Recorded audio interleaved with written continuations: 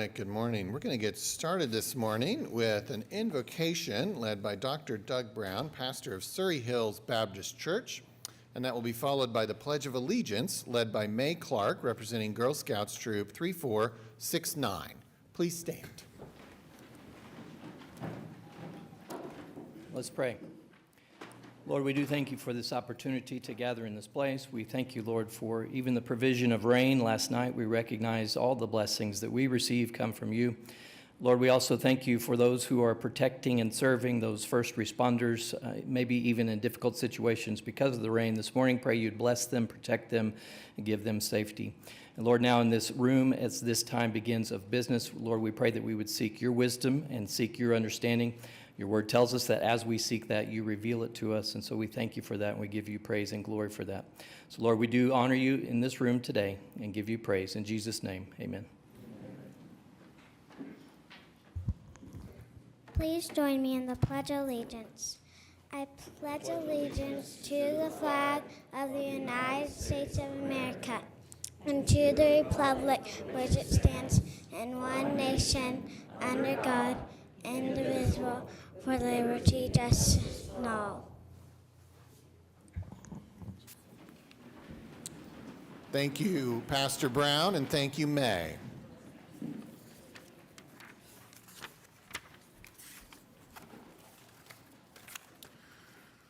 All right, I call this meeting of the City Council to order, and we'll begin with item 3, Office of the Mayor, and we have a few presentations to make, which I will do from the front.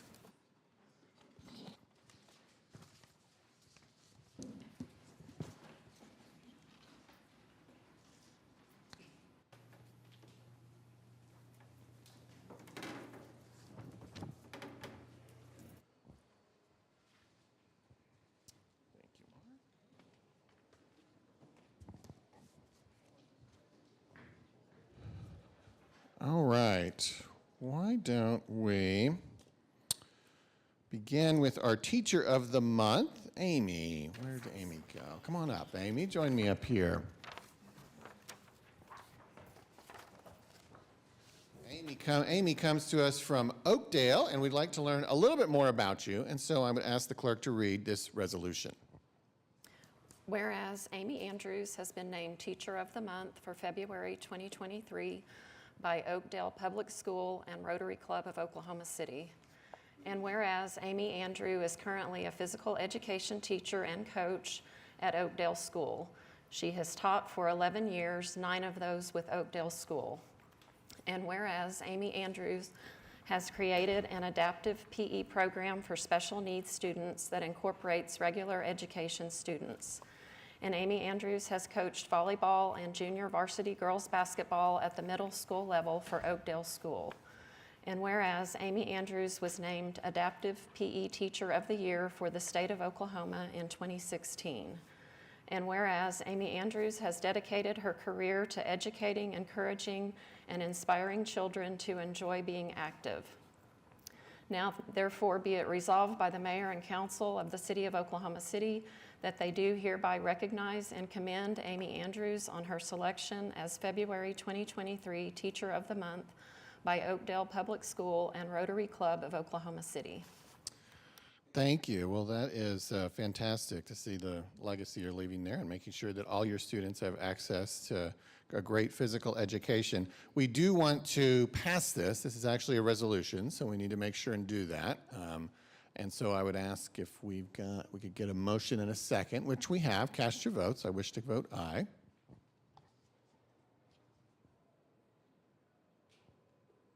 It's a little bit like First one of the day always takes a little longer. Ward 2? You wish to vote aye, James? Okay. He does. All right, passes unanimously. Well, Amy, we are very grateful for the service you provide the kids of Oklahoma City. We would love to hear a few words from you if you have a few thoughts you might be willing to share. Thank you so much. I am really honored to be up here. There are so many other teachers who deserve this way more than I do, several who I work with, and I hope that I can just be a small representation of what they do for our students. Our students are worth it, all of them are kids with every need, and we go in and serve every day, and we just love them, and that's huge for those kids to feel loved. And I know that so many public educators are pouring in way more than I am, and I just ask that you keep supporting them because they are working really hard for these kiddos. Indeed. Let's hear it for Amy. Thank you. Amy.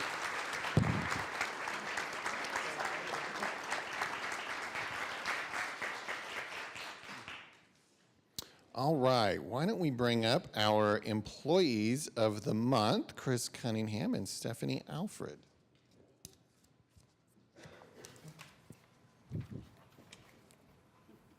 All right. Now, it's a rare thing that we have co-employees of the month, but you're a team, is what I have to believe. So we want to hear a little bit more about that team, and so I would ask the clerk to read this resolution.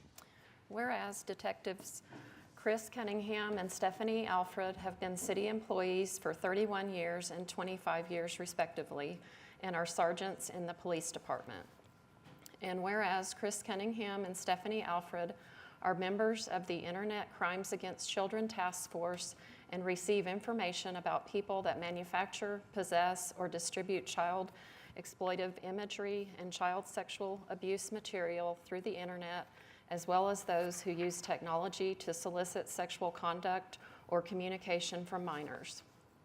And whereas Detective Chris Cunningham and Stephanie Alfred having gathered information from police reports and cyber tips, became aware of a person who not only possessed child exploitive imagery, but was potentially sexually abusing a juvenile. And whereas Detective Chris Cunningham prepared a search warrant for the person's residence, which was ultimately executed by the police department. And whereas Detective Chris Cunningham and Stephanie Alfred, while interviewing numerous people, received a confession from the suspect and another person to the sexual abuse of 2 juveniles who were later identified. And whereas Detective Chris Cunningham and Stephanie Alfred worked with other agencies to file multiple felony charges on the 2 suspects and provide services to the victims and their families. And whereas Detectives Chris Cunningham and Stephanie Alfred's direct actions prevented additional sexual abuse to the juveniles and potentially other victims as well. And whereas this council desires to recognize Detectives Chris Cunningham and Stephanie Alfred for their dedication, professionalism, and commitment to the residents of the city of Oklahoma City. Now therefore be it resolved by the mayor and council of the city of Oklahoma City that they do hereby thank and commend Detectives Chris Cunningham and Stephanie Alfred, February 2023 South Oklahoma City Kiwanis Club Employee of the Month. Well, thank you, and you guys are doing tough but necessary work, and we're so grateful for that. And we do want to officially recognize that by passing this resolution, and so I would ask the council to make a motion. We have a motion and a second. Cast your votes. I wish to vote aye. Passes unanimously. Well, again, we're so grateful for the service you provide our residents, and we'd love to hear a few words. I understand you've been nominated as the spokesperson for this duo. So please, Detective. Well, first, I want to say thank you to everybody for attending today, and thank you for the council for recognizing us. This is a tough job. We work specifically in making sure kids are safe, and it's a team effort, not us. It was a whole team effort that saved a toddler and an infant from further victimization. The internet is a wonderful thing and a horrible thing for kids. Kids are prime targets, and it takes everybody. It takes a village. And I would say hug your kids, keep them safe. If something doesn't seem right, protect your kids. Call us. We work all the time, trust me. My phone goes off all the time, and I don't care. If it saves one, it's made my career. But thank you very much. I appreciate it. Thank you. Let's thank the detectives.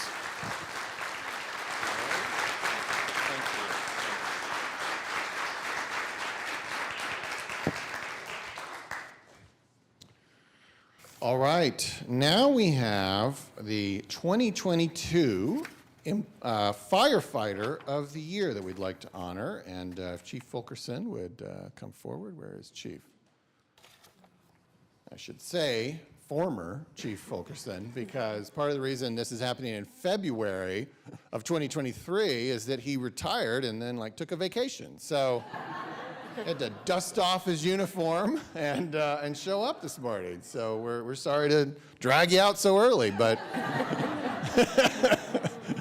but we, the whole city is very fond of you, Chief Fulkerson, and so we are very grateful that we get this opportunity to honor you.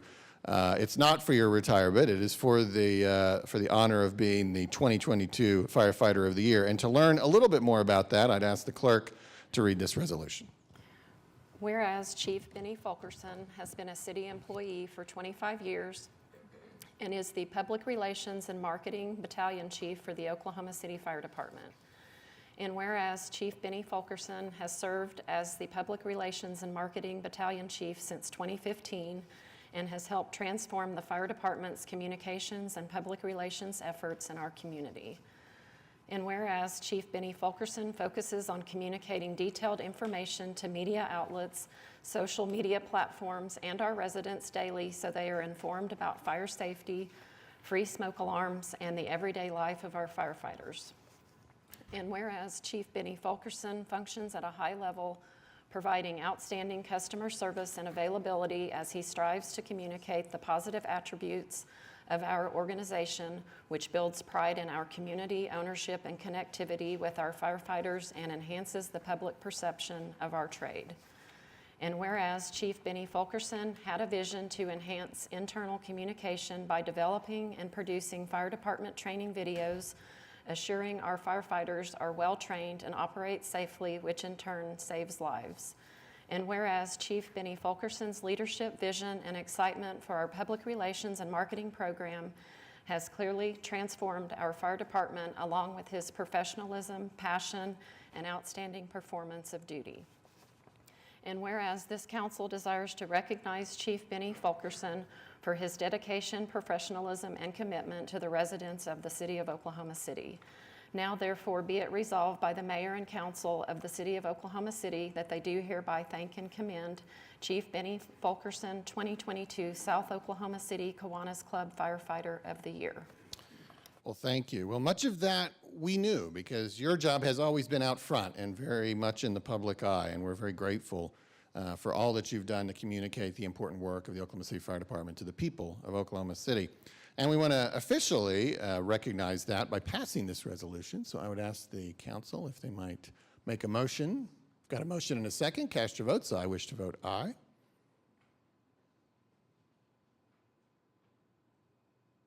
Passes unanimously. Chief Fulkerson, again, just so grateful for your 25 years of service, wishing you well in this next chapter.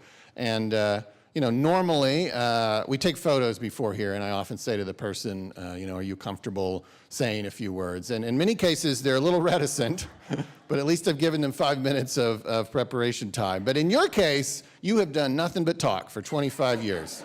So I think this will be a natural moment for you, and we'd love to hear some of your parting thoughts. Chief Fulkerson. Thank you, and I told him, you may regret handing somebody like me a microphone and turning me loose for 5 minutes or two. But in all honesty, I want to say thank you very much for this honor. It's a privilege to be here, and it feels strange just to be here in uniform again. December 30th was my last official day to work, and then February 1st was my official retirement, so it feels weird after a 30-year fire service career to be here again. But honored to do so, and Firefighter of the Year, that name is a little, when you think of what I did, I didn't fight any fires last year. I didn't extricate any victims out of a vehicle in a ditch on a cold, rainy night. I didn't do any of those things. But what I hopefully did do was communicate important things to the public, and I had the great privilege of highlighting all the great men and women in our department who do great things every day. It was an honor. Yeah. No. Thank you. Thank you for your service. Let's thank Chief Fulkerson. Thank you, Betty.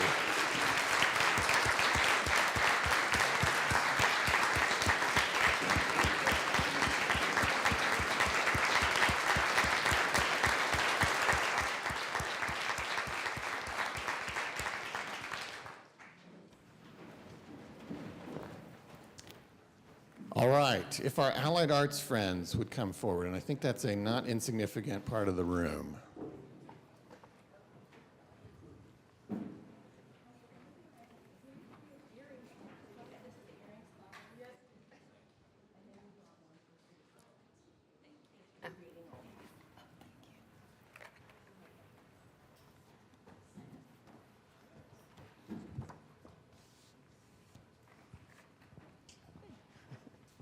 Yeah, feel free to kind of balance it out here. Yep, very good. All right. Well, it is once again Allied Arts Month, and we want to be reminded a little bit about what that means. So I would ask the clerk to read this proclamation. Whereas the arts enhance every aspect of life in Oklahoma City, contributing to economic development efforts, enriching our quality of life, driving tourism, and exerting a profound positive influence on the development of our youth. And whereas youth arts education helps to foster discipline, creativity, imagination, self-expression, and problem-solving skills, while also helping at-risk students find their unique voice and path in life. And whereas Allied Arts has served as the champion of Central Oklahoma's cultural community and has infused more than $87 million to enhance our city's quality of life since 1971. And whereas Allied Arts will grant more than $3.8 million to local cultural nonprofits this year, including relief assistance in response to the effects of COVID-19 on cultural programming and operations in partnership with the City of Oklahoma City. And whereas the month of February has traditionally been recognized as Allied Arts Month by the City of Oklahoma City, local businesses and nonprofits, and the community at large in recognition of the organization's vital support for our cultural community. Now, therefore, I, David Holt, Mayor of the City of Oklahoma City, do hereby proclaim February 2023 to be Allied Arts Month in Oklahoma City and call upon our citizens to celebrate and promote the arts and culture in our community. Well, thank you. We have awesome representation here this morning from many different arts organizations. And of course, we also had some great performances as we came in. And we're very grateful for that. Always a nice way to start a Tuesday council morning. February is typically Allied Arts Month, not because we just threw a dart at the calendar, but because it is the month when Allied Arts traditionally kicks off its fundraising campaign. And so I believe we'll have a few words this morning from those campaign co-chairs, and I don't know exactly, yes, okay. Well, thank you for this commitment to the community that you're making, and if you wouldn't mind introducing yourself and your co-chairs, and we'd love to hear a few words from you. Co-chairs! Certainly. My name is Peter Farrell. It's my wife, Hillary Farrell, and our daughter, Rowan Farrell. Thank you, Mayor Holt, council members, and City of Oklahoma City staff. We're so fortunate to have leadership that understands the importance and values the importance of the arts to our community. Every year, the Heart of the City campaign is among the top 3 employee giving campaigns in the city, which is fantastic. I mean, everybody should give themselves a big round of applause for that. One other thing that I want to bring up is that additionally, the city has been a leader in recognizing the unique effects of COVID on the nonprofit cultural sector and partnering with Allied Arts in relief aid. So it's no surprise, because of those reasons and a whole host of other things, that Mayor Holt was recently honored with the Public Leadership in the Arts Award by the U.S. Conference of Mayors. And so on behalf of Allied Arts, and especially Rowan, you really love Mayor Holt, right? On behalf of Allied Arts and our cultural nonprofit friends that are here with us today, we want to congratulate you on that honor and thank you as well for your leadership in our community and your generosity. So thank you very much. Thank you.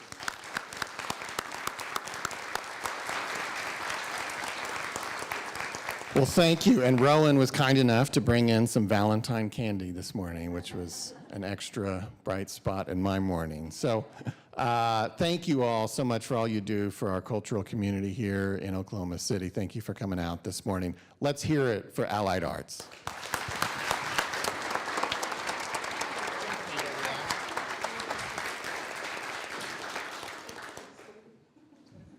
Thank you all.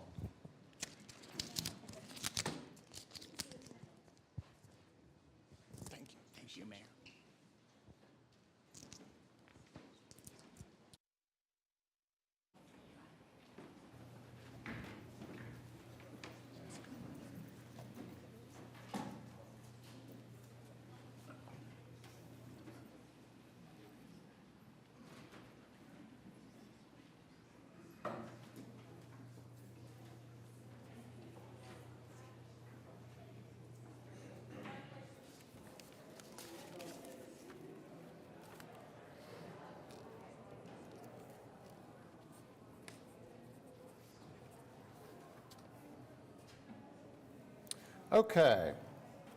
We are not quite done with Office of the Mayor. Now we have items D through O, which are appointments to the Board of Adjustment, the Building Code Commission, COTPA, Maps 4 Operating Trust, Mechanical Code Review, the Oklahoma City Arts Commission, the Post-Employment Benefits Trust, the Plumbing Code Review and Appeals Commission, Riverfront Design, Stockyard City Urban Design, Trails Advisory, and Urban Design. And we could take those items, which again are D through O, with one motion.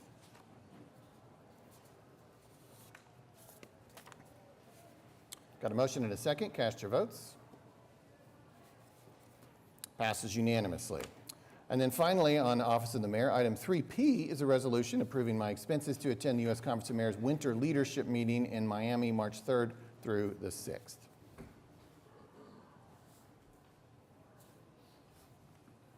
We have a motion and a second. Cast your votes. Passes unanimously and with the required 6 affirmative votes. Okay, that concludes Office of the Mayor, and we have no items from council today, so we're at item 5, City Manager Reports. Mr. City Manager. Thank you, Mayor. We don't have any presentations on, but I just wanted to mention a couple of these reports. The first one is the interim financial report that's through the first half of the fiscal year. Very strong performance in the general fund. You all are aware, and we've been tracking on sales tax, well above target. Expenditures are well below target. I think if I highlighted 2 things, I would say it's sales and use tax growth has been so strong through the first half of the year, and then we're well below expenditures because primarily of vacancies that we've had. We've just had a large number of vacancies in our employees. There's a lot of other moving pieces in between these two, but those are the most significant. I really do expect expenditures to gain a little bit of ground in the second half of the year, and as we talked about, expecting revenues to slow a little bit, but still should finish the year in a very strong position. So something that we'll keep you updated on. The second report is the hotel tax report.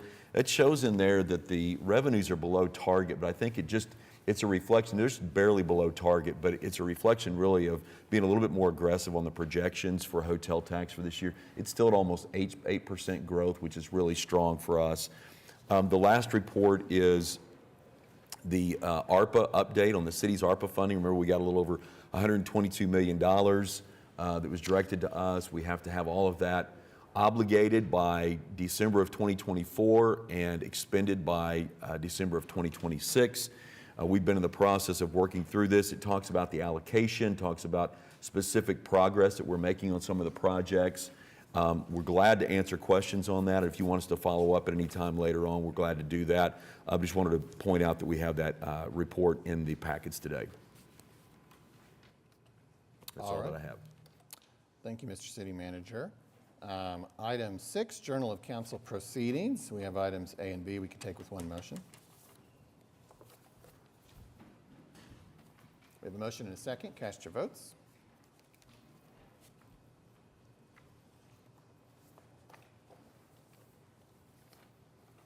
Passes unanimously. Item 7 is request for uncontested continuances. Already listed on the agenda is 11C, which is requested to be deferred to February 28th. Mr. City Manager, is there anything else? Yes, starting on page 10, we've got, on page 10, item 11K is an executive session. We're going to strike that item from the agenda. Okay. And then if you back up one page, on page 9, unsecured structures, 11H1, we've got several here that will be stricken from the agenda. Item D, 3838 Spring Lake Drive, the owner has secured. Item E, 5229 South Sunny Lane Road, the owner is secured. Item H, 1326 Northwest 6th Street, the owner is secured. Item J, 712 Southwest 28th Street, the owner is secured. Item K, 1415 Northwest 34th Street, the owner is secured. And item M, 9709 Southeast 44th Street, the owner is secured. Under 11I1, abandoned buildings, page 9 again, all these items will be stricken from the agenda. Item E, 3838 Spring Lake Drive, the owner is secured. Item G, 712 Southwest 28th Street, the owner is secured. Item H, 1415 Northwest 34th Street, the owner is secured. Item J, 9709 Southeast 44th Street, the owner is secured. And then item K, 2637 Southwest 75th Street, the owner is secured. And that is all the items that we have. Okay. Now we're at item 8, revocable permits and events. Item 8A is a revocable permit with the Heartland Racing Company for the Go Girl Run OKC on March 4th, using Wheeler Park and related areas. I don't see that anyone has signed up to speak. Oh, but we do have someone. Please introduce yourself. Good morning. My name is Keaton Garrett. I'm the owner of Heartland Racing Co. and the owner of Go Girl Run Series. So we've got a couple years ago, Go Girl was last year in 2019. We brought it back this year. It starts at OKC River Sports, goes north through the city, back south, and then onto the river trails. Okay. And of course, we have a couple items, but we'll start here with item A, and wards 6 and 7 are involved. Feel free to jump in. Yeah, I'll move for approval.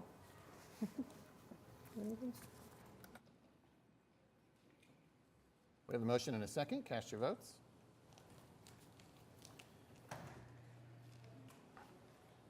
Passes unanimously. And then item 8B is the revocable right-of-way use permit with Heartland Racing Co. to hold the Go Girl Run 5K and half marathon on the same date, March 4th. Did you want to say anything about that? Nope. Okay. Well, that's wards 4, 6, and 7. I will move for approval.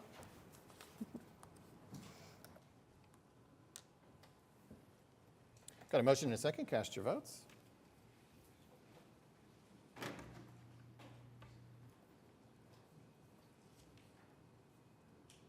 Passes unanimously. Okay, item 8C relates to McNelly's Group, and I'm a very small owner in that company, and so I will turn it over to Vice Mayor Hammond to run this particular item, and I'll step out.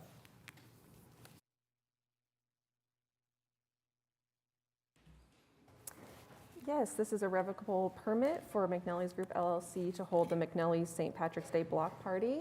It looks like we have Brian Pittman signed up to speak. If you can give your name and address and Yeah, Mr. hi, my name Clements. is Brian Pittman. I live at 2740 Northwest 21st. I'm the general manager for McNelly's here up on 10th and Walker. We're looking to do our 14th annual St. Patrick's Day block party that we have going on.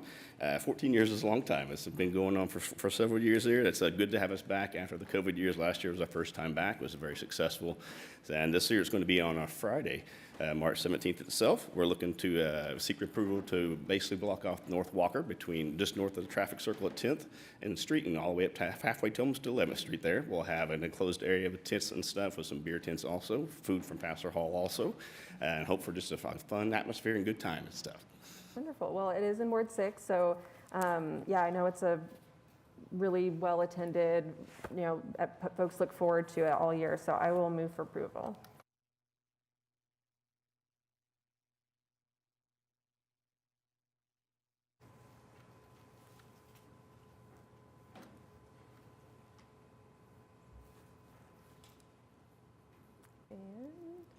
And passes Thank you, everybody. unanimously.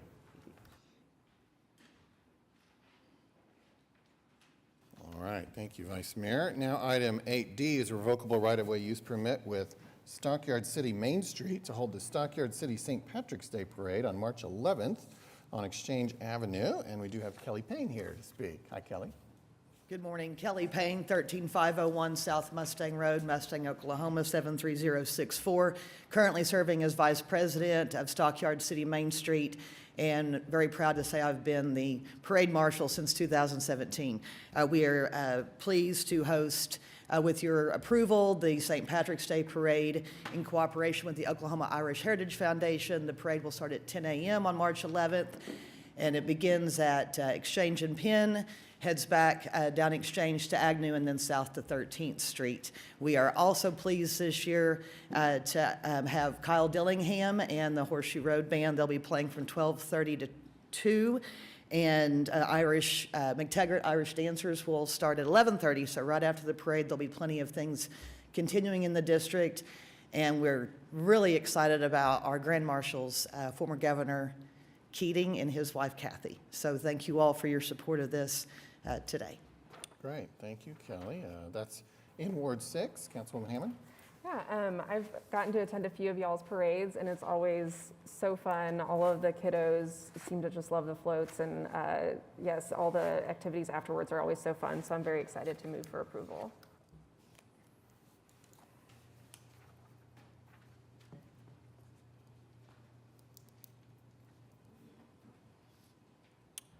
I'm not seeing anything, but do we have a motion in a second?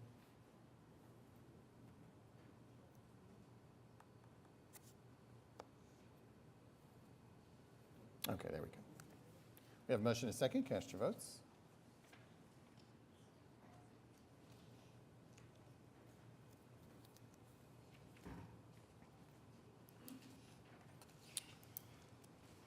Passes unanimously. Thank you. Thank you.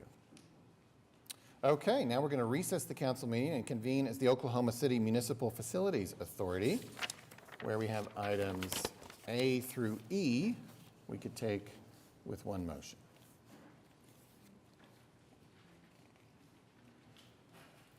Got a motion and a second. Cast your votes.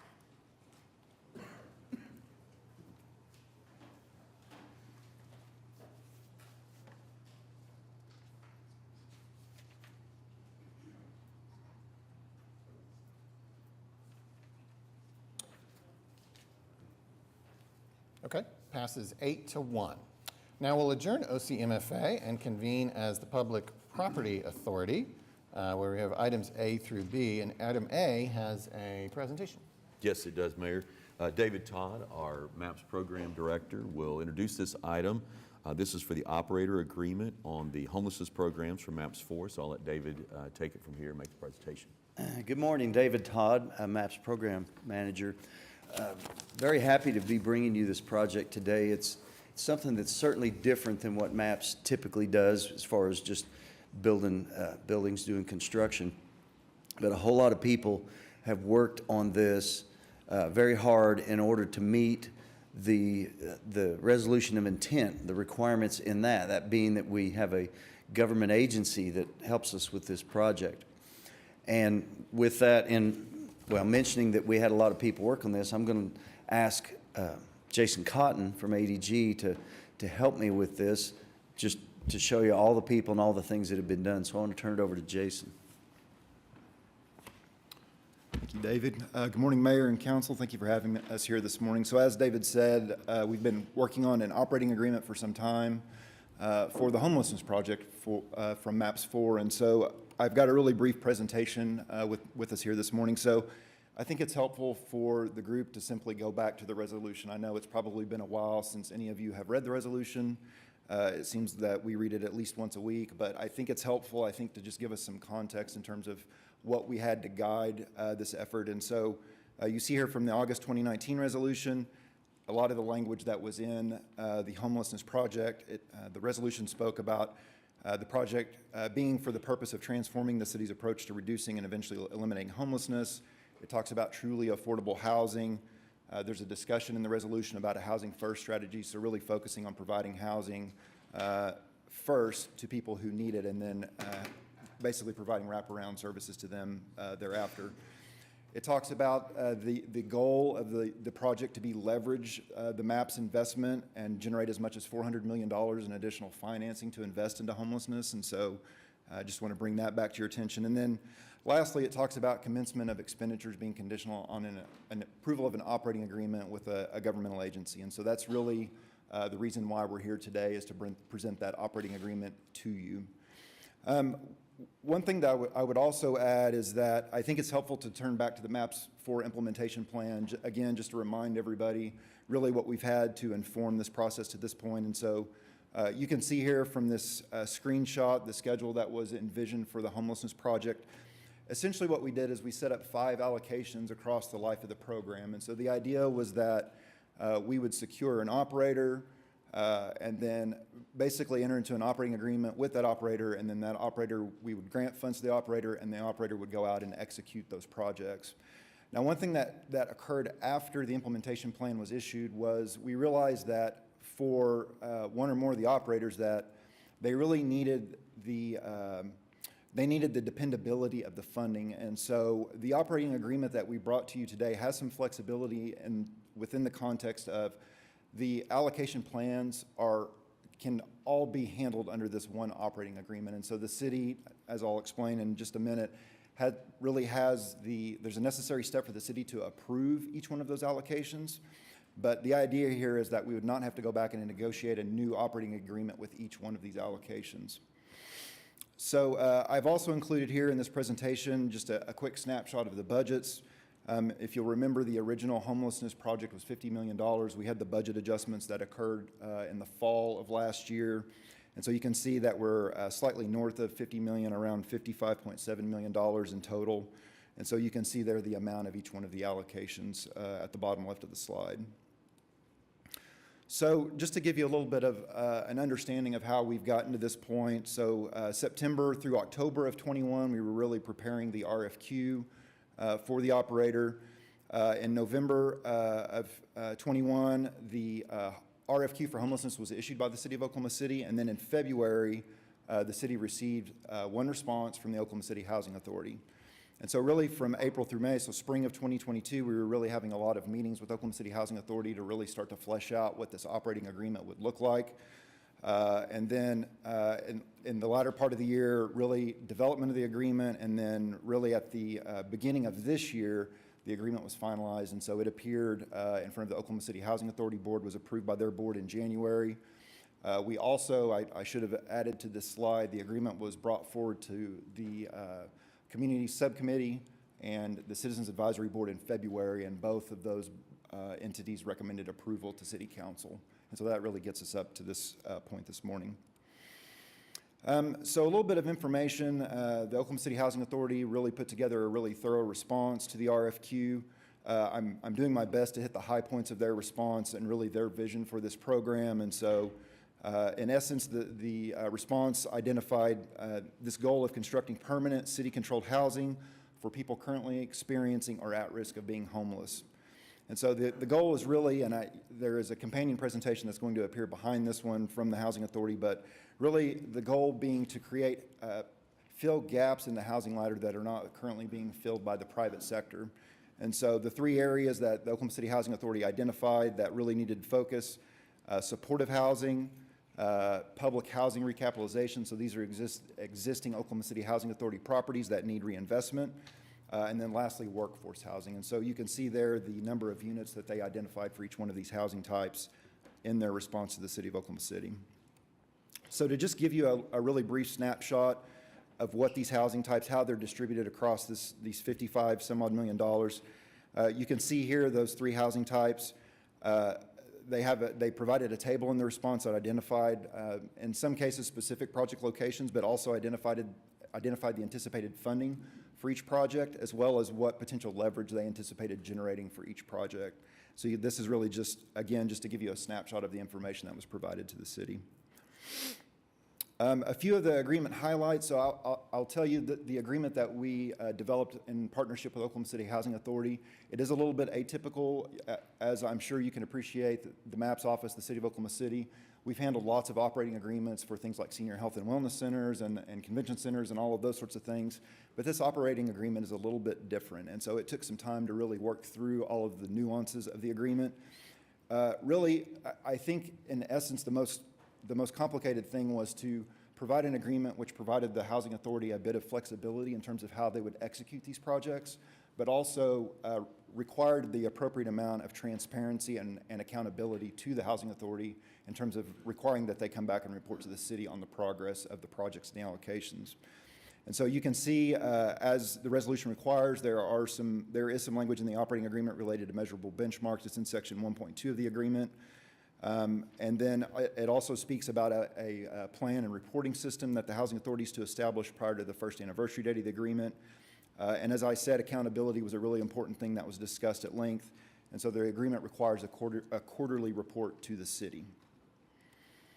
The agreement also has a 10-year term. There is an option for renewal, and so you'll see that in the agreement if you read it in detail.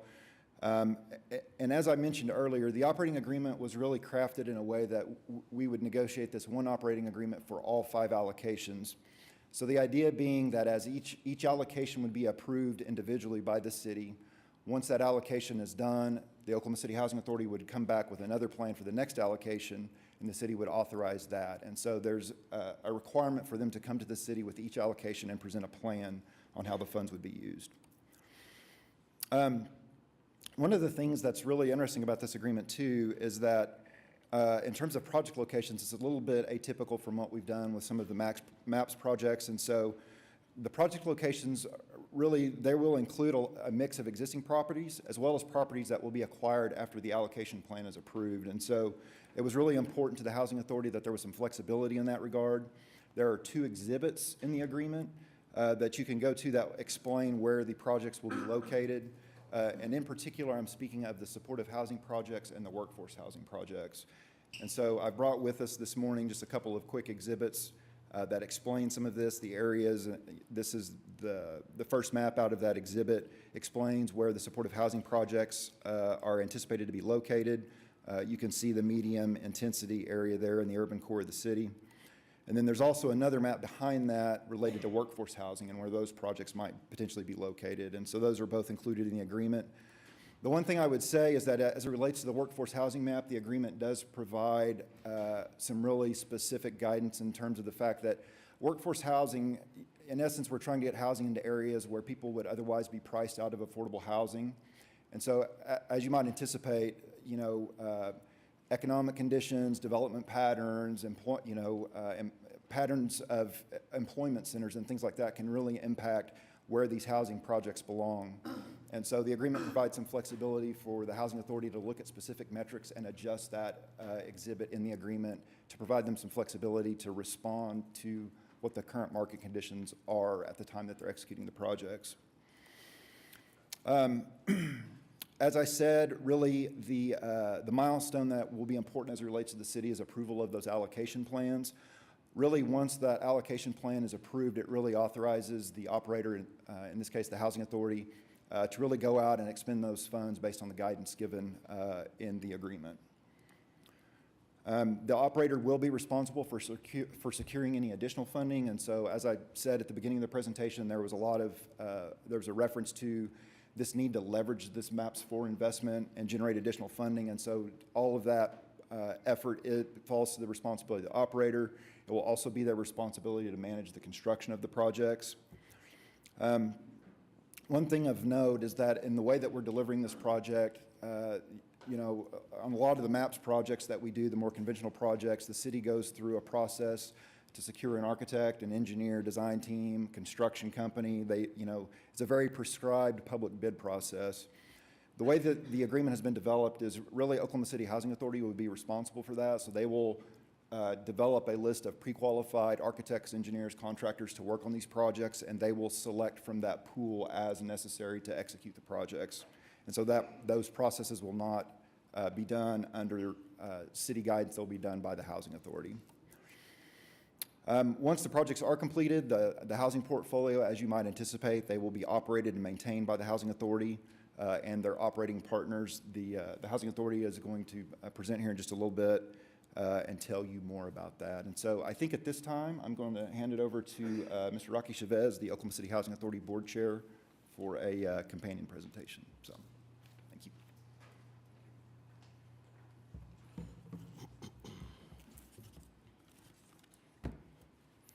Good morning, Mayor Holt and City Council. I'm Rocky Chavez. I'm Oklahoma City Housing Authority Board Chair. Thank you for this opportunity to discuss MAPS 4 and the homelessness program and how it will improve the quality of life for thousands of Oklahomans.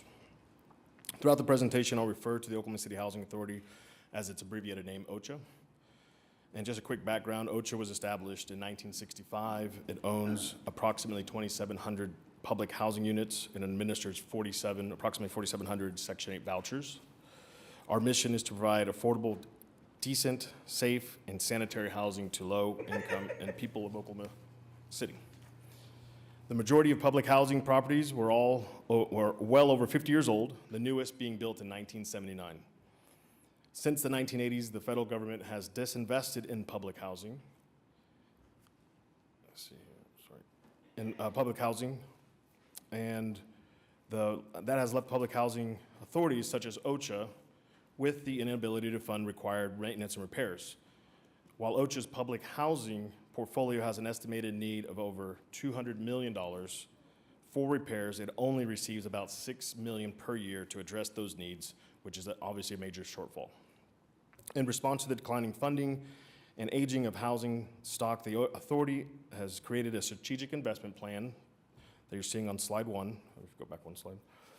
And the plan centers primarily around OCHA's ability to update the public housing properties and generate new and additional affordable housing.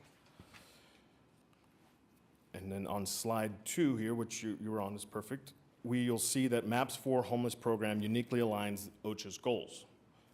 Just go back one more, please. And the first goal is to create a sustainability of expanded network of housing for people experiencing homelessness. This will include a major expansion in the supply of permanent supportive housing, and supportive housing includes wraparound services that are designed to build independent living and skills and connect people with the community-based healthcare, treatment, and employment services. The second goal on this slide is the public housing preservation. OCHA's housing stock plays a crucial role in addressing homelessness. Since 2016, over 300 people formerly experiencing homelessness have moved into public housing. It provides safety. It provides a safety net that prevents households from falling into further poverty. As I previously mentioned, the federal funding to operate public housing has dropped sharply, and there even have been proposals to cancel it altogether. Without substantial renovation or replacement, these housing units may start to become uninhabitable within a decade, and once they're lost, they're virtually impossible to replace. And the third goal on this slide is the inclusion of workforce housing. This housing would be reserved for workers in the retail, service, construction, medical, and education sectors. Jobs crucial to our economy. These workers often experience difficulty living in choice neighborhoods given the inevitable increases in housing cost. All three of these goals I've mentioned are aspects of the real estate market that are difficult and not impossible for the private sector to implement. The defining feature of this program is our ability to leverage additional funding to achieve scale. Using MAPS funds alone, we would only be able to produce a small number of units. However, there are numerous resources we can leverage as we build affordable housing. These include low-income housing tax credit, the Affordable Housing Program, just to name two. With the MAPS allocation of $55.7 million, we estimate the ability to leverage $400 million in private debt, equity, and other grants or loans to stretch these MAPS funds and house more people.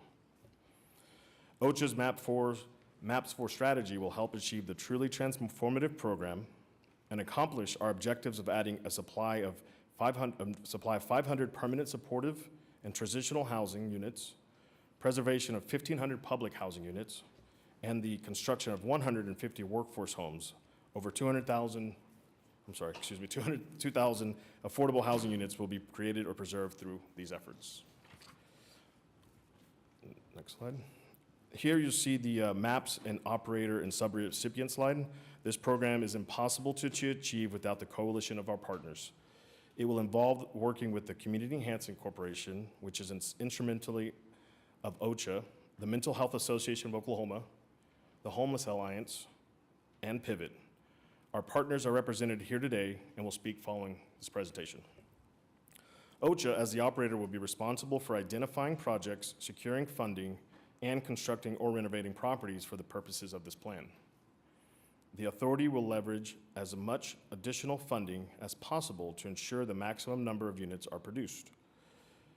These additional units, whether built separately or integrated into redevelopment initiatives, will complete a network of housing that will be used to reduce homelessness and increase self-sufficiency for our residents.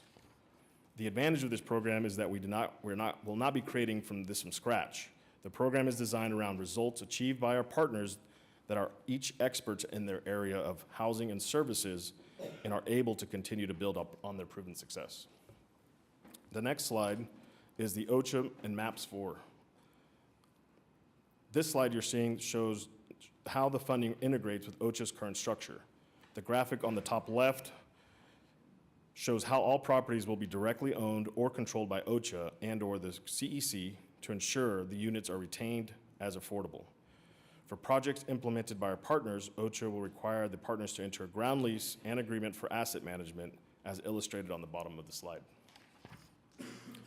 The properties will be set up in a way to ensure that they are financially sustainable, with operating reserves and guarantees in place so that units are not lost due to foreclosure or other hardships, financial hardships.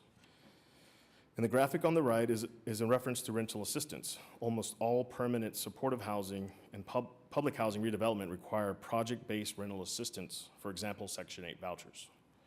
We have a lot of work to do and a long way to meet the need of affordable housing in Oklahoma City.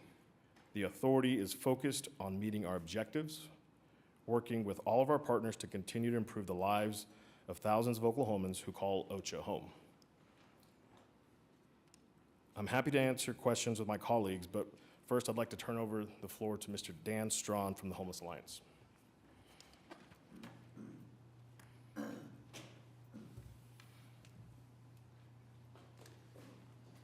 Good morning, Mr. Mayor, members of the council. Pleased to speak to you this morning. It's kind of an auspicious day in the homeless business. It was 10 years ago today, Valentine's Day 2013, that a collaboration of 5 entities, the City of Oklahoma City, the Veterans Administration, the Homeless Alliance, the Inasmuch Foundation, and the Oklahoma City Housing Authority, brought the Housing First model to Oklahoma City with a campaign that we called 14 by the 14th, and we moved 14 chronically homeless, unsheltered individuals straight from the street into housing. And that was the first time that that had happened in Oklahoma City, and in the decade since, the community has broadly embraced the Housing First model. I did want to, as part of this presentation on MAPS 4, if I could have the next slide, please. Or the next slide, please. Thank you. So one of the questions that came up when we made this presentation to the Citizens Advisory Board was that MAPS 4 is a long-term capital project, and Dr. Bruner's question was, what are we going to do tomorrow? And so I wanted to kind of bring some of that to you. So the City of Oklahoma City annually receives about $4 million in continuum of care grants, $2.5 million in a new grant, the Youth Homeless Demonstration Project. We have a $2.5 million grant from the Day One Families Fund, $1 million from the HOPWA program, and $400,000 from emergency solutions grants. And those are annual allocations, and they're matched by significant private investment. So you can see this total for this annual allocation is about what we're talking about for the MAPS 4 Capital First allocation. And private investment will triple that over the course of the year, from Inasmuch Foundation, the Arnall Family Foundation, United Way, high net worth individuals. That's what in my business we call rich people. So those are some of the investments that we'll be making in operating in this coming year and years to come. If I could have the next slide, please. In just a few weeks, we'll learn more about a new landlord-tenant resource center that's being led by Jenny Bass Carl and her CCP program. And then on March 7th, the council will get a briefing on the future of the mayor's task force plan as facilitated by the Clutch Consulting Group. So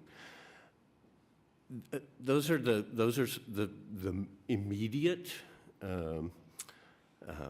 efforts that we're making to reduce homelessness in Oklahoma City, but they can only be successful with the long-term investment in truly affordable housing that MAPS 4 represents. So I implore the council to partner with the Housing Authority, as they have in the past, to implement this program. Thank you.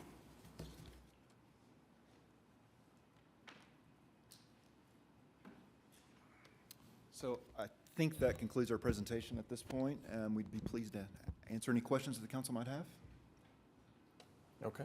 Any questions for the presenters? We do have some residents who signed up to speak, but maybe now's a good time to while it's fresh, to ask the presenters any questions. Yeah, I guess one point of clarification I wanted to make is there's really a companion item on the agenda today for the allocation plan. So, Mayor, City Manager, I mean, I think that this item is just for the operating agreement This itself. is, yes. And it's going to show up both on the consent docket as well as the PPA. It's a joint agreement. Then the allocation, the first allocation will be on the consent docket. Mayor? Yes, sir. I'd like to make a comment now and then wait and see if there's any additional comments from citizens to see if I have any additional comments. So last week the last council meeting 2 weeks ago, we had a concern raised by one of the residents of the Oklahoma Housing Authority's facility, which, yes, I understand, which created a concern on my part, and so that concern still exists, and maybe it'll increase, maybe it'll decrease after we hear from other citizens today. I don't know at this point. But at this juncture, I would say I would like to defer this action until we have an independent survey performed of the current residents of the various Oklahoma Housing Authority's facilities to see how they perceive the receptivism and responsiveness of the Oklahoma Housing Authority to complaints raised by the current residents. I think it's an indication of how well they'll manage the existing properties as well as new properties. And if they're not managing it in a way we're comfortable with, then I think we need to seek another partner for this activity. So I'm not against what we're proposing. I do have a concern with the appropriateness of the proposed partner in this endeavor. So that's all the opening comment I have at this time. Thank you. I would like to actually, I totally agree with that. And if I may add a further step, my concern with the survey, there's a couple of things, because I've already understood from a lot of the residents that I've spoken with of them, the possibility of them being removed from such housing if they speak out too much, that there could be a backlash from the authority to remove them. So that is also a concern. So I'm hoping this can be as anonymous as possible for those residents to speak out and voice their concerns about what their experiences have been, and if there are exit questionnaires or surveys that have been conducted by the housing authority when folks leave their properties. I believe there should be some type of way that we should have that information.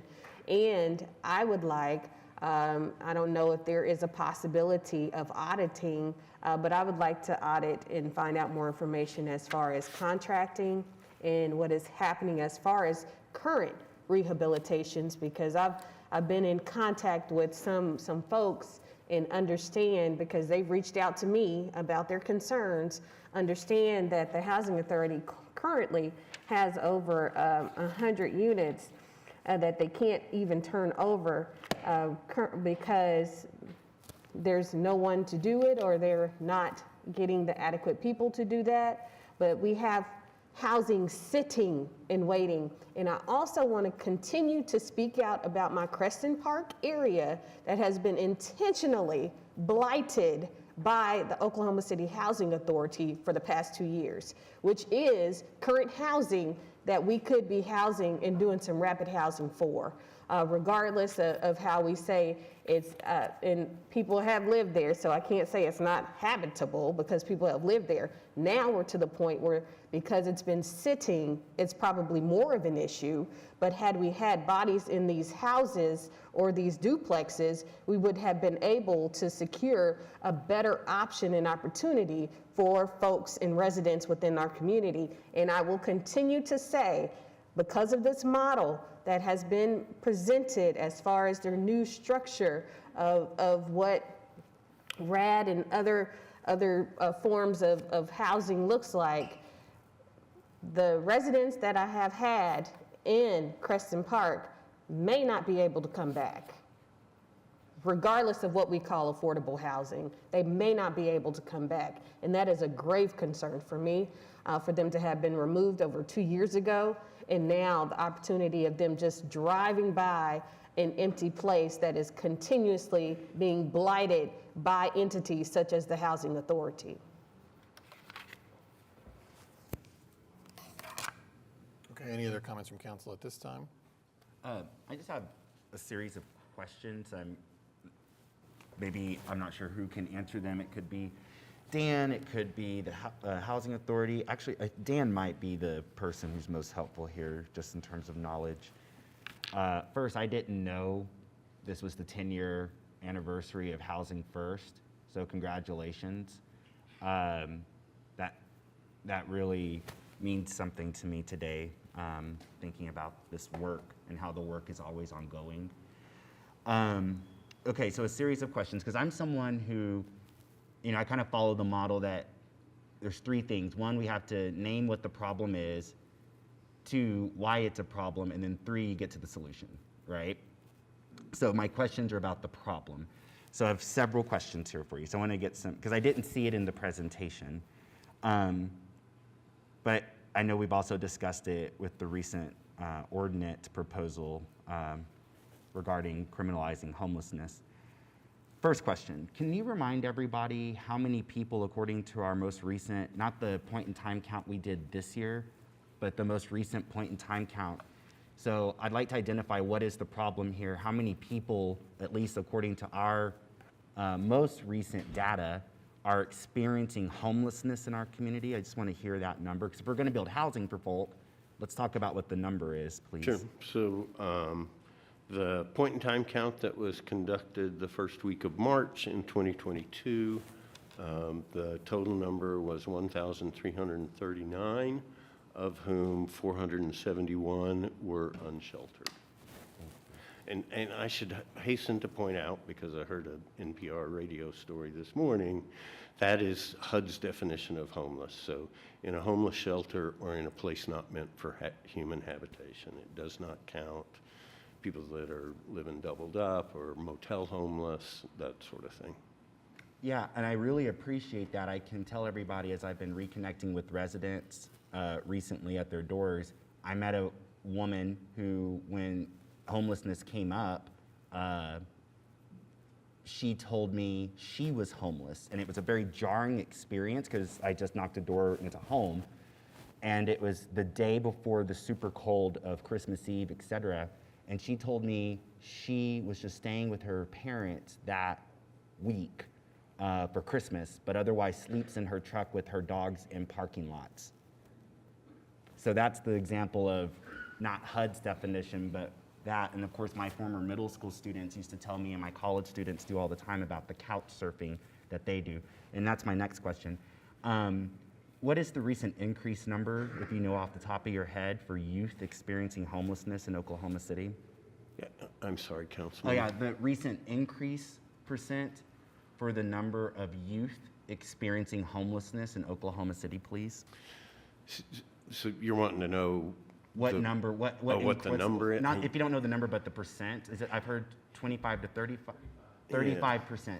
So there's been a 35% increase in Oklahoma City in the number of youth experiencing homelessness. And part of that is an artifact of counting methodologies with partners like Pivot and CSU. We've gotten a lot better at finding that population. By no means perfect, but that does not account for all of that increase or even most of it. Okay, so I'm just keeping some numbers here. 1339 experiencing homelessness that we've counted. 35% increase in youth homelessness in Oklahoma City. Is it my understanding there's also been, this is my third question, an increase in the number of evictions in Oklahoma City? Oh, yes, yeah. I believe we're number 20 in terms of the highest city with eviction rates. Is that about right? Somewhere in there? Yeah. And would you mind reminding everyone how that leads to homelessness? Sure. So every month since last March, the eviction court docket in Oklahoma County has exceeded historical averages. Not all people who are evicted become homeless. Many, find other housing before they leave, but some percentage do. And the cost and availability of housing versus the level of poverty in the community, really more than anything else, consistently drives Oklahoma City's every big city's homeless numbers. Okay. So we're not talking about people who are, I hear rhetorically, people talk about, oh, these people who are lazy and don't work, talking about people who might get behind on a rent payment for whatever reason. Yeah. We just housed a guy who had been relocated from Denver for his business, and then literally before he could start at the new Oklahoma City office, the owner sold the business and he was out of a job. And he had relocated here from Denver with 2 kids. And we were able to use rapid rehousing funds because he really only needed very temporary assistance. I'm also to understand, and thank you for that story because it takes me to my next question. I'm also to understand, and if you could verify this, that Oklahoma City has experienced recently a fairly dramatic increase in rent cost. Yeah, so Redfin, the real estate website, ranked the 100 largest cities in the country for rise in rent from November 21 to November 22, and Oklahoma City was number 1 out of 100. Number 1. In the whole country, 27%. The entire country. Thank you. I'm almost done. I just think it's important always to name what we're facing if we're going to talk about the solutions, because the presentation was the solutions. And I really wish we had the problems named first, but we're going to do it right now, so I really appreciate your patience, Dan. To the best of your recollection, how many people in our city are in need of 1 to 2 bedroom housing? Oh gosh, Is it 19,000? About to sound right? I mean, it's a 5-figure number, and it's a lot.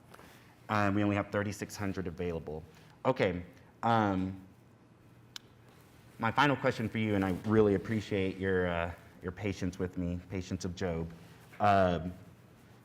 Having heard the concerns from, which I think are beyond valid. I mean, the Oklahoman did a story about the housing authority and the residents, and so this isn't gossip.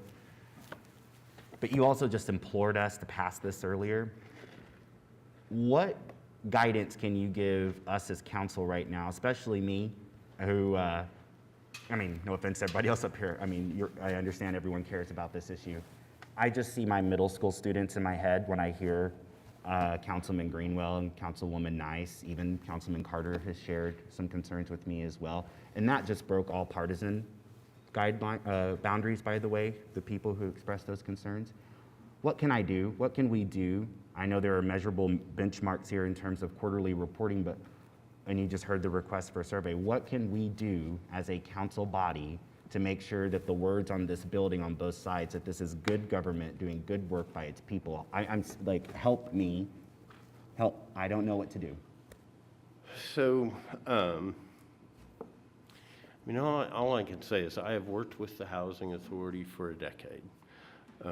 When we first brought Housing First to Oklahoma City, in partnership with the Housing Authority, I had communities all over the country reach out to me to say, how did you get your Housing Authority to be such an active partner?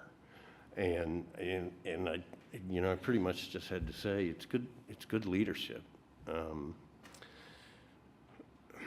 My experience with the Housing Authority is they are always open to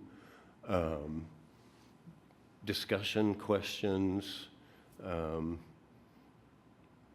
dialogue with any community partner, and largely Mark's personal commitment to innovation to address these issues has been kind of a guiding light for us. That said, it's a quasi-governmental bureaucracy. And having come from a quasi-governmental bureaucracy, the Federal Reserve Bank, I recognize that sometimes it doesn't move as quickly as you want it to, or as flexibly as you want it to. But I just feel like as a community, we just can't allow the perfect to be the enemy of the good. And if we don't get busy developing housing, in a decade, long after I'm retired, we will find ourselves in the position of Portland or San Diego or Los Angeles or Las Vegas, because we do not have enough truly affordable housing, and this is the tool to start that journey. Thank you. There's always such appreciation from me for you, with the way in which you bring your heart to your actions and your words. I have pretty serious concerns, if I'm being honest, after hearing again that kind of cross ideological spectrum worries. But I hear what you're saying, and so City Manager Freeman, I have a few requests. When these updates come quarterly to us, should we approve this? That I don't know if the rest of the council needs these updates, but I'm requesting them for me. Number one, I like a resident survey. I'd like to hear from residents. Please. Two, at the MAPS 4 Citizens Advisory meeting, I asked for specific details regarding the grants. Remember, MAPS is $55 million for this housing homelessness project, but we're leveraging it, into about $400 million into grants. I'd like a list of those grants. I'd like to know every. I believe in the presentation on the proposal and allocation, there's information about, at least in that first allocation, what would be leveraged. But I mean, I'd like to know which grants we're applying for, the names of the grants. I think that level of transparency would go a long way. Thank you.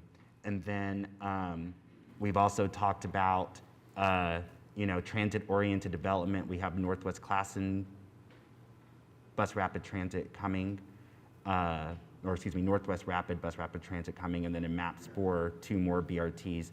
I'd like to see some sort of prioritization when it comes to building this sort of housing along these transit routes, so we're not adding that burden of owning a car maintenance, people having to put new tires on their credit cards that are already so stretched during this moment. I really would like to hear what progress we're making with transit-oriented development when it comes to this housing, please. If it's none, it's none, but I want to know that, and I want people to know that. But I'm advocating that we connect people better to their homes and their transit options. Next, I'd like for updates about if the city has been doing investments in placemaking and streetscapes in historic commercial districts, like upcoming in MAPS 4 Stockyards, upcoming in MAPS 4 Capitol Hill, Clara Looper Corridor, Paseo, Uptown, 39th Street, Windsor District, Britton District. Then it strikes me that the sidewalks and the trees and the public art investments that the city is already making through taxpayer dollars in our historic corridors, then housing should be there. And I'd like to hear updates regularly about the direction we're heading there. And then financial literacy is key here. I heard you all mention that in your presentation. The city already has financial literacy programs funded through HUD. And I'd like to have regular updates about what we're doing to increase our entire city population's knowledge of these financial literacy classes. Because if you have 19,400 people in need of 1 to 2 bedroom housing and they're renting right now, it's a good chance a lot of those folk did not grow up with knowledge of financial literacy. Down payment assistance program. I want to know how many people we're connecting to the down payment assistance program so they can get into this housing. And then finally, as I've been knocking doors, I've heard from property owners who are the opposite of sometimes the villains who, and I don't know what else to say, but people who just, you know, I don't want someone who's poor living next to me and this sort of stuff. But I have property owners in Ward 2 who own multiple rental properties who, when they hear about our city's housing crisis and homelessness issues, they want to step up to the plate, and they would be happy, if not honored, to house folk. And so I'd like updates on what we're doing to do outreach to property owners who could be participating with you all to help make sure people have a quality place to live. And I'll conclude on that note. I have lived in the same place for 11 years this February. Same property owner. He's a good guy. He's a good guy because anytime I call him, he's there to fix it himself. And it's just wonderful. But not a lot of people have that. And this is an opportunity for us to do it, which is why I would like to see MAPS branding on every house, any unit this builds, as a reminder to the operators that MAPS is an international brand. And stories like in the Oklahoman are unacceptable. The Chamber of Commerce, the City Council, and our residents, when they travel, do not put egg on their face when they talk about the legacy of MAPS when people are in the housing and it ain't good, because that ain't right. That's my request. And that's a lot of requests, but this is complicated, and these are people. These are not just numbers. Okay. That's it. I don't know. I don't know if I have anything else to say for the whole meeting now. That's it. That's what I got. Thank you. Thank you, City Manager. Mayor, if I might, I want to reiterate that this agreement does require the reporting that Councilman Cooper is talking about. And the subcommittee and the advisory board will be watching over these reports. And one of the reasons why we broke the $50 million into 5 allocations is so that we could judge each allocation on the merits of the previous one and make sure that they're doing what they're supposed to do and that it's all acceptable. And that's why we have the different allocations. And I think it's worth noting too that some of the concerns that are there with housing authorities on the facilities is the challenges they've had with being able to fund caring for the facilities they have. And the intent is, you know, if we delay this and we move this off, the intent with this and with the agreement as it was reviewed and designed was that we can move forward and start getting housing available. The longer we delay this, the longer it takes for us to start to get housing available. So I just want to note that how critical this is for us to be able to take steps forward to be able to get housing available for our residents. I also want to emphasize to that, though, the contrary, that the morality of how they have invested or disinvested in their tenants is a priority of a concern as far as how this happens and what this looks like. And the disinvestment that has currently happened has, again, caused blight in areas. It has also caused for people to be removed, depending on what has happened as far as other rapid rehousing efforts. And again, those scattered sites that are also a part of their inventory that you can clearly tell are public housing properties, which should not be. And the fact, again, that we continue to wait, and it's always a waiting game for them to come to the table to do what needs to be done. And now here we are having to bail them out of something that we should have been taken care of a long time ago, in my opinion. As we look at the loss of, as far as federal funding is concerned, this entity probably should have been dissolved a long time ago, where the city or other entities or other private investors or some type of new program can help to house the people that we need to get in rapid housing. And the fact that, you know, we talk about these things, and I do want to commend CSU, what they're building now, as well as Pivot. You know, Pivot is award-winning, and they've been creative in the things that they're doing, and this is a partner. And here we are now just trying to rehabilitate old housing. That just doesn't sound right to me. I think Director Gillette had a response to some of the council comments.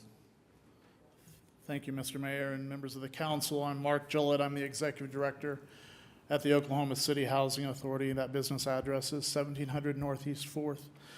Councilwoman Greenwell, thank you for your service on the council.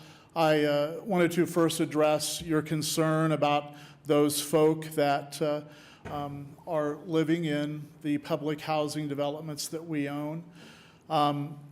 The expressed concern from the resident at the towers is that there are those folk that are younger than a senior-aged individual living in those facilities. Sometimes those individuals formerly were homeless, and they come to us. We have housed 300 people in public housing over the last several years that moved from homelessness into a house of their own. Sir, it's impossible to make 14,000 people happy every day. We work with each of our residents.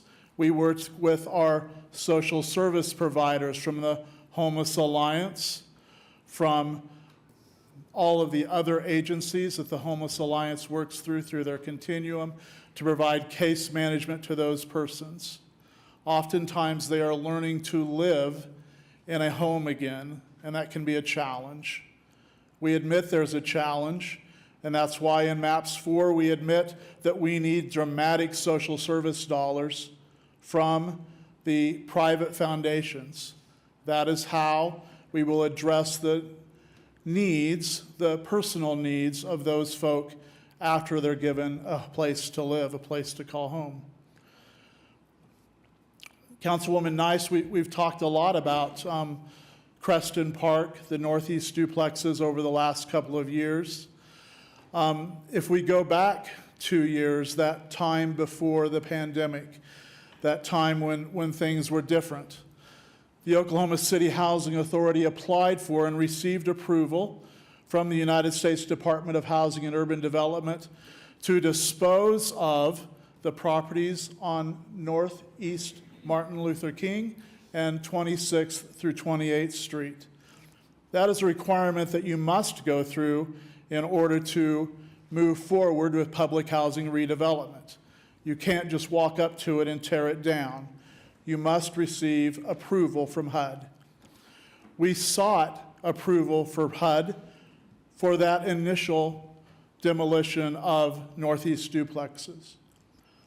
When you do that, there is a dramatic regulation that requires what you do with the residents. How do you care for that resident? How do you ensure that they have a home? How do you pay for them to move? How do you work with them to provide that case management if they need it? And then, how do you give them that opportunity to come back to that development after the redevelopment has occurred? 2 years ago, we began that process. We asked the City Council for GOLT funding at that time. That was one of the requirements, one of those gap funding items to move the Creston Park program forward. The City Council expressed concerns about the moving of the resident and delayed that allocation. It came back to council, and council again asked for a statement from the HUD office to ensure that the Oklahoma City Housing Authority had conducted the necessary steps and had treated the residents appropriately in that.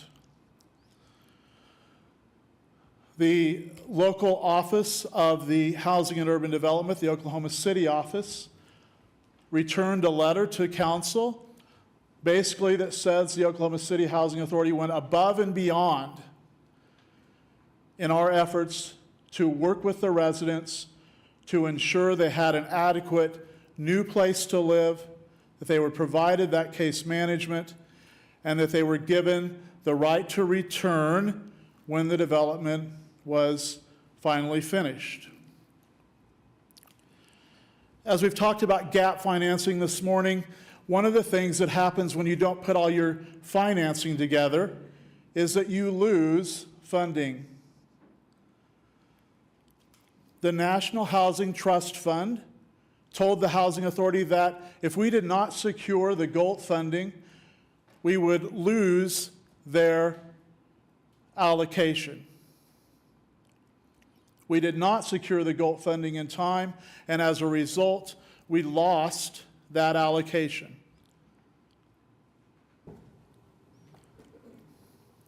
That was unfortunate, and it was a significant delay to that project.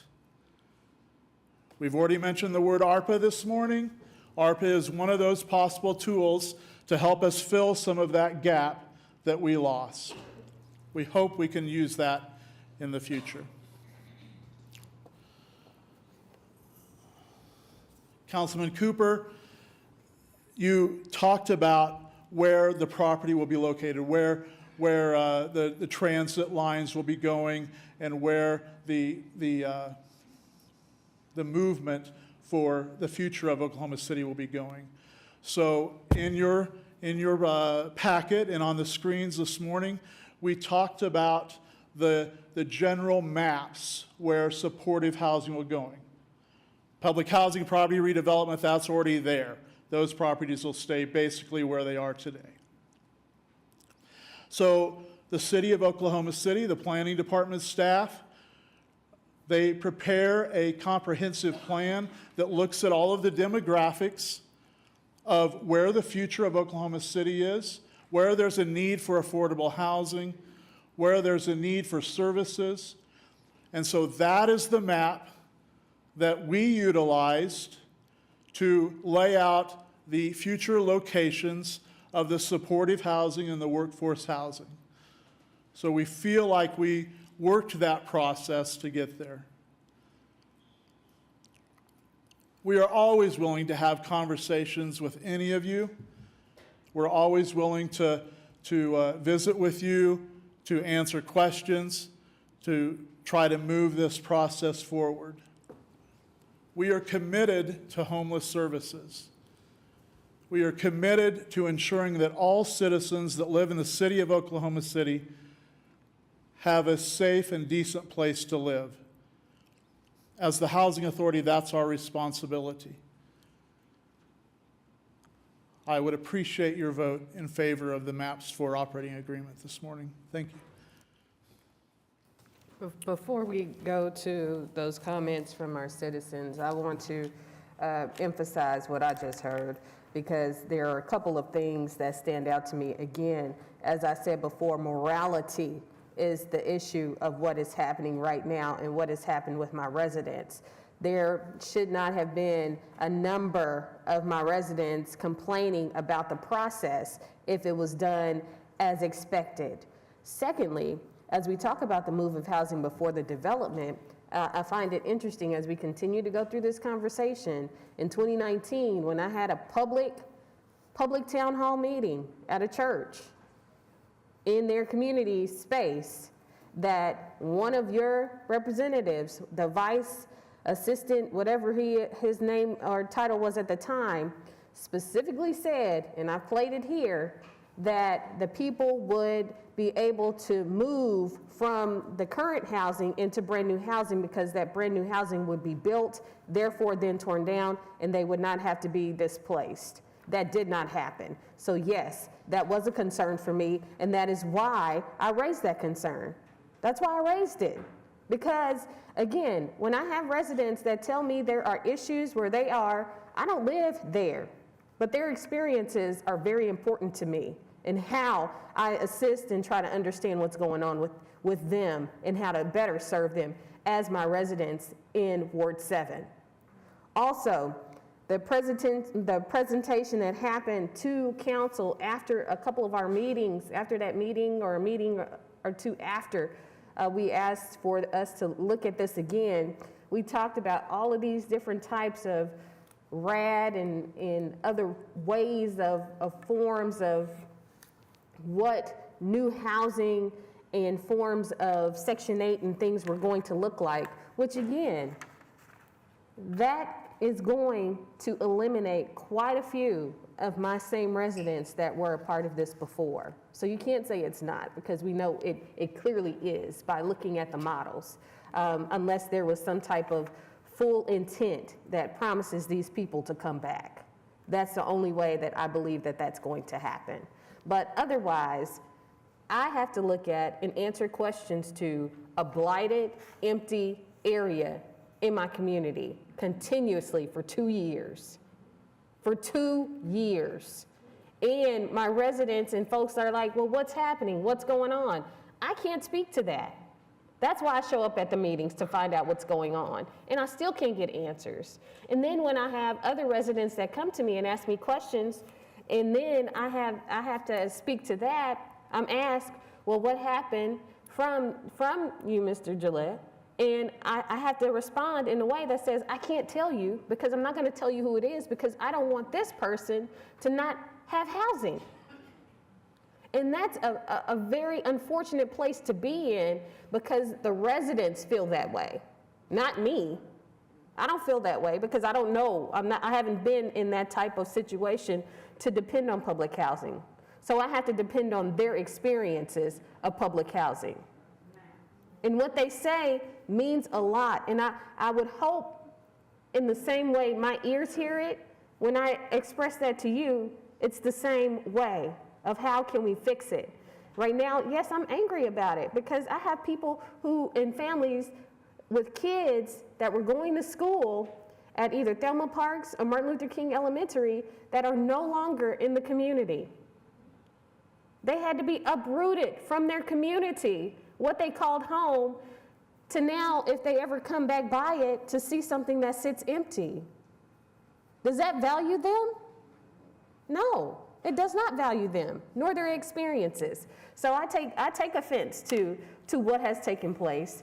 I take offense to, again, Creston Park not moving forward, and I take offense to the fact that the city is being asked to bail this out. That's why I feel like if this is the way we're moving forward as the operator, I don't agree with that. I totally have full support as far as the partners are concerned, but as far as this operator is concerned, no way. Okay, so if there's no more questions from council at this time, we could go to comments from the public, and we have Joy Reardon. And I remind everybody, your comments are limited to 3 minutes. Yep. It probably won't take me, I've got 3 comments on this one, and then I'll be back for 9 a.m. and a.m. I don't know if I can do this, but I'm requesting that the management staff of housing and the board of directors for housing to resign. I want them gone. We've been doing this rodeo for 5 years. 5 years. We've been doing a circus rodeo for 5 years. It was January of 20 at City Council that we come back with this crap up here on the screen. I'm sorry about my language, but I'm fired up. I'm tired of it. We've got residents all over housing, as Councilman Nice has stated, that are scared to come forward. We've got 4 apartments in our buildings alone that can't be rented out. They've been that destroyed by the homeless. I have no problem with the homeless. I have no problem with MAPS 4. The problem I have is the operator. We've been on a circus train for 5 years. How much longer? How many more years? And I know there's residents from other parts of the housing. It's here today. I've heard them. Housing is so out of touch right now that it's unreal. You're right, you don't live there. I'm sorry. None of y'all live here in what we do, okay? How would you feel if the homeless come and camped out on your front lawn, destroyed your homes? That's what they're doing to our buildings. They can't get enough staff. They can't get enough security to do this. I call into security and they blow me off every time because they don't have enough. OCPD is tired of it. They can't do anything. They can't come into the building because it's private property. 30 seconds, please. I will be back. Thank you. Thank you. Michael Washington. What'd you call my name?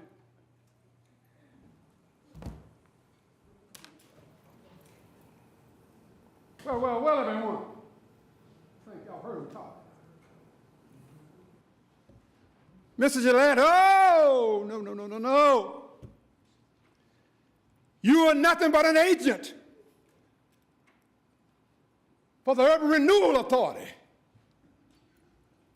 You want to displace people, move them in and everywhere, and you are actually the one creating the homelessness that we're talking about up here today. Why would you not be? When out of all that's going on, homelessness is created by you for the purpose of creating monies designed for you to put them in other areas than where they're supposed to go in the first place, because if it were not so, then the areas that she's talking about would have been filled now, wouldn't they, sir? Uh-oh, let the evidence speak for itself, will you? I also have a problem, sir, with you talking about there will not be a public bidding regarding some of the contracts that your organization may be responsible for, sir. That sounds like to me to be a bit selfish, isn't it, with my taxpaying dollars? Oh, my God, that's not going to work if I have to file a lawsuit myself to prevent that. Now then. Good God, I'm just getting started. I don't have but 3 minutes. Lord have mercy. You know, that's when I get winded. Then we also talk about the monies, the 55 million that this gentleman here say we want to split them up to make sure everybody get a piece of the pie. Ain't that something? Well, Bobby, in this area, let's go and spin it over. Watch this one. The whole purpose for splitting that up is that you get to move it around in areas where it normally wouldn't be targeted for, allocated for, right? So this is what we must be careful about. Now watch this one.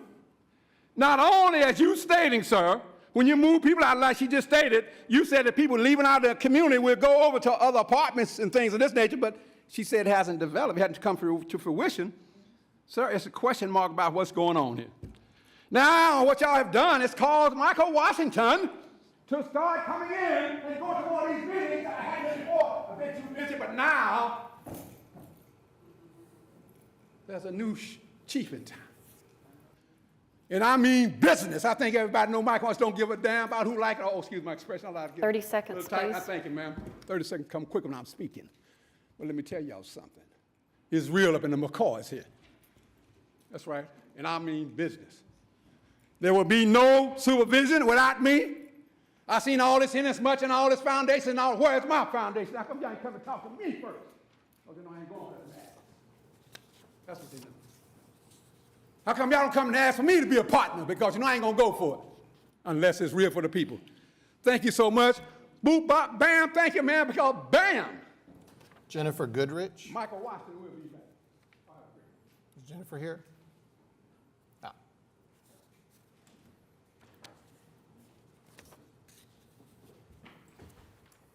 Good morning. Thank you for giving me just a minute to give some remarks. I'm from Pivot, a Turning Point for Youth. I'm the CEO. We provide a wide variety of services, but one of those is providing transitional housing for young people in our community. We currently operate 26 tiny homes and 2 apartments. We not only see the overall lack of affordable housing in our community, but especially for that transitional age population. We see not only the lack of housing, but what it also creates, so secondary things, making them feel like they're forgotten, isolated, stressed, all because they struggle with that very basic need. We believe that housing is a basic human right, and that's what we do every day is try to be able to fill that need. These young people have the same dreams and hopes as every other young person. They just have more barriers and less opportunity.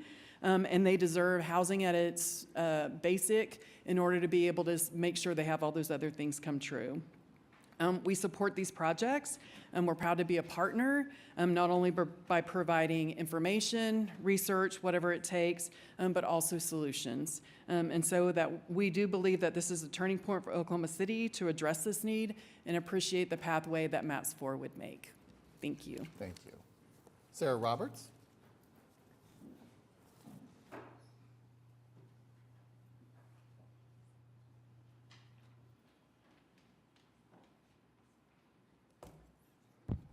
Good morning. Inasmuch Foundation is pleased to partner with the City of Oklahoma City and the Oklahoma City Housing Authority to expand the number of units of supportive housing. This collaborative effort, encompassing multiple public and private organizations and driven by taxpayer dollars generated through MAPS 4, will be monumental for Oklahoma City. Laying long-term case management alongside a housing-first model will create lasting change that we can all celebrate. Clutch Consulting Group is currently working with the City of Oklahoma City, local business leaders, philanthropy, and nonprofit providers to refine and improve the system serving unhoused individuals. Mark Gillett, CEO of Oklahoma City Housing Authority, and his staff are actively participating with Clutch Consulting Group on a regular basis. Inasmuch Foundation is grateful to City Council, Mayor Holt, and the City Manager's Office for prioritizing the Homeless Services Delivery System refinement process. The Foundation is eager to continue engaging collaboratively with all partners and city staff to solidify the momentum of system transformation. Thank you very much. Excuse me, Sarah? Thank you. Sarah? Yes. Hi, how are you? Hi, James. Hey. Thank you, as always, for your work. Having heard what you've heard today in terms of some of the concerns with, you mentioned the importance of that long-term case management. I'm very interested in hearing, just as this work becomes a reality in between the quarterly updates, I'm very curious to learn from you and from Dan, from Jennifer. It sounds to me like what's happening in these instances where folk are acting up, right, is, you know, hurt people, traumatize people, traumatize other folk. And so that's where the case managers are so important. And I think that's really been the lack, just city and statewide, not having enough of those providers. And I'd be curious to learn from you all, and I'd be curious what you all are, what conversations you're having with the Housing Authority about how to better have those case managers. Do you follow what I'm saying, Carrie? No, I absolutely do. And I think the council has a real opportunity on March 7th when we come together, both as a community, but also for council's benefit with Clutch Consulting, to really talk with them about how residents could be fairly and anonymously surveyed. Because I do think that Mark's leadership at the Oklahoma City Housing Authority does want to be responsive to those residents. And maybe working with Clutch, who is funded by Inasmuch Foundation, Arnall Family Foundation, and the City of Oklahoma City, might enable us to figure out what that system could look like going forward that would satisfy council, but more importantly, resident concerns. No, that's wonderful. Thank you, Sarah. This, you know, I remember when I was a middle school teacher hearing, and I know I said I wouldn't speak more, but I just think it's so important to say these sorts of things on a public record. I remember when I was teaching, there were some teachers, remember I taught at a Title I school, predominantly working class white folk, but overwhelmingly Hispanic, Latino, Latina, working class black folk. And I will never forget when a teacher turned to me one day after a fight and she just said, well, you know, that's just their culture. And I'm like, no, wow. And my grave concern is that when we don't help someone heal from these traumas. And keep in mind, Oklahoma, as you know so well, #1 in these trauma statistics, #1 in adverse childhood experiences. And then we wonder why people act up. I just need help going forward addressing this, because I don't want people to think the way that teacher thought about Hispanic, Latinx folk. I don't want that to be this blanket understanding of someone who is homeless as someone who is necessarily harmful.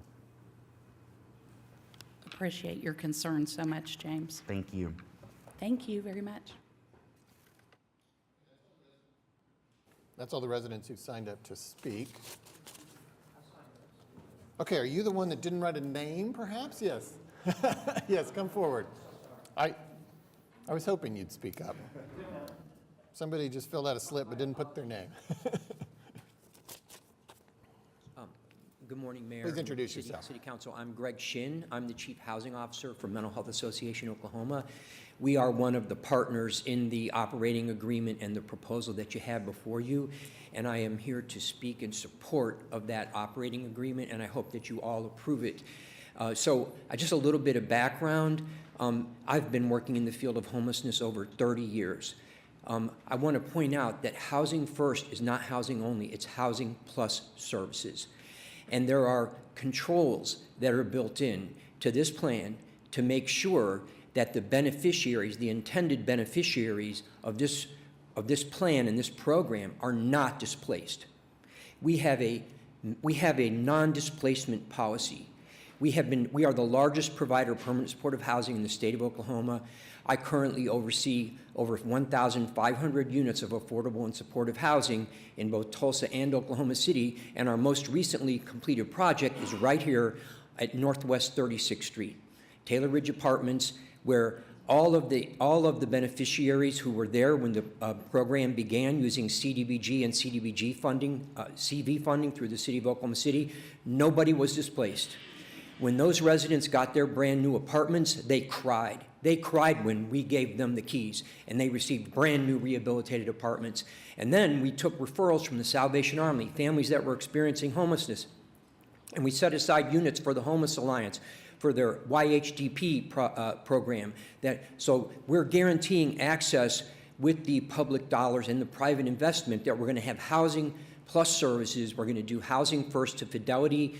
The people that will be living there and benefiting from all of these programs, the rehabilitation, the acquisition, the upgrades that are so badly needed to the infrastructure, there are controls in place and there is accountability in place. So I would like you to keep that in mind as you take a look at this operating agreement. Nobody will be negatively impacted. This will be a shining star for the City of Oklahoma City, who will be leading the way in the country of how to use public taxpayer dollars and create access to reduce or even eliminate homelessness, which is a major crisis. That's why everybody is so passionate on all sides of this issue here today. Thank you, and I'd be happy to take any questions. Thank you. Mayor, if I may, I just want to clarify a few points. One, I'm not against this proposal at all.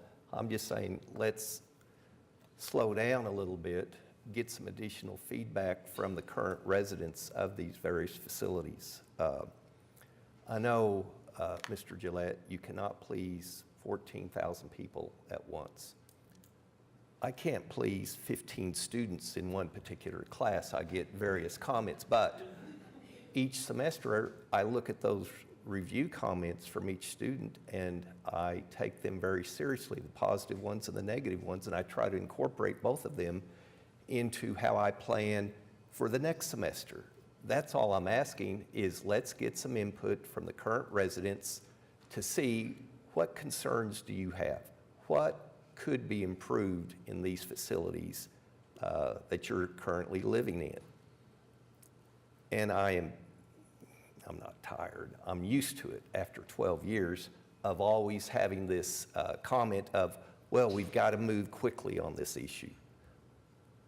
I wish everybody within the city had that same incentive, because project after project is always coming in 6 months, a year, 2 years late. And it's not because we started a month or so later, it's because that's just the way projects are. I don't see how delaying this vote by a month or so is going to jeopardize anything. And what I hope to obtain is comments from the residents that, at least if nothing else, identifies things we may not even be aware of.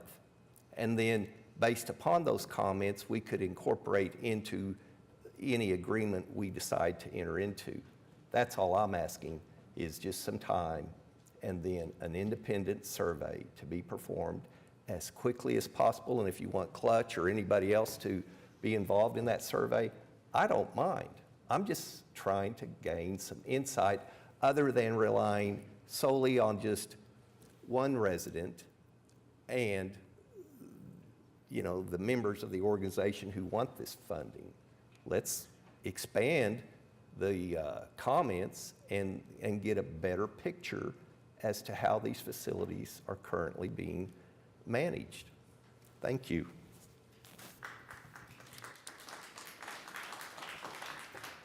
Okay, so how does the council wish to proceed on the item? Well, we've already got a motion for deferral. Is that what Yeah, you're? I'd like to make the motion for deferral, and Okay. included with that motion, a request that we obtain an independent survey of the residents. And now, I don't know what that entails. I'm going to leave that to staff to perform that, and to perform it as quickly as possible. So how long is your deferral for, Councilman Greenwell? Well, I guess one thing we need to ask city manager, how long do you think it'd take to perform a question? Are we talking days? Are we talking weeks? Are we talking months? I would say at least a month to Yeah, so identify. I would ask, so Mark, do you all do surveys already of your residents? Is there information that we have? Yeah, I was going to say I'd want an independent survey. Well, I just want to Thank hear, you, Joy. I just want to hear what surveys they do. Yes, sir. So every year we do a survey of our residents to talk about what the needs are at the developments they utilize. That's called our annual plan survey. We have a resident council that gathers quarterly to talk about their properties. So those are small scale service surveys. Sir, to do a valued, professional, private, non-housing authority ran survey. We'll have to procure that. I would hope that with your motion, there can be some help with the financing of that survey. I'm all for the city incurring the cost of that survey, and perhaps we can use a gentleman that performs our citizen survey. So I think you're looking at 6 months minimum. I really do. That, you know, How you long does develop it the take to you do need a our contract, citizen survey? develop a survey, talk to the residents, evaluate the survey, and come back to council. Yeah, I suspect that we could do it quicker than that. Can I don't we- know if exactly it's- what the if time this would is be. going to 'Cause- take 6 months, can I suggest that we adopt the operating agreement today? But, David, hear me out, please. But that Mark agree that we do the survey and we amend the operating agreement to include it instead of slowing this down for 6 months. We can work with them to conduct the survey to make sure that we get that Yeah. information back. Yeah, I'm just against entering into a contract without some input. I have to agree with that. I'm really uncomfortable with the amount of pressure on the speed of this right now. I feel like we have to do our due diligence and do a little bit better than just a quick, presentation and then a bunch of arguing. We need to look into this more if we're going to approve $55 million. Yeah, and this went through the MAPS process. There was proposal that was made, there was information that was there, it went through the subcommittee reviewed it, they made a recommendation, they brought it forward to the MAPS Advisory Board, they reviewed this, we've got partners that are involved in this, so I don't think this has been haphazard in any way. No, I understand that, but it feels fast for me, and I haven't had that opportunity to do that. For me to sign off on this, I don't feel comfortable today. How long do you want to delay it? With the gentleman that already does our current city survey, I don't think 6 months is what it's going to take at all. I mean, this is what he does for a living. He's very good at it. They're very prepared, and they can pinpoint this thing, especially whenever we have a controlled group like we do in this. I would imagine we could get that done within the month. I If would we can't, then we suggest look at it. this. We postpone this or defer it for 2 weeks, and during that 2-week time period, we get feedback as to how long a survey would take. Now, if it does, an accurate, valid survey takes 6 months, maybe I change my decision and we go forward with it as is. I'm comfortable. But if Very it comfortable with says, 2 yeah, we weeks. can do a survey and get the results back to you within a month, I really don't understand the problem with getting that input. And if I may we add Clutch Consulting as far as this survey is concerned to ensure the right questions are being asked in relation to what we're already doing. So let me refine my motion, if I may. I move that we defer this for 2 weeks, get information during that 2-week period, and then we'll make a decision 2 weeks from today whether we go forward with the survey or decide not to go through with the survey and then accept this proposal. Comfortable with that. May I ask, I hear this process, I respect the process. Within that 2 weeks, what I'd also like to hear is, like, I hear two things that are like 50-50 in my head right now. I hear what you're saying, Councilman Greenwell, in terms of, you know, we need to slow down and make sure we're doing this right. On the other hand, I'm also hearing from the operators and their partners that should we slow down too much, we put at risk the leveraging of the 55 million to 400 million, and then we can't get the housing out there. And meanwhile, I'm out there meeting people like Bianca living behind Belle Isle Station, walking in wet cardboard scraps. Like, you know what I mean? Like, so I need, it's like a split balance for me. So I need to know how long it will take to do this survey. 6 months sounds like it will hurt the work. I need to know what the actual amount of time is going to be. Yeah, and we'll look at that. I don't know, I don't believe it'll take 6 months to conduct this, but it will definitely extend the time. The other is that when you get feedback from the residents, is to think about how does that change your perspective on how we move forward with this project. It gives input on what their experience is, maybe what they want, but I don't see that changes whether or not we believe they can operate this agreement and move forward with this contract. Greg, I would disagree with that because I do think it would give us an indication as to how receptive do they vigorously go out and seek input, and then how responsive are they to those concerns raised. Those are two important issues that I hope we can gain some perspective from this survey. And as the fellow teacher on here, your analogy is exactly right, David. When we get our surveys at the end of the semester, we read good, bad, ugly, and then we revise the syllabus and respond accordingly. And so let's say a month from 2 weeks, if that's how long the survey takes, if we approve this, even if we find some things we don't like and we approve the operating, we now take these survey results, and that's the stuff that the operators and their partners work toward going forward. They now have their rubric. These are the concerns. And I agree with the value of surveys. I'm just saying I don't think that it changes the perspective. I mean, it may change yours individually. I just don't know what information it provides in terms of do we move forward with the contract to improve housing. So that's the only question. I'm confident there are things that can be gained from a survey to make improvements. So we'll get the information gathered in the 2 weeks and revisit this at that point. Yeah. If deferral passes. Mr. City Manager, can we also request the last 5 years of the OSHA internal surveys for review? Okay, so there's a motion on the table for a 2-week deferral of this item. Why don't we bring that up for? And before we vote, can I Yes. just make some comments? Just to add, hopefully not too much extra, but sort of as I sort of look at this situation, I think so often we kind of do put the cart before the horse of not going to people that are affected by these issues and getting their input. We kind of start at a different level, and I think that's sort of what we've done here, and that maybe that's a little bit of a missed opportunity, I think, for us to maybe have had this idea, sparked 6 months to a year ago, and I think that is something that we can all learn from.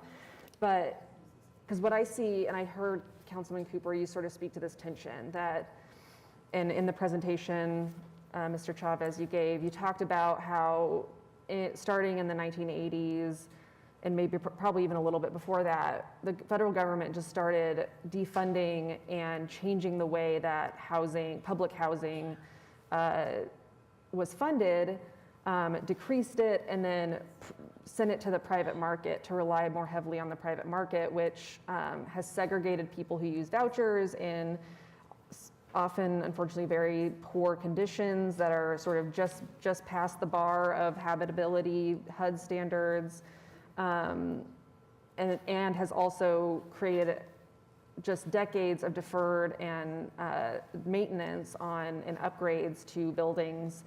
I think the Frontier did a good job of highlighting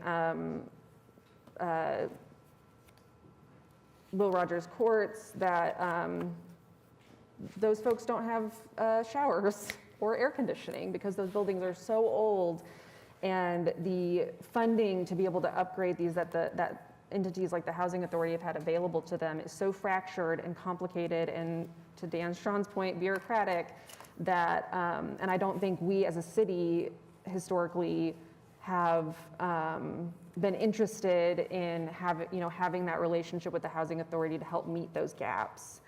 And I think this is an opportunity for us to do that, but there obviously is there's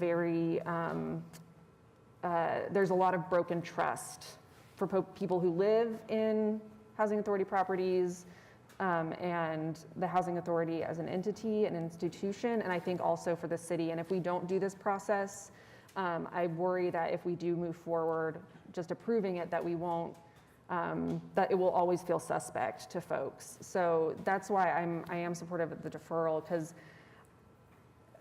while yes, it means that we're potentially delaying the start of some of this, we've been doing that for like my whole lifetime and more.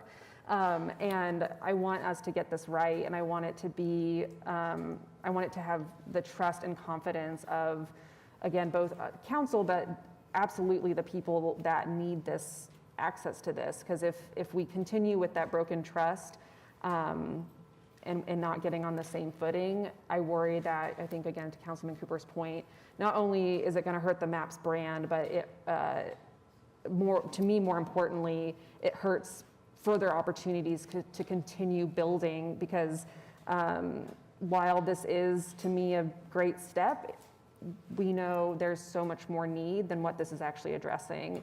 And I think we need to make sure that we're not, like I said before, putting the cart before the horse of just going along with it because we need to start, versus making sure that we have that trust and can just try to figure out how we rebuild it through hopefully the responses that we get, and how we can make sure that there's some accountability in addressing those.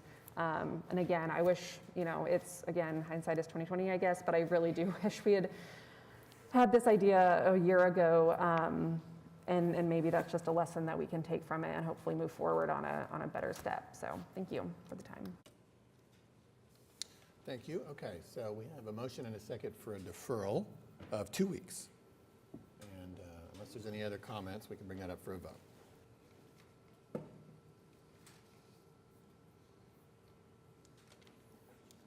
Okay, motion passes unanimously. Item is deferred for 2 weeks. And for those who are here interested in this topic, my guess is we'll see similar motions on 2 more items under the consent docket, and I assume they will pass as well. So, but we will yet to find out. Okay. Well, that leaves us with item B on the PPA agenda, the claims and payroll. Why don't we go ahead and take a motion on that?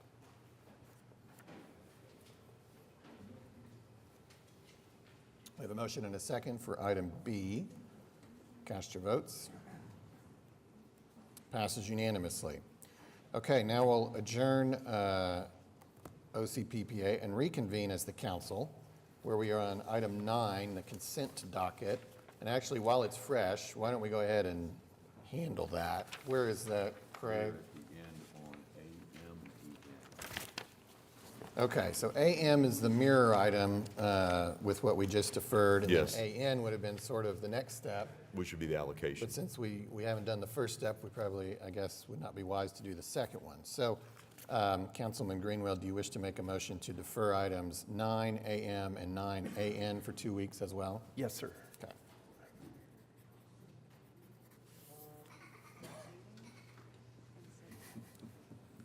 All right, we have a motion and a second to defer those items 2 weeks, 9 AM and 9 AN. Cast your votes. Passes unanimously. Okay, back on the remainder of the consent docket. I know we have a scheduled presentation for items AF and AG. And I'm going to need a separate vote on item AH. Is there anything else that anyone else wants to discuss? Question? Separate vote? Yes. Yeah. Oh, sorry, go ahead. Go ahead, Councilman. Oh, thank you. Not separate votes, but just, I'd like to hear a little bit more on item I and relatedly K. I and K? I and K. Okay. And then O. I know, it's always fun, Todd, huh? And then, let's see, the item T.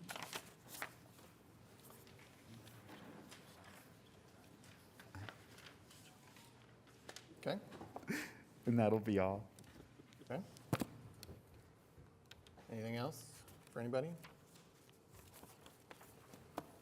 Okay, so item 8H relates to my employer, and so I'm going to step out and ask Vice Mayor Hammond if she wouldn't mind taking a vote on that item separately, and we'll go ahead and just do that here.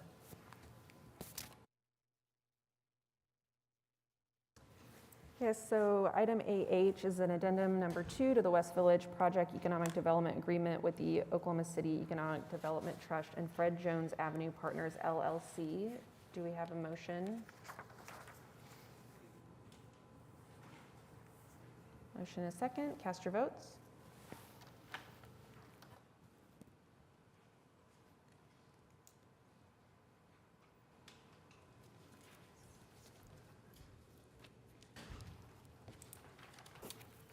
Okay, thank you, Vice Mayor. All right, so we'll take everything else in order, which means that we'll start with item I for Councilman Cooper. Yes. And you said I and K may be related? Yeah, they are. Thank you so much.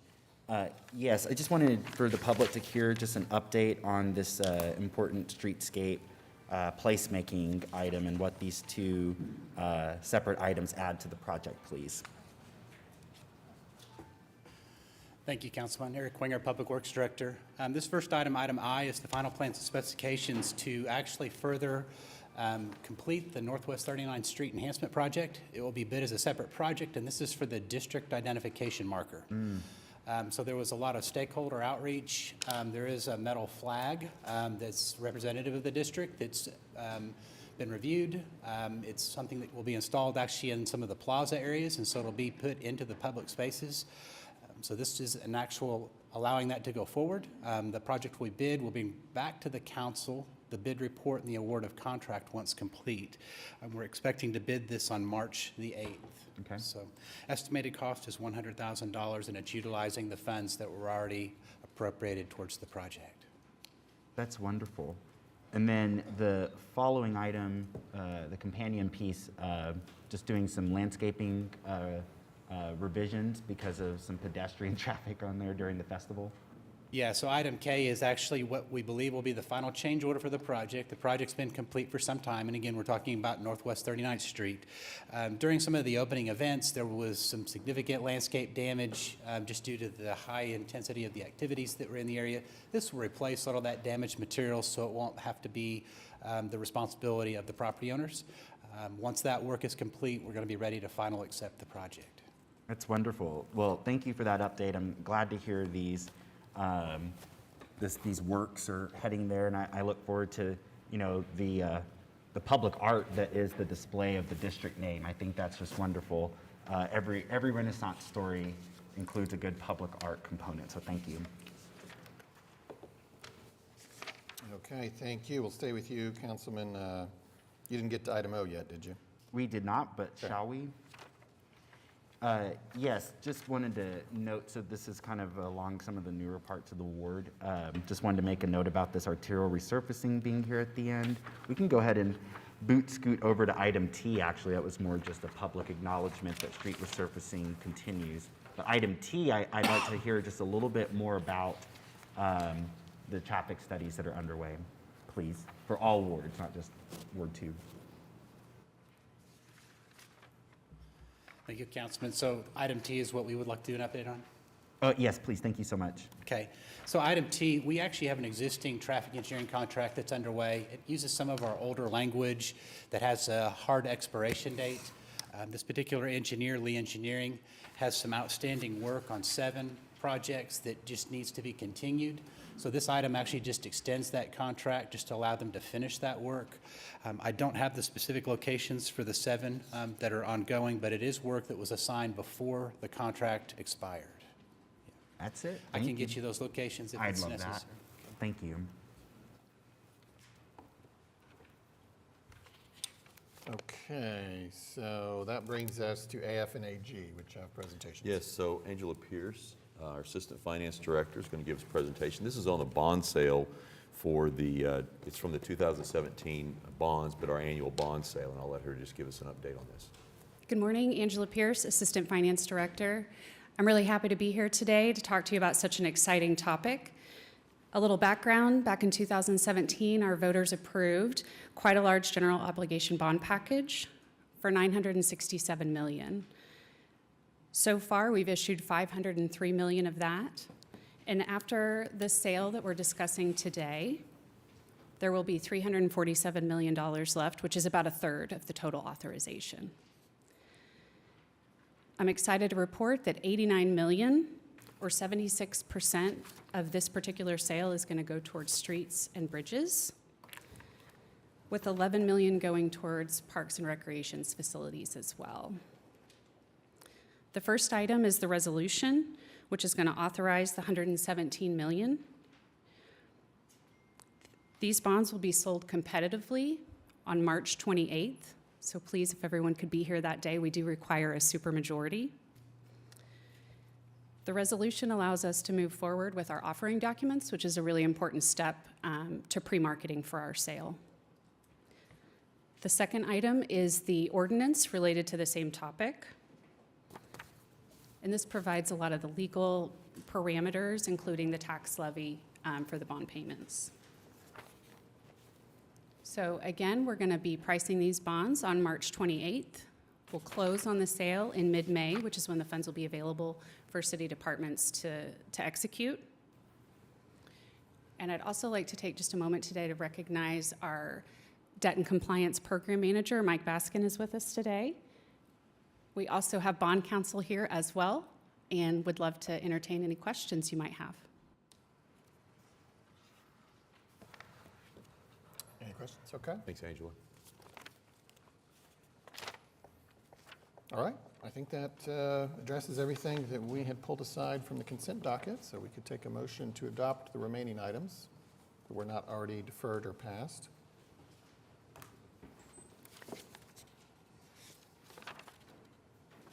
Got a motion and a second. Cast your votes.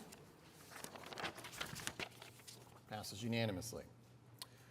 Okay, that brings us to item 10, the concurrence docket, where we have items A through H we could take with one motion. Oh, I'm sorry, Joy. You wanted to speak on the zoning items, right?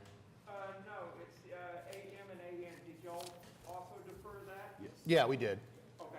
I was outside, so I didn't. Yes, those were deferred, so. Okay, Good, thank you. we're good. Okay, so we're back on the concurrence docket. A through H, we just need a motion. We have a motion and a second. Cast your votes. Passes unanimously. All right, item 11, items requiring separate votes. Joy, you have signed up to speak on the zoning items today. Do you wish to make? B is what I can't figure out. You want to make your comments? 3 minutes. On 11B, that was from last meeting. Everybody still can't figure out what's going on with it, why they're, for being such a small lot, why you want to chart, and being in an industrial area, why you want to change it from commercial to residential, even though that there's a house next to it. We keep changing all these commercials to residential. Where are we going to build businesses? And even if that one business is sitting on that lot next to it wants to expand, they can't. They're stuck. They're gridlocked. I guess I can speak to that. I was able to meet with the applicant to understand what they were doing because I did have similar concerns and different concerns. But we were able to understand a couple of things. One, what they're doing is building this duplex, and it's going to be, I assume, two, like one next to each other type of duplex, but it's not. It's going to be one structure that is going to be occupied by the applicant. So I feel more comfortable with the applicant actually obtaining the house and staying in that, and also understanding the couple of houses that are in proximity next to it. So with that, It's it's to the okay. east of there. That's correct. I looked on Google Earth this Yes. morning, but you got that business, and then you got the lot that they're wanting to change from commercial to residential, which is actually going to encroach in case that business, someone buys that lot for the business, they're not going to be able to expand anything. They're stuck in that house lot per se. Yes, and with the area that is all on that side. West side. Yes, the only reason I'm, again, comfortable with where we are going with this ask as far as the zoning request is because, again, they will be occupying this. Okay. So it'd be different if they weren't occupying this, and then others would have to bear that concern. But because they will be occupying this residence, that's the only reason I don't have a problem. Okay. Thank you. Now that we're on the same page. Yes, ma'am. Appreciate it. Thank you. Item 11A is an ordinance on final hearing recommended for approval, rezoning 327 Northwest 121st Street from R1 to R2. This was deferred January 3rd, 17th, and 31st. Councilwoman Nice, one person has signed up to speak. I would love to hear from the applicant. I don't know, is Ophelia Day the applicant? Okay. Hello, my name is Ophelia Day. I live at 2116 North Cross Avenue. I don't know if you have to do that. I'm here on behalf of the property owner to request approval for this rezoning from R1 to R2. I would also like to apologize for the misunderstanding that resulted in so many deferred hearings. Okay. Well, I'll say we didn't know if you all existed. We were trying to figure out what was going on. So I really appreciate you reaching out and for being present on today. So with that, I know we did have some concerns, and if you'll leave your number, I do want to talk to you after the meeting to talk further through this. But as of right now, I will go ahead and move for approval. Okay, we have a motion and a second. Cast your votes.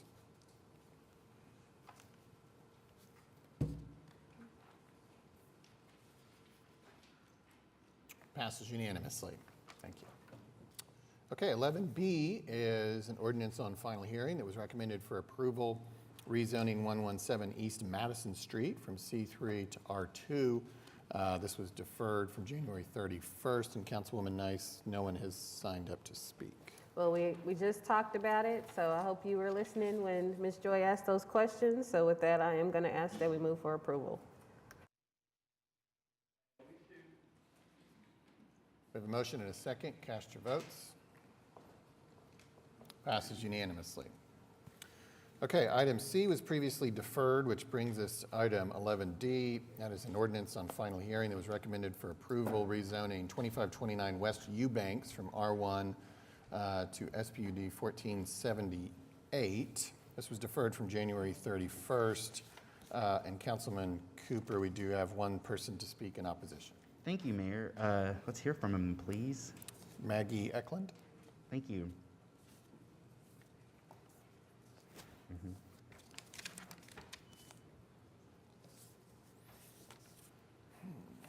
Morning.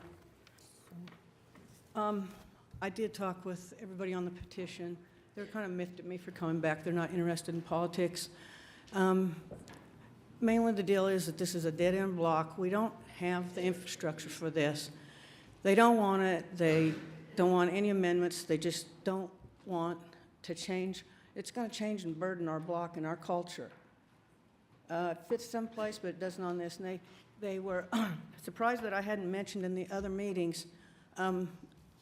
This has happened, I guess, 2 times, but this particular property is kind of like mine. It does have an add-on. What we've done in our area is if we needed more home space, we've added on.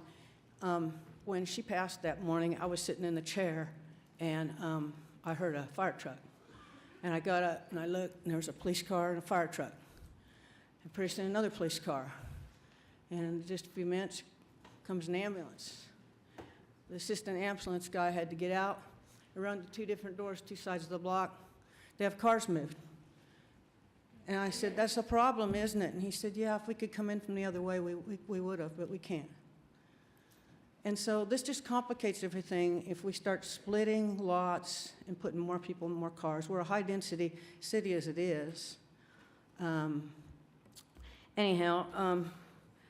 So they are very strict in what we've to go along with our petition. I wanted to read something to you.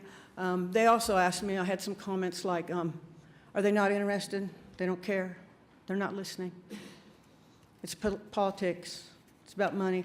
We've got 5 that are really stressed because they're renters. And the landlords we've had for years, they screen people. We don't have problems with them.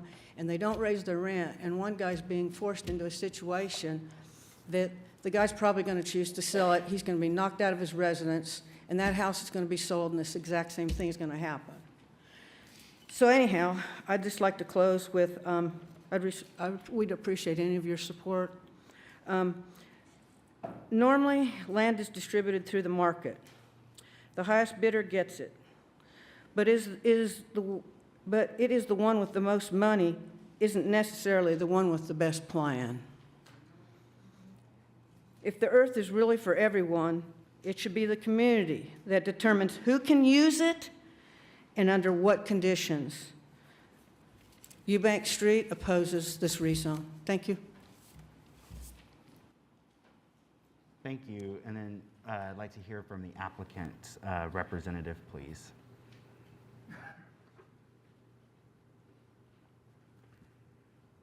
Good morning, David Box, 522 Colcord Drive. As the council remembers, this item was on the docket 2 weeks ago. At the advice of Councilman Cooper, it was deferred to allow us the opportunity to meet. We actually stood in that hallway for 53 minutes. I only know that because my client reminded me of how long we stood out there. And I left with a clear direction from Councilman Cooper that the neighbors were going to go and come back with suggested changes, whatever they were, and present those to my client for the ability to see if a compromise could be had. I received word from staff that the neighbors decided they had no intention of providing any suggested changes. They simply wanted us to go away. So I think it's important that we look at the merits of the case and what we're trying to do. What we are trying to do is provide for an accessory dwelling unit behind this house. This is a location that under the comprehensive plan is designated as urban medium density. So when the staff performed their analysis in their staff report, they looked at the density we proposed against the comprehensive plan's provision in the urban medium density. What they tell us is that the proposal to increase density in the urban medium LUDA is in conformance with the density ranges and comprehensive plan goals to provide a mixture of residential housing types in the urban medium areas. Further, every staff report contains an analysis on compatibility based upon the comprehensive plan's LUDA. What the comprehensive plan's analysis tells us in this is that there were no compatibility issues triggered based upon the proposal in the SPUD. One of the things that we did through the SPUD process at Planning Commission in working with Janice Powers was provide items within the SPUD that we think already make this compatible, such as we require all structures to be 1 story in height. All the homes within this block on Eubanks are 1 story in height. If you think about what could be done today, it is zoned R1. R1 allows 2 stories and 35 feet. So rather than demolish an existing house and build something bigger, what my client seeks to do is limit. So we're actually limiting what we could already do today through the SPUD, making the current structure be 1 story and the back structure be 1 story. You heard that traffic was a concern. We require in the SPUD that the driveway actually be 22 feet in width, which is a double-stalled driveway. What that will allow is 2 separate cars side by side to be parked on the street. Most of the homes in this neighborhood are single-lane drives. You can see on the image before you that you see 3 cars parked on the street. It is a public street, so street parking is something that occurs. However, by requiring this to be double-laned, we are providing for more opportunity to bring cars off the street and be within the driveway. So even though it says 22 feet, we can add language that would require the driveway at that frontage to be double-stalled so that 2 cars could fit. There was concern about trees. I believe the tree is on my client's property, but we can add language that would require the tree to remain within the SPUD.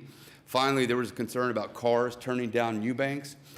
My client is happy to get with Public Works, figure out what type of perhaps on-street paint could be provided to ensure that in addition to the signage that exists, some paint on the street could be provided that would alert the traveling public that you can't, there is no throughway through Eubanks.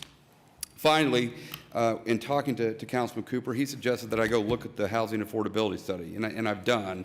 And frankly, it's a bit interesting given the context of what was discussed earlier in this meeting, as well as what we're trying to do here. In the preface of this, on the 3rd page, it says that resolving the housing issue will require new housing to continue to be built.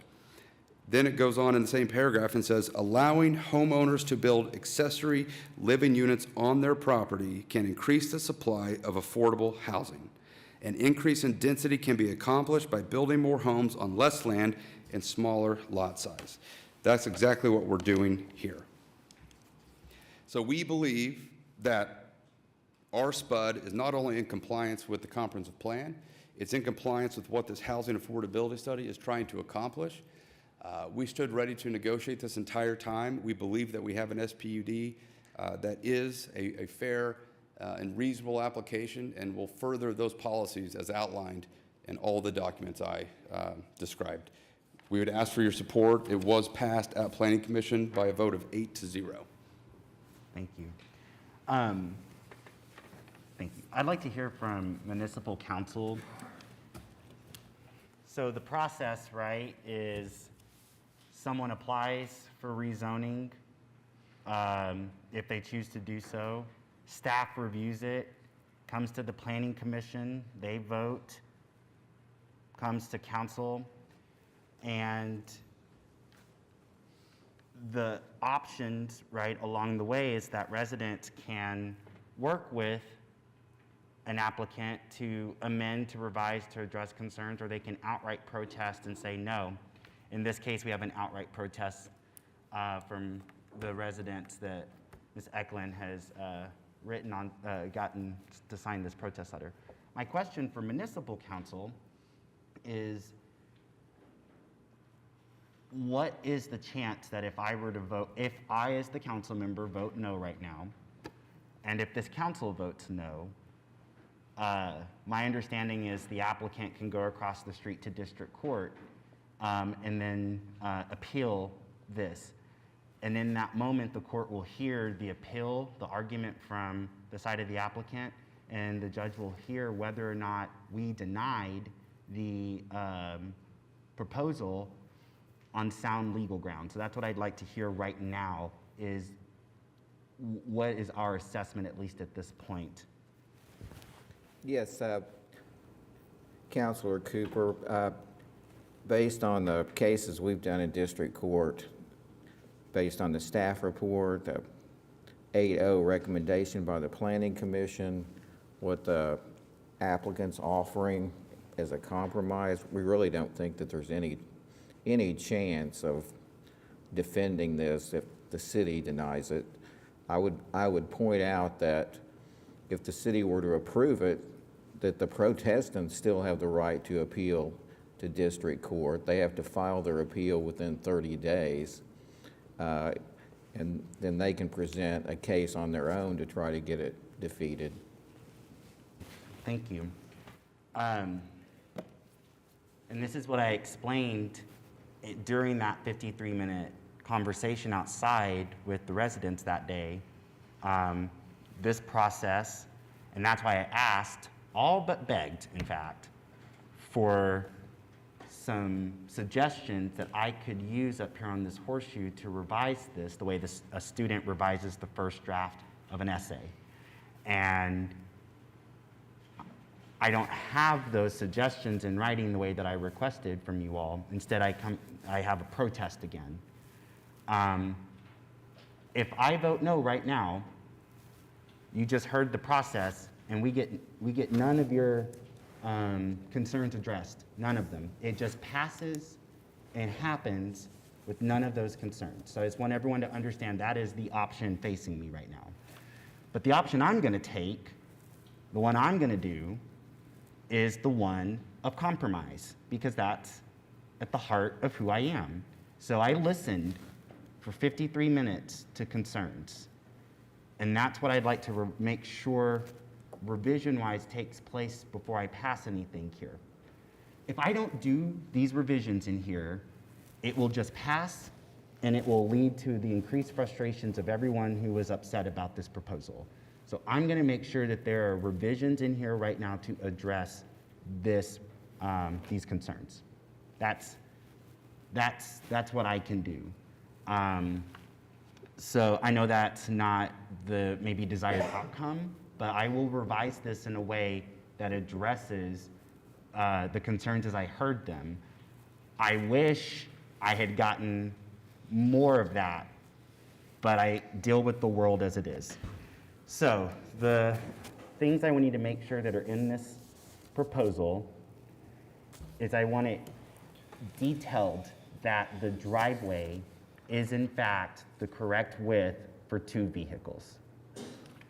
So what we require is 22 feet in width, but we can add a piece after that to just say to require a double stalled driveway. That's what I would like, please. And again, this is to help. I told you all earlier during the homelessness conversation, what's the problem? Why is it a problem? What's the solution? So the problem is we worry increased on-street parking. So if we can make sure that the driveway is width enough to allow for those 2 vehicles, we can help address that. 2, I heard a concern about the protection of the tree in the yard. And so language-wise, I'd like for this to say that you all are going to protect this tree, except for in the event of disease. Yeah. So we can say that the tree shall remain, but for its death pursuant to natural causes. Thank you. Then there was an access point question for one of the residents. I believe is it to the east or the west where your house is? They were worried about east. I want to make sure that there is no gate for this property to access to the homeowner to the east. Yeah, we can say that the fence shall not provide any access to adjacent yards.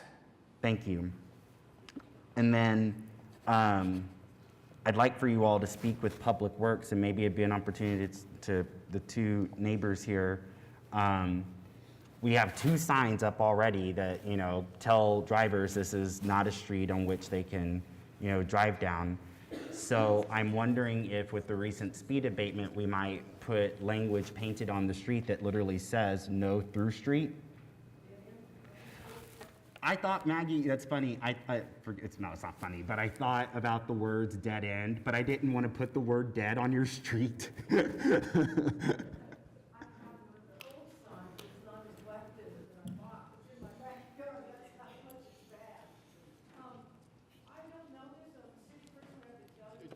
Councilman, this is probably not the best. We'll get it. If she wants to speak, we probably just need to bring her up to the podium. Come on up, Maggie. Come on up. We have 2 podiums. It's like The Price is Right. Raised this before, when they added a sign at the street that nobody reads. I don't know how they get home and back. I know I was raised in California, and in most big cities, a dead-end street will have a cul-de-sac turnaround, and we don't have that. There's a drainage, deep fork and fire stuff and everything else there. Anyhow, and no through street is the correct label for when there is no turnaround. And it really keeps the big trucks, or they'll back down or do this right thing. I don't know, I don't want to burden you with how much painting. Maybe ask the street people what the correct, or whoever handles traffic signs, exactly what, I don't know what Oklahoma City's ordinance is, but I really believe that it will work. You see it on the interstates with the shields and stuff, and people have to look in front of them whether they'll read or on their GPS or anything else. I think it will help keep the extraneous ones and the high traffic hours and avoid all this other stuff that's happening. It's really dangerous. So that would be the ask, is to, I think, no through street written right there at that intersection as you're turning off of Eubanks. Onto Eubanks from Venice. That's what I think. So, I mean, what we commit to do is I'll email Director Winger. Of course, it's a public street. Yes. So, I mean, they're going to have to tell us what and when and how. Okay. We won't have any right to do so. But I will send Director Winger, who I'm sure is in the back listening, an email today. Okay. Okay. Maggie, you reached out to me 4 years ago. It was one of the very first outreaches. Circle. And it was on this. Yeah, it's full circle. And so your advocacy, I know we didn't get everything we wanted to address today with this item, but now we're at least going to be able to address this thing that we couldn't quite figure out 4 years ago. Yeah, I hope that I'm alive to see it. Well, you heard that, Director Winger. You heard that. So, and Estella, thank you as well for bringing these concerns to me. So we need to do the TEs to vote. Before, yes. may I ask a question, Ms. Eklund? I know Councilman Cooper's trying to do what's best for you and the other residents, but I just want to hear from you at this point after hearing this discussion, because I'm willing to support your request for denial on this after you've been explained the risk you assume when you take that approach. You know, these compromises will go away. But this is a unique situation, in my opinion. It's a separate street. And I know Mr. Box goes the extra mile in all of his cases to try to reach a compromise, and I appreciate all those efforts. But if you're opposed to this, I'm supportive of your request for denial. They were out, when I talked to them, like I said, they were a little miffed that I was coming back, and when they were asking what the problems were, and now they're madder than ever because it just is totally going to change our street and set a precedent for whatever. They didn't want any amendments. They said, Maggie, I know it's going to bother your house more than ours, but we don't want any amendments. We don't want garage apartments built in backyards. Because there's quite a few houses on our block that this could turn real quick.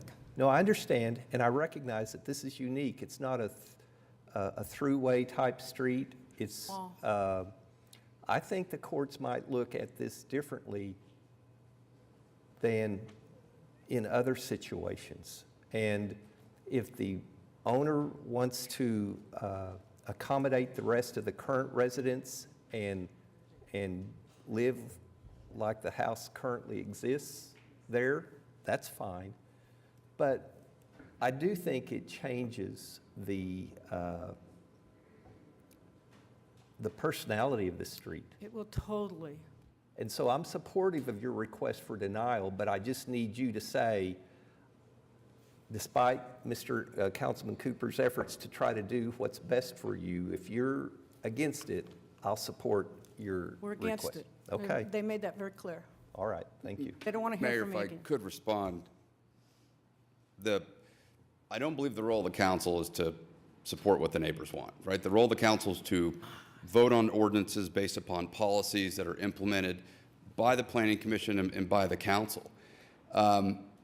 If you look at what could be built today under its current zoning, it would have a much bigger impact than the one bedroom that we're adding to the back of this. If you look at the conclusions reached in the housing affordability study, what it actually suggests we do is pursue code modifications in the central parts of the city that would allow these by right.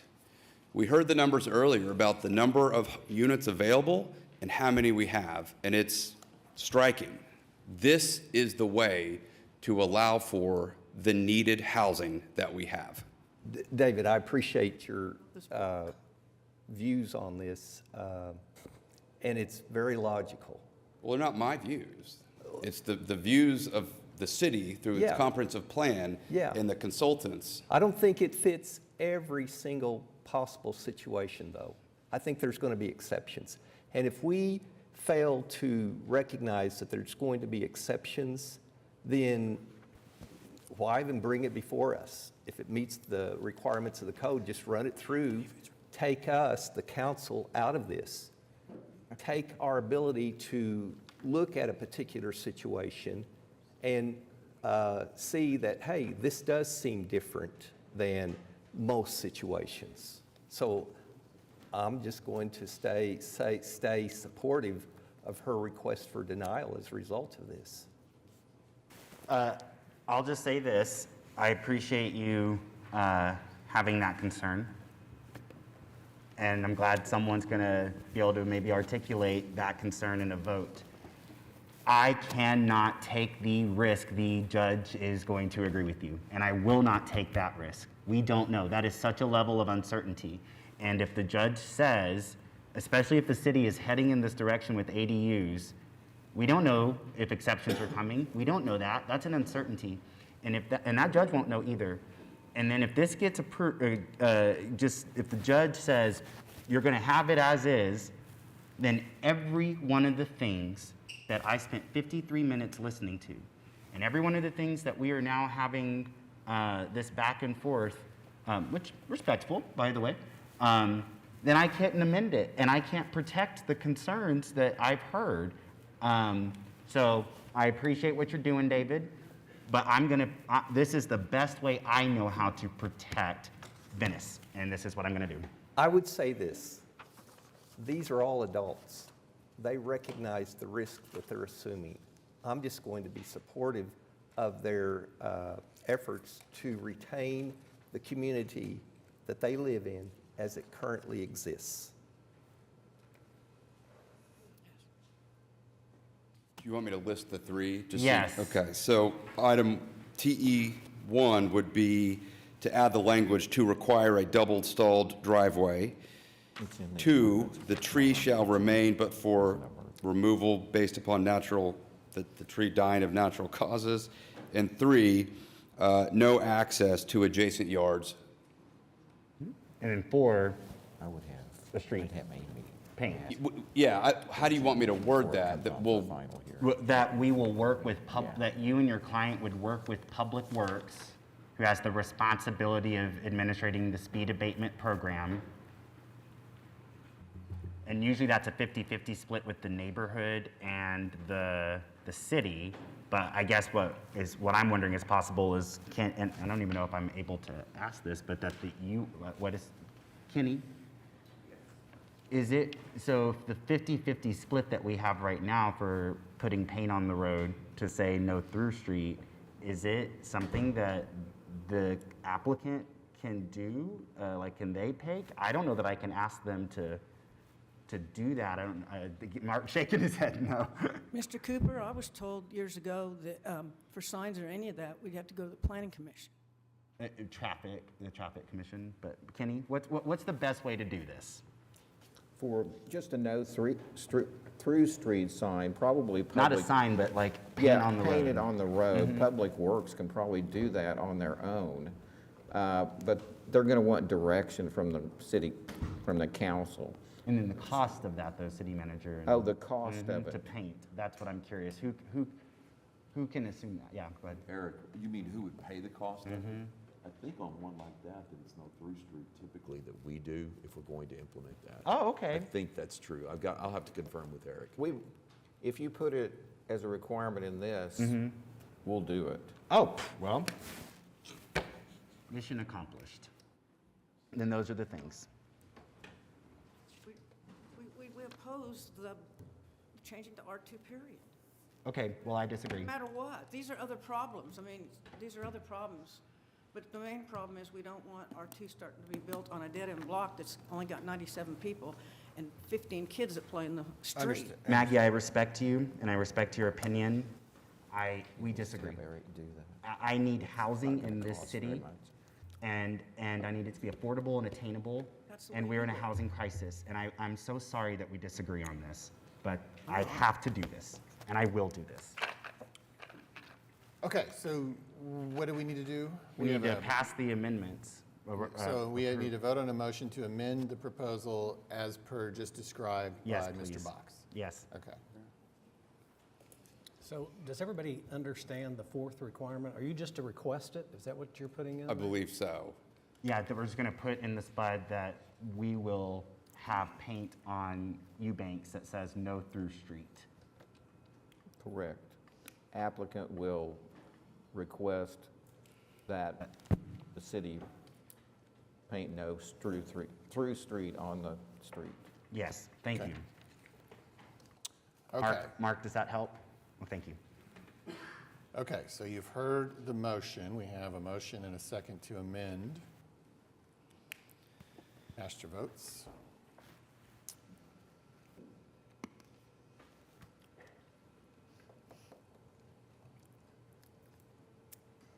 Passes 7-1. That's the amendment. Now we still have the ordinance as amended. And I'd like to make a motion to approve as amended. We have a motion and a second. Cast your votes. Passes 7-1. Thank you. Thank you. Okay, item 11E is ordinance on final hearing. This relates to administration of the municipal code. This is our third of 3 meetings on this potential ordinance change. This, to remind you, is the one changing the thresholds for procurement, dollar thresholds for procurement and construction. We had a briefing, then a public hearing, and today is the potential final vote if that's the direction the council wishes to go.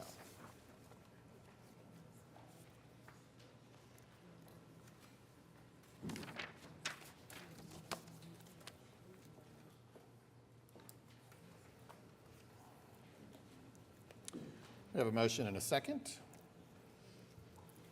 Cast your votes.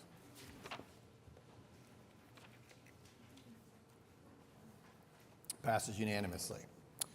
11F is an ordinance to be introduced, set for public hearing on February 28th, and a potential final hearing and vote on March 14th. This relates to the Parks and Rec section of our municipal code, amending specifically the curfew for the Bricktown entertainment area. And I suspect we have a presentation. Yes, Jason Fairbrush, one of our assistant city managers, is going to give a quick presentation on what's being requested on this ordinance. Yeah, so good morning, Mayor and Council, and thanks for the opportunity to share a few discussion topics with you regarding this proposed ordinance amendment. Specifically, the amendment deals with Chapter 38 of the Oklahoma City Municipal Code, Section 38-610, which is the definition of the curfew in the Bricktown Entertainment District. And what we're asking council to consider in this amendment is simply changing the definition of the curfew so that the curfew in Bricktown begins at 9 p.m., rather than the current 11 p.m. So in anticipation of a few questions that council might have about the existing ordinance, and of course some questions that our residents might have, I do have 4 slides that I'd like to share with you where we'll get into a few details about, for example, exceptions to the ordinance, or I should say curfew, how the curfew, we plan to enforce that. And so I'll certainly share that with council this morning also. But before I get to that, I also thought council might benefit from just a little bit of background in terms of, like, you know, why are we here? How did we get to this discussion about the curfew? Why is staff recommending this ordinance change? And really, I think it just goes back to thinking about Bricktown and the fact that it's an entertainment district. I think we would all recognize that vibrant entertainment districts, kind of by their nature, when they're successful, provide opportunities for large groups of people to gather, right? Whether it be the events, popular venues. And so anytime we have large gatherings of people, safety and security are always at top of mind. And I deal with this daily in my role as the Director of Public Transportation and Parking, just with one location, and that's the Downtown Transit Center. And so imagine Bricktown, the vibrant entertainment district that it is, with lots of opportunities, lots of events. Staff, the Bricktown business owners, we've been in discussions about how do we not only maintain the security and safety of Bricktown that we've enjoyed over the past years, but also how are we going to approach that proactively and ensure that that district continues to be safe and secure in the years to come. And so through some of those discussions with business owners, we've talked about things like, you know, how can we enhance just the management, if you will, of large groups of people that come out of businesses, perhaps at one time or very close to the same time as those establishments close down late in the evening or early in the morning. We've talked about things like lighting. In fact, we've done some additional lighting in Bricktown, attaching lights to all of the overhead catenary poles that support the streetcar system. We're working with OG&E for a lighting study. There's been enhancements to the lighting on the upper part of the canal. We're in discussions about how to maybe take some of those enhancements to the lower part of the canal. And then, of course, curfew. So curfew is another thing that has been brought up. So this is just one of those tools that we as staff, the business owners, are looking at, again, just to try to ensure the safety and security of everybody that enjoys Bricktown. So that's really kind of the background. I guess the last piece of the background that I would want to mention to you is that this proposed amendment changing the curfew also has the support of the Bricktown Board. So they officially voted, if you will, and are approving this curfew as well, or this proposed curfew. So with that, the ordinance that we're looking to change currently applies to unsupervised juveniles. So this would be basically individuals under the age of 18. Currently, as I mentioned, curfew hours are defined as being anytime after 11 until 6 a.m. the next day. Our proposed amendment, again, just simply changes the definition of that curfew so that the curfew begins at 9 p.m., again, continuing until 6 a.m. the next day, and again, applies to unsupervised juveniles or individuals under the age of 18. So, you know, as we were talking through this with various stakeholders, even among staff, we were like, well, how do we handle, you know, kids that, you know, come out of a movie after 9 p.m.? Or what if they're enjoying a baseball game and it's out after 9 p.m.? And so I've got a list of exceptions here on this next slide. I certainly won't read them all to you, but you can take a look there. And really the gist of it is this curfew proposal is being put in place, again, really for the safety and security of the district and those going there.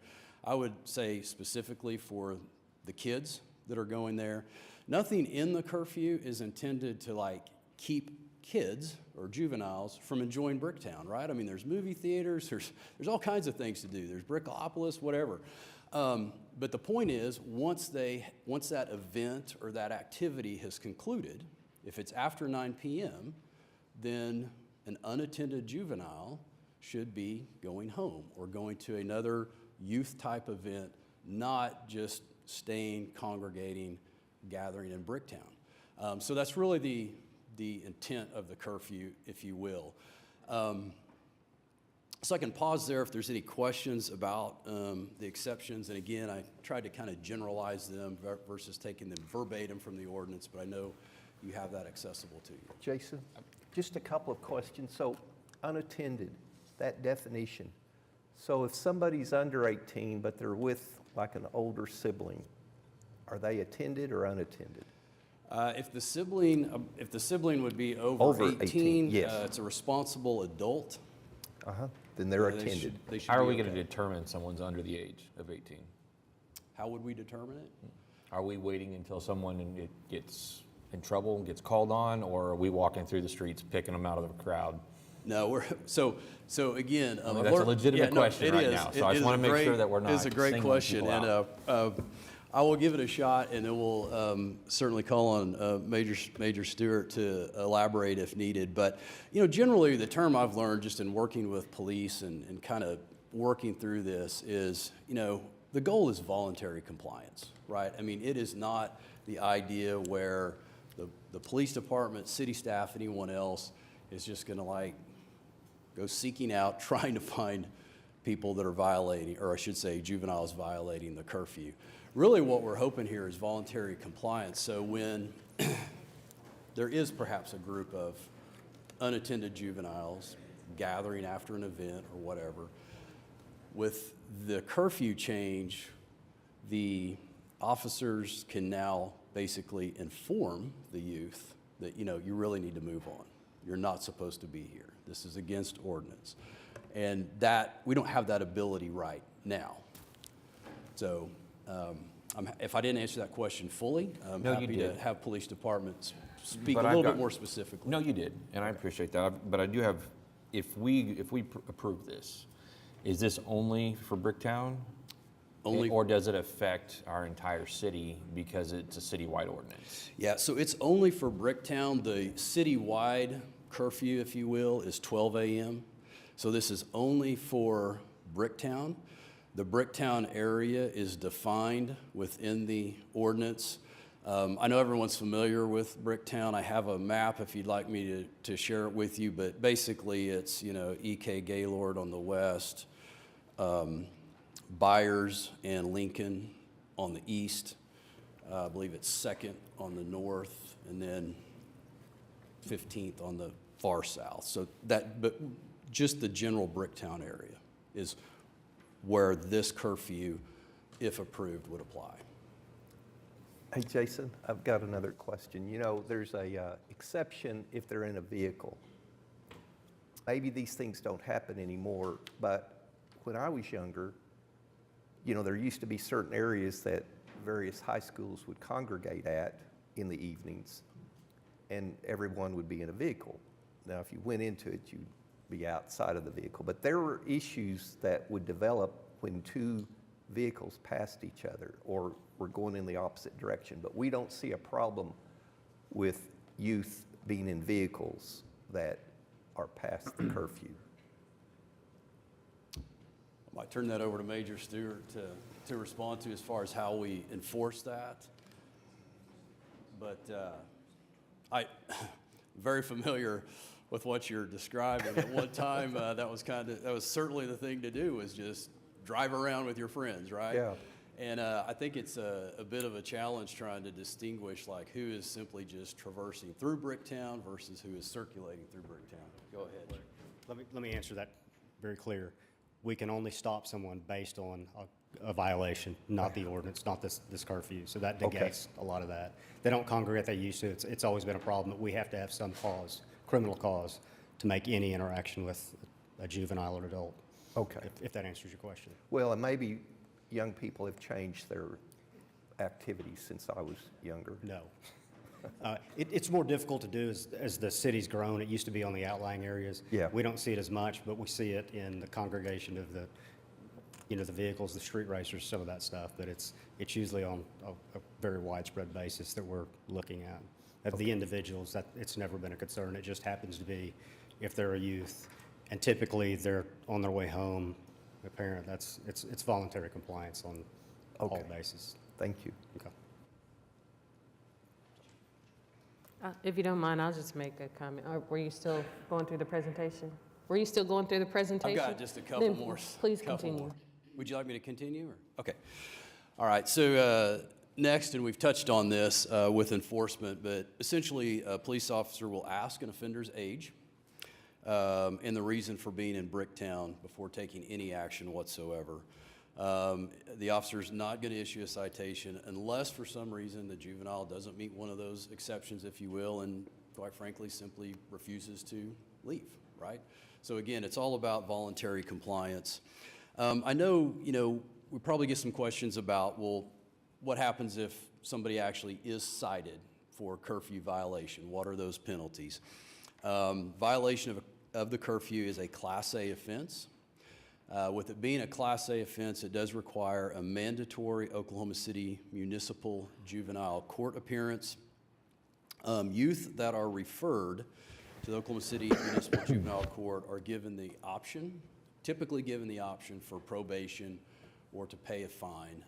If probation is involved, it can involve like some community service.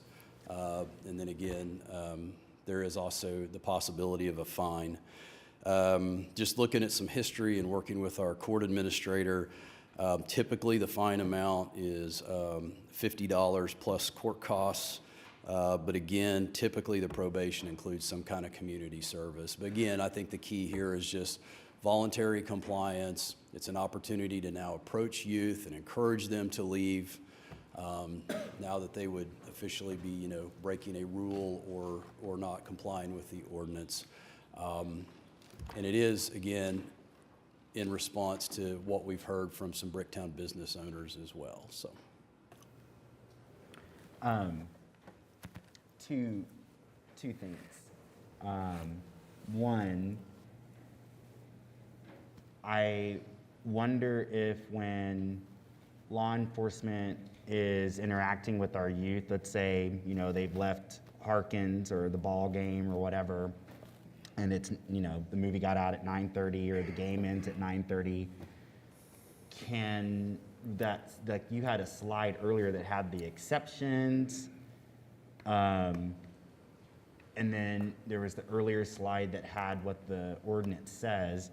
Yeah, I think I would strongly implore us that the officer, let's say someone's coming out of the theater and it's 9:30 and they're kind of hanging out for a little bit.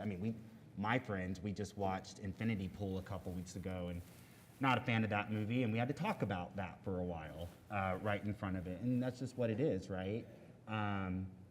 But I would hope maybe the officers can give like a sheet, like a flyer to the kid, as opposed to just like, all right, we're going straight to Class A, sort of stuff. Is that something you all have discussed? Like, in other words, informing this child, right, of what this ordinance is and what these exceptions are and why we're asking them to go along their way. yeah, we have discussed the necessity of some outreach and some education, and just like with any, I think, probably new ordinance, new law, there's a time period where, you've got to have that engagement to educate people. I'm happy to approach that concept with the police department about a flyer, a handout, something that they can give to the youth so they have that. Yeah. But I think in what you said too, the bottom line is the approach will be to let them know that they're in violation. Ask what they're doing there, let them know about the violation, and if there's not an exception that's allowed there, just to ask them to move along. Right. So it won't be going first to a Class A Right. citation. Yeah, and I appreciate that. And actually, Councilman Carter made a good note, like, the ball game's ending, this is the sort of stuff that can be flashing up on that screen, informing the people who are attending. This is also stuff. Get out or you're getting kicked. But it can also be something that at Harkins, talking with them as a movie theater, putting some language, some flyers up for the kids, is as they're buying their tickets and as they're exiting, that they see this. And I'm gonna tell y'all, and I know you just raised, you know, a middle and high schooler who's now in college, so you probably know what I'm about to say here. As a former middle school teacher and as a former middle schooler, look, the last thing I ever appreciated was an authority figure coming to tell me anything about nothing, right? To get out of my face. I have a concern that these encounters with law enforcement, when someone says, "What are you doing here?" could escalate. Just purely, it's a tale as old as time. That's why I think it is critical when that law enforcement officer interacts with, a child, that we give them, it can't just be a stated thing. It has to be a given thing saying, this is what I am talking, here's what you need to know. Now, to the city manager's point, please, exit Bricktown. But I think if we do not give that child this information, it is a recipe for, I'm kind of re-traumatized right now thinking about the middle school hallways and being the teacher saying, like, what are you doing out of class? Like, make me. It just is what it is, tell as old as time. I just think this is a way to mitigate that possibility by handing them. We can work on how we communicate that. I'm a little concerned if we hand it to them, we'll have to hire a crew to pick up the litter when they throw it on the ground. So I think we look at effective ways we can communicate with the youth, but we'll keep that in mind for sure. Yes, I appreciate that. I think it is imperative for the safety of the officer and the safety of the child that we give them the information that they need.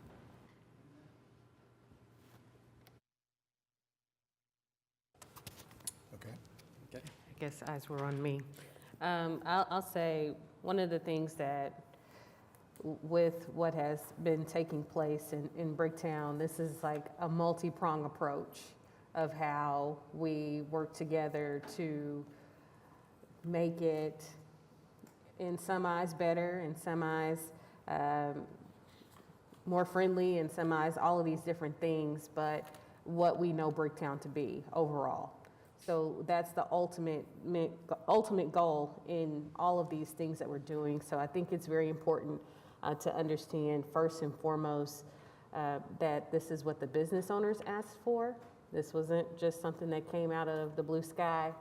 And we were very careful to ensure that when we had the conversations with those business owners, that they expressed their concerns, they said what was happening. And, I'm one of those people, again, as I've said prior, yes, I've been in Bricktown a few times, but I go for certain events. There are some that go more than I do and experience Bricktown in a different way. And our business owners are there all the time. So they have the upfront and front row experience of what is taking place. And with addition to the lighting that we're working on, as you just heard about, and some other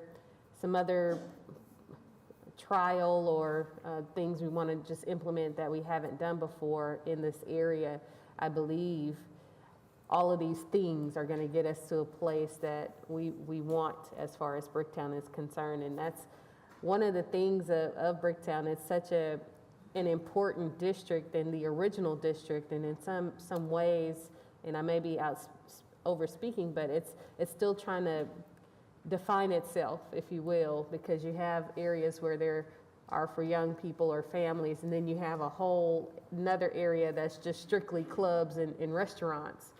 So there are still a lot of things that have to be worked through, and I think it's also important to hear from Major Stewart, and if you don't mind, I do want you to talk about, just help me with this conversation of what those business owners have expressed to you, what has been asked, and again, even how we're working together. And I do want to commend the officers in Bricktown, and that's one of the things I always ask. I ask, how are we working with community policing just in this area, or neighborhood policing, whatever, however you want to, or district policing, as far as being able to be more of as far as a presence, but also be more as a resource as well, if that's a word to say for this area, because it is unique as having its own area of policing with Bricktown Division.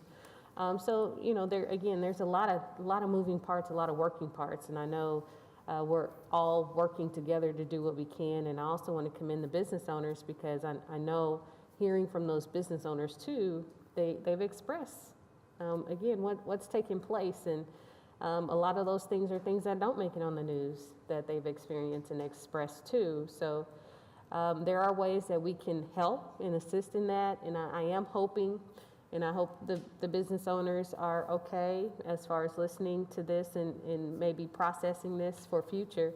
But if we see that 9 o'clock, there haven't been any violations, that maybe we can look at adjusting that time to maybe 10 for our youth, so we can continue to make this a district that everyone can be a part of. But I know in the meantime, right now, because of the things that have taken place and the age of some of the incidents that have been the utmost unfortunate part of what we've seen as far as the news is concerned, this has been an ask from those business owners. So that's not something that I don't think we should take lightly, especially in this area, in this district. Okay. Thank you. So I've been assigned to Bricktown as a division major it'll be 2 years in June. So I've gone through 2 summers. And one of the things we really try to do is build relationships. I'm convinced that that's how we move forward, is by having relationships with the stakeholders there. And the topic of curfew has honestly been coming up almost every meeting. We talk about it a lot. So we evaluated it. We looked at it from a police department standpoint. We looked at kind of the numbers. And our position was, we didn't feel like the police department should be the driving force for this, but what we communicated was that if the stakeholders supported this and this is something they want, then we would support that. And that's where we are today. And so it keeps coming up, and then to your point, one of the most recent shootings we had involved 2 juveniles. They were down there, they were unsupervised, a gun got involved, and then it turned south. And then that was kind of the catalyst of, okay, so we made contact with the chief, and then we were the instigator, the catalyst for starting this process, but it was with the desire of the stakeholders. So one of the things that I'd like to point out is that we have become very strategic in how we do things. So we've always paid really close attention to what happens when the clubs close and where we place our officers. We brought in supplemental lighting. There are things that we've done. So we've moved that now, and we've become very strategic on how we deal with the juveniles. And so what we do is we almost transition, it's like 2 parts. So early in the evening, we go to where the juveniles congregate, and we stay in that area, and we have a presence. We don't want our officers to congregate. We want our officers in 2s. We want them spread out. We want our vehicles kind of in strategic places so that people that come to visit and the juveniles know that we're present. Prior to the current curfew at 11, we make announcements. We let them know, hey, the curfew's coming. We usually start that about 10:30, and then we give them every opportunity to leave. And so what's interesting, when we start looking at like some numbers, we pulled some numbers. Last year, we wrote 22 curfew citations, and in 2021, we wrote 0. So our goal is not to just go out and hammer the curfew. Our goal is to educate. It's an opportunity to engage. It's an opportunity to talk to the kids and say, hey, it's curfew. We'll start that at 8:30 instead of 10:30, but we're very strategic on how we do that. And so I do have the same concern with handing them a piece of paper. We have the green team downtown, but we don't want to rely on them for picking it up. But we absolutely will stay with that strategy of making sure that they're aware and informing them. And we do that, verbally. There are times we've used the PA system, just however we need to do that to make sure that everyone knows. I'm happy to answer any questions. The only other thing, thank you for that, Major. Regardless of where you all head with my idea of the pamphlets or whatever, harkens. I think talking to their staff so that those kids, as they're buying a ticket for a 7 o'clock showing or whatever, like someone needs to be communicating to them like, okay, that's great, just also know, or if it's something posted there, but I know you have a family too, so you know how some kids can. and we've talked about, adding more signage. I know the Bricktown Association, Downtown Oklahoma City has talked about producing more signage, making sure that's aware. I know there's some things on the horizon with Harkins moving forward that I think they'll probably be very willing, to hang signs or do whatever they need to do. Thank you, Major. Okay, any other questions from council, comments? So today's proposal is just obviously for introduction with the public hearing at the next meeting and a final hearing after that. So we could take a motion for an introduction. This motion and a second, cast your votes.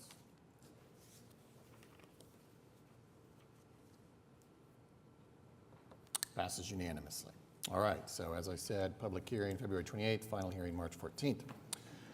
Item 11G is our public hearing regarding the dilapidated structures here listed, and we actually have probably a record number of people signed up for this public hearing. And we've got most of them for item G1A, 6600 Braniff Drive. So we'll begin. If everyone would state their name and address and keep your remarks to 3 minutes or less. Monique Bruner.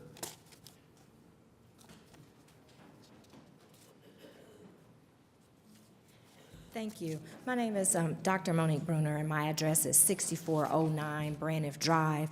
And I'm just very concerned about this particular structure, 6600 Braniff. I have lived in this residence for over 21 years.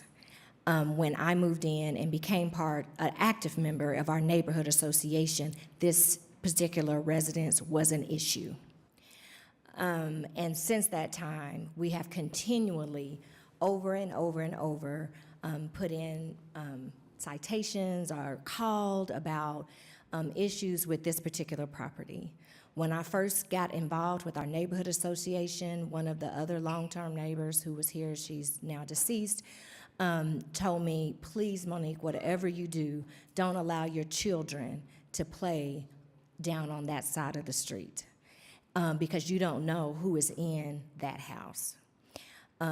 Again, as being a well-known member in the community, keeping my particular property up, wanting my property to stay, my property values to stay up, and being able to have a place that I could pass on to my children, it's important that I keep the neighborhood good and clear.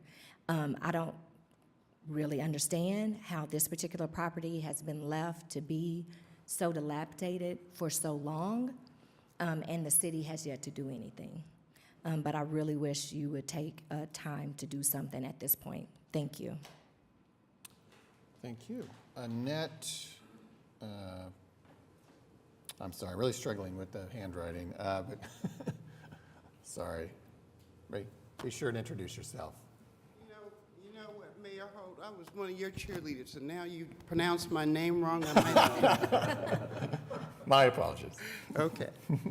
I am Annetta Ben Burden, and I'm also a resident of Wildwood Hills Heights. I live on Braniff Drive also. Approximately, just brief history, approximately 25 years ago, our neighborhood was in Ward 2. It was under Mark Swartz. We came before the council at that time with this issue.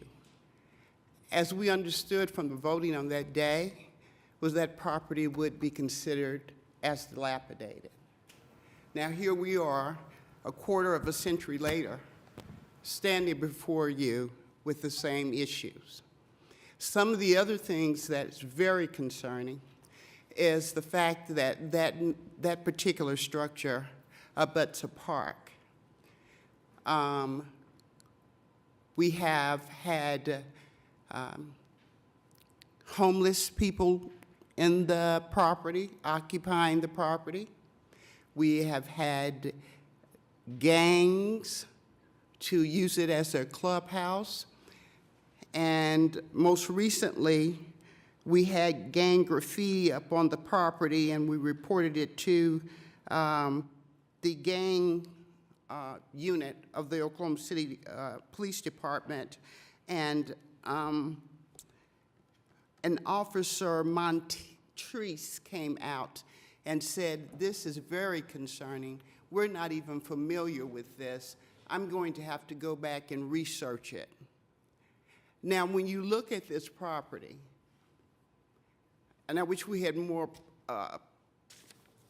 pictures of the actual neighborhood. No neighborhood in the city of Oklahoma City should have to tolerate this. No resident should be concerned with the quality of life in their area for this long. And if you take time, look back at code enforcement complaints, you will consistently see 6600 North Brandon. 30 seconds remaining. So we have to ask, as a neighborhood, again, for you to reconsider how you have approached this situation, and that this structure be considered as dilapidated, and that it be torn down, removed from our area, so that the concerns that we as longtime residents do not consider or have to deal with every day. I get up every morning with the school kids because I don't know who may be in that house. And I don't want there to be a problem. I'm retired. I'm supposed to be able to sleep late, y'all. So please consider our concerns. Thank you. If there's any questions. Well, I do, because you mentioned Mark Schwartz. From your understanding, what happened? Like, why hasn't something Been demolished? Yeah, what's going on? Sir, that's my question to you. Would love to Yes. know. Okay, well, I'd like to hear from staff. I'd like to know some history. We've went through, once they changed out, we've been through Skip Kelly as a councilman, we've been through John Pettis as a councilman, we've been through Willa Johnson as a councilman, and now we're rocking at Ms. Nice's door.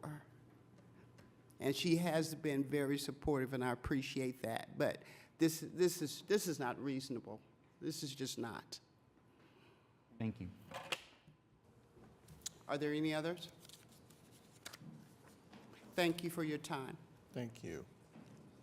Lavetta Hammond?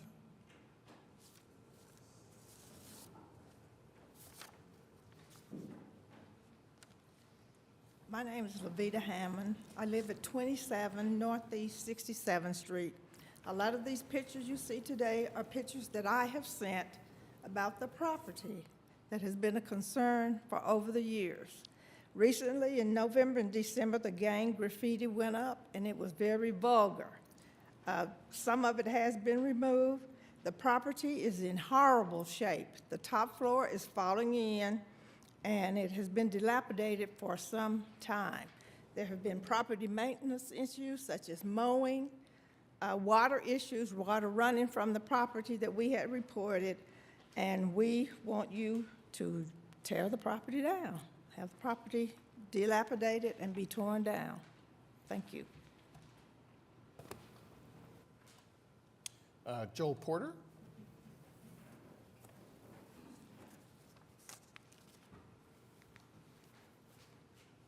Good morning, Mr. Mayor, City Council, Ms. Nice. This is in your particular district, and I'm here in behalf of the owner of the property. His name is Mr. William James. And I've looked at the pictures that you all have seen this morning, this afternoon, and it should be noted that this particular piece of property has gone through issues whereby it was vacant for a while, and it was not always boarded up. There were windows in this particular residence. It's a different way of aesthetics as far as the house is designed and everything. However, it had windows, and it was a good-looking house at some point in time here in Oklahoma City. However, when the house became vacant, then individuals start breaking into the house and damaging the house. And so from the advice of, from what my client tells me, I represent Mr. Mr. James, is that code enforcement told him to secure the property by boarding it up. So as a result of that, the property being vacant, he boarded the windows up. And so, we're not conceding the fact that the windows have been boarded up for 18 consecutive months. And then part of those, and then also, they allege, as far as code enforcement, that there's damage to the porch. And I think that's a picture there of the porch. Now, there have been changes, there have been damages to the porch as a result of weather and wind and things of that nature. However, those things can be repaired. It's not as if the porch is not in the way that it cannot be repaired, along with the fact that they allege that the porch support is damaged. Well, we don't agree to that fact that the porch support is damaged. It's holding up the house to a point as far as the porch to where there's no issues. There's also the issue of the premises being unsanitary.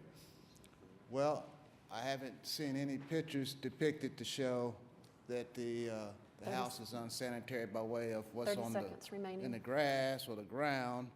As you can see from the pictures, there are several times where graffiti has been put on some of the boarding, and what happens is that my client has people to go and try to cover that up, and then as soon as they do, they come right back and do it. It's almost like what you see with the bridges here in Oklahoma City. You see graffiti put up, and then you all go and clean it up, and then the next day they come back and put graffiti again. So it's just an ongoing thing. So hopefully, within the very near future, some updates can be made to the property. I'm not saying that they're not needed to some improvements, but it doesn't arise to the level of what you all say is dilapidation, and is not to a point to where the premises are abandoned. It's just vacant. So there's been no pictures of the inside of the house to show that it's habitable. Thank you, Mr. Porter. So with that, we just ask that you all do not find and make a decision that the property is dilapidated or is abandoned. It's vacant and it needs some improvement. It's different. It's a different look of a residence. However, it's not to the point to where it's dilapidated. And so with that, I thank you for your attention.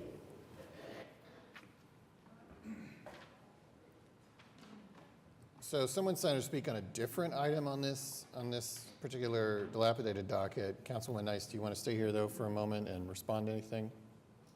No, I want to hear from everyone before. No, I mean, it's. That's it? Yeah, for that, Oh, for that property. Okay. First of all, I do want to say thank you to all of the residents that came that are a part of this neighborhood. And also to Mr. Porter, I know you're doing your job, so I appreciate you being here. However, I went and looked at this property again yesterday. And that whole top floor is about to cave in. While I do appreciate Mr. Williams for ensuring that it was attended to when it was reported the last time, as far as bringing some attention to covering up that vulgarity, because I did see that in the pictures of it. It was very vulgar. No one wants to come outside their house and see that. And it's very unfortunate that these neighbors have been putting up with this for over 20 years. Very unfortunate. So I see a house that is still dilapidated. And I say that because, again, as I drove by and looked at it from my car, you can still see the openness and the hazard of this property on that upper level. So what I'm going to do is ask that we keep this on our dilapidated list, and I'm also going to ask for Mr. Chad that we ensure that either we're doing something with this property within the next couple weeks, as far as if we don't have a plan, we need to start moving forward with our plan. And also, You know, it's very unfortunate, and I would say this is habitable if somebody was living in it or had lived in it during this time frame of over 20 years. But it sounds to me from the residents, no one has stayed there. And it's one of those things where if you don't live in this neighborhood, you don't understand what's happening. And as property owners, we have to be more aware of where we have residents that we don't stay in, which is, again, the problem that I had with the housing authority prior. Same situation. So with that, I'm going to ask that we keep this on our dilapidated mayor and move forward with the dilapidation process. I see Mr., is this Mr. Williams? Mr. James, I'm sorry. You'll need to come here if you need to do come that. up to the podium. We didn't have a slip for Mr. James, but.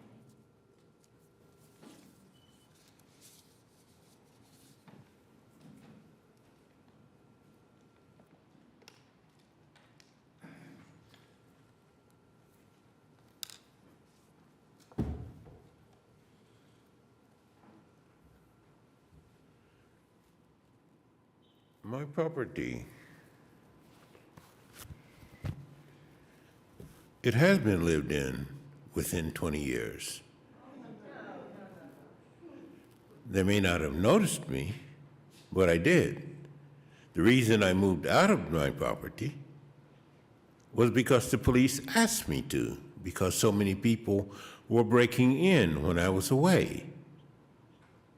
And the police, same like the neighbors, complained. I complained to the police. And the police did not like coming out there in terms of the reports and things. They did not like coming. And that is why I moved out after there were problems, and in terms of, I had redone all of the master bedroom downstairs, including a full bath, just like a studio in which I was living there, and making the improvements and things, and breaking in. People were doing that while I was living there. And for my safety, the police pushed me to move out, and I guess complained to code enforcement as well, because a sergeant, I had to call the lieutenant, because he wanted to go through the house looking for reasons for me to move out. And I said, "Sir, I have not invited you to do this." And I called the lieutenant, and shortly thereafter was when the things that are covering the windows got put onto it. And in terms of the gentleman from code enforcement now tells me, well, the windows are broken inside of it. They weren't broken when I left here. I left here because of a storm. I own other property in Maryland, and I had to fly it because it was hit by a hard storm. And until recently, the windows weren't broken out because they were covered. But someone, for some reason, went in and did that. 30 seconds And remaining. then, in addition to that, when I was here, trash, everything would be dumped into the yard so that I would get violations and things. And even there would be, to the wood and stuff itself, violations and things done. And in terms of that.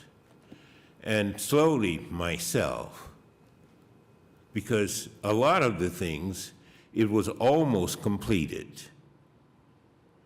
And I was intending to be there with my family and living, and when, as a matter of fact, not only for myself, but because of my mother, the person that took, not my birth mother, but the lady that took me at 2 weeks, have the home be there in her name for the city, for battered women, because my actual birth mother was.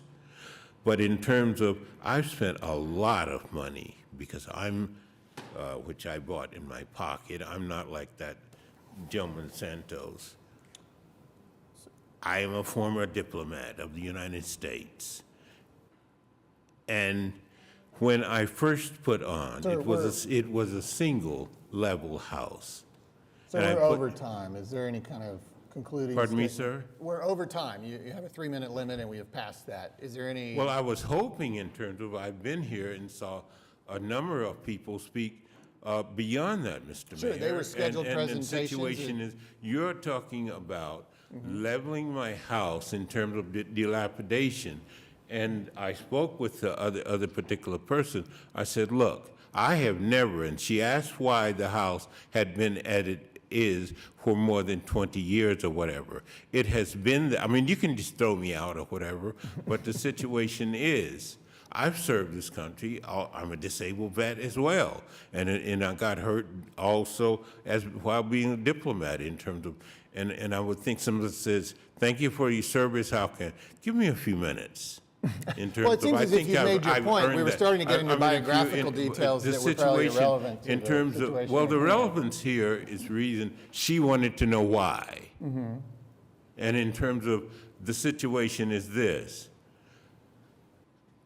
I, in terms of, told the gentleman from code enforcement, if I have sufficient time, I will do everything, and I have always done everything in which they asked of me. And the reason why it didn't get committed and told right away was my money was taken for the completed.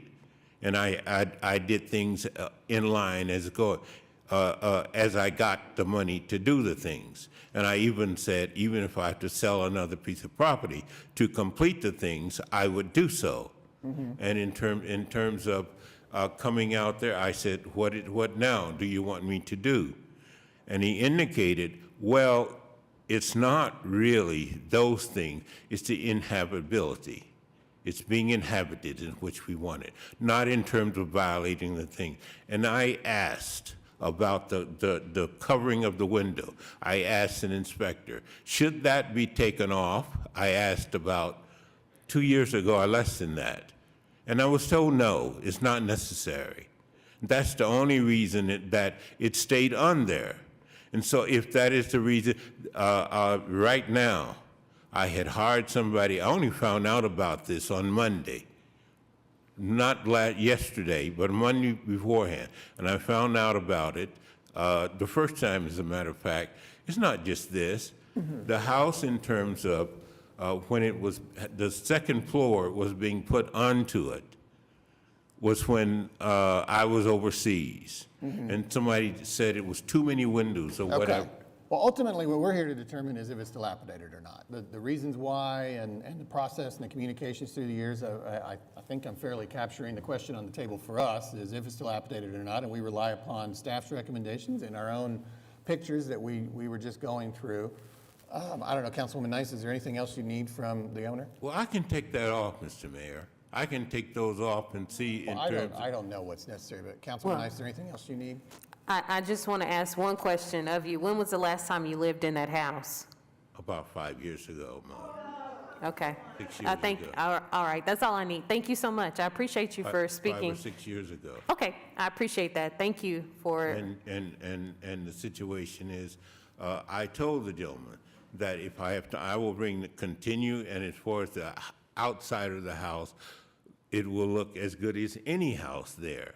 I can get that done in terms of, I had already spoken to the gentleman. It's not like that. My house is never as it is been wanted there. Okay. I appreciate don't know who that. the person. And the situation is, I have had, there have been things where rights that people have been overcome.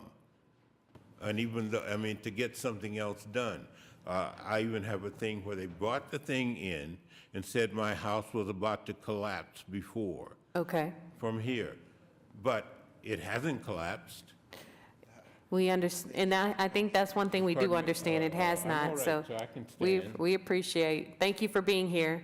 Mr. Chad, I do want you to come forward, and if you don't mind, just for the sake of this conversation and what we heard from Mr. James, how many times, and I know you have the list, do you? Of the times we've had to reach out as far as this property is concerned in this last time? I know, okay, you don't have that with you. I do not have that Okay, I'm so information sorry to with put me you on right the now. spot like that. I know the information that I've received, it has been numerous times that we have contacted Mr. James about this property. And I know it spans beyond 5 years. And that's the unfortunate part, that it spans beyond 5 years, so it's hard to say that this just happened and this arose most recently. I know it. I understand, Mr. James. I understand. And again, I appreciate you for being here and speaking about your property. I think one of the things that we have to consider as council members, I know, and that's part of what we do as far as the city is concerned, is be concerned about the health, safety, and welfare of all of our residents.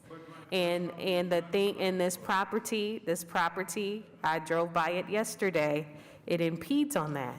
It impedes on the health, safety, and welfare of our residents who have already come forward to say that this is unfortunately a nuisance, but also dangerous for some of the kids and for a lot of the adults that reside in this area. So I'm still going to ask that we keep this on our dilapidated list. I will ask that we continue to stay in contact with Mr. James. If there's a possibility of him taking that top part off to make it more habitable, to live in it, to personally live in it, fine. But as long as it's going to stay idle, we can't have that, Mr. James. So I hope you understand that, especially for the people that have came and voiced their concerns about what's happening and what's going on. We can't continue to do that in the health, safety, and welfare of our residents that live in this neighborhood. And you know just like I do how this abuts to that park. So we definitely want to ensure that we are taking care of our residents and the areas that are a part of Braniff. So again, I could understand had I not been there and listening to you and say, okay, you might have a point, but I drove down there yesterday. I saw it for myself. And even with you boarding up pieces of it, there's still pieces that need immediate attention. Immediate attention. So, Mayor, I'm going to ask that we keep this on our dilapidated and move forward with this conversation. Okay, thank you. All right, we do have someone who signed up to speak on a different property under this docket, so we're going to move to that conversation real quick before we cast a vote on all the items. Jana Turk is here for 2417 West Lindley. Yes, I am co-owner of that property. We inherited it in March of 2021. My grandfather died. My family moved, my grandfather and grandmother, my mother at 2 years old moved to the flats in that property. So even though, and someone has lived in it as recent as November. In November, I evicted them because of other circumstances. They were evicted, a group of people, but it had been habitable until then. Now, I think it's possible, so it's a crime that it's been set on fire. No investigation has been done by the fire department. I thought I had not been contacted by anybody, by the fire department, by phone or mail. I did not know the house had burned because I had secured the entire house.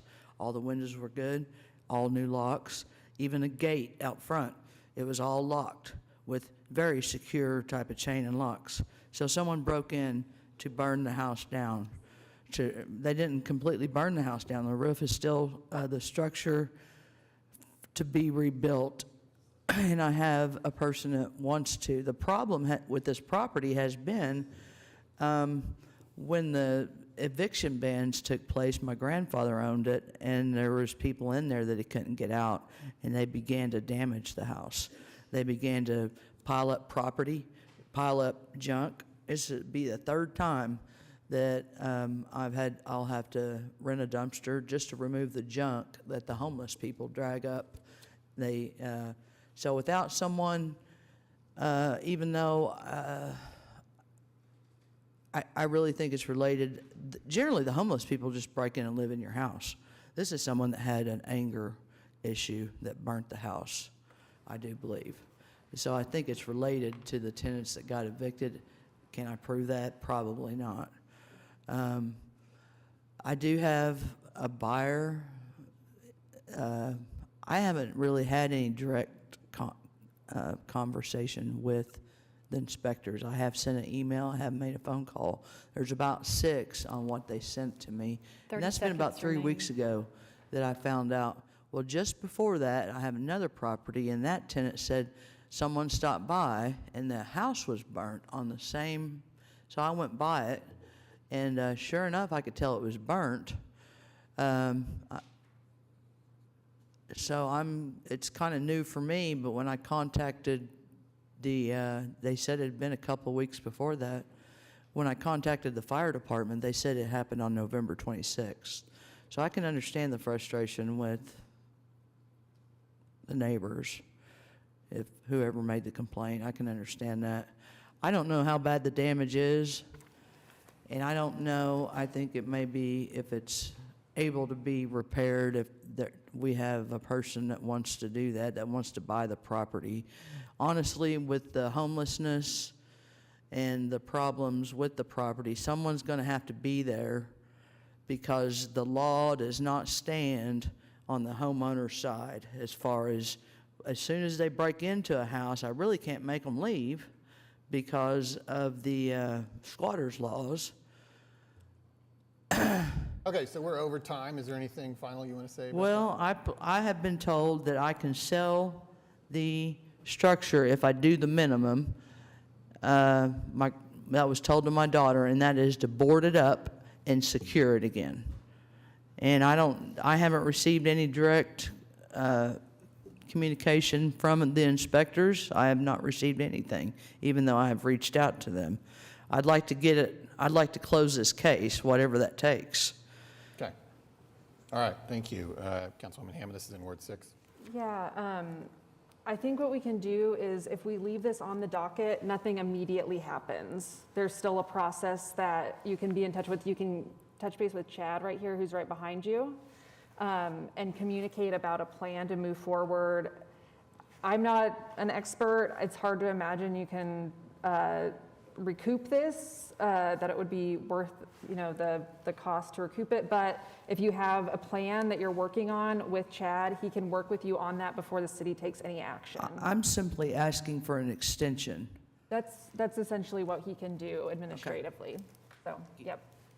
Thank you. Okay, that concludes the people who signed up on G1, the public hearing regarding the dilapidated structures here listed.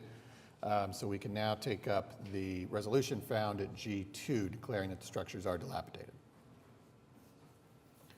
We have a motion and a second. Cast your votes.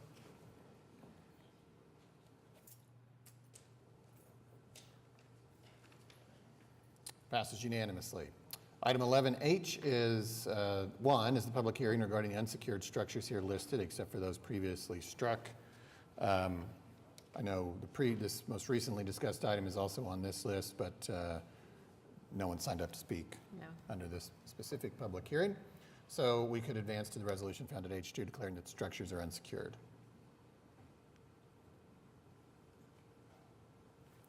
We have a motion and a second. Cast your votes. Passes unanimously. I1 is the public hearing regarding the abandoned buildings here listed, except for those previously struck. The Braniff Drive residence is also listed here as well, but no one signed up to speak specifically on this public hearing. It would be a repetitive discussion. Is that correct, Amy? Yes, it is. Okay, so then we could advance to the resolution at I2 declaring that the buildings are abandoned except for those previously struck. We have a motion and a second. Cast your votes. Passes unanimously. Okay, we're now at item J. This is a resolution declaring certain property located in the vicinity of 123 East Main Street to be surplus. This is actually the third meeting for this particular item per resolution previously adopted by council. There's nothing to say about it. Unless council has any comments or questions, we could move forward on the resolution.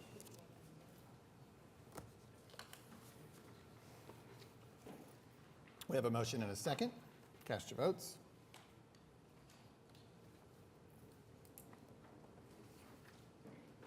Passes unanimously. Went over items to strike. Staff has decided that they would also like to strike item 11L. But because we're past the point of doing that without contest, we need to actually vote on that. And so staff is requesting that we vote to strike item 11L. We have a motion and a second. Cast your votes on the motion to strike. Passes unanimously.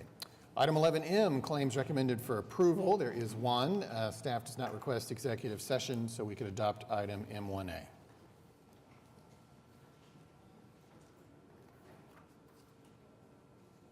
We have a motion and a second. Cast your votes.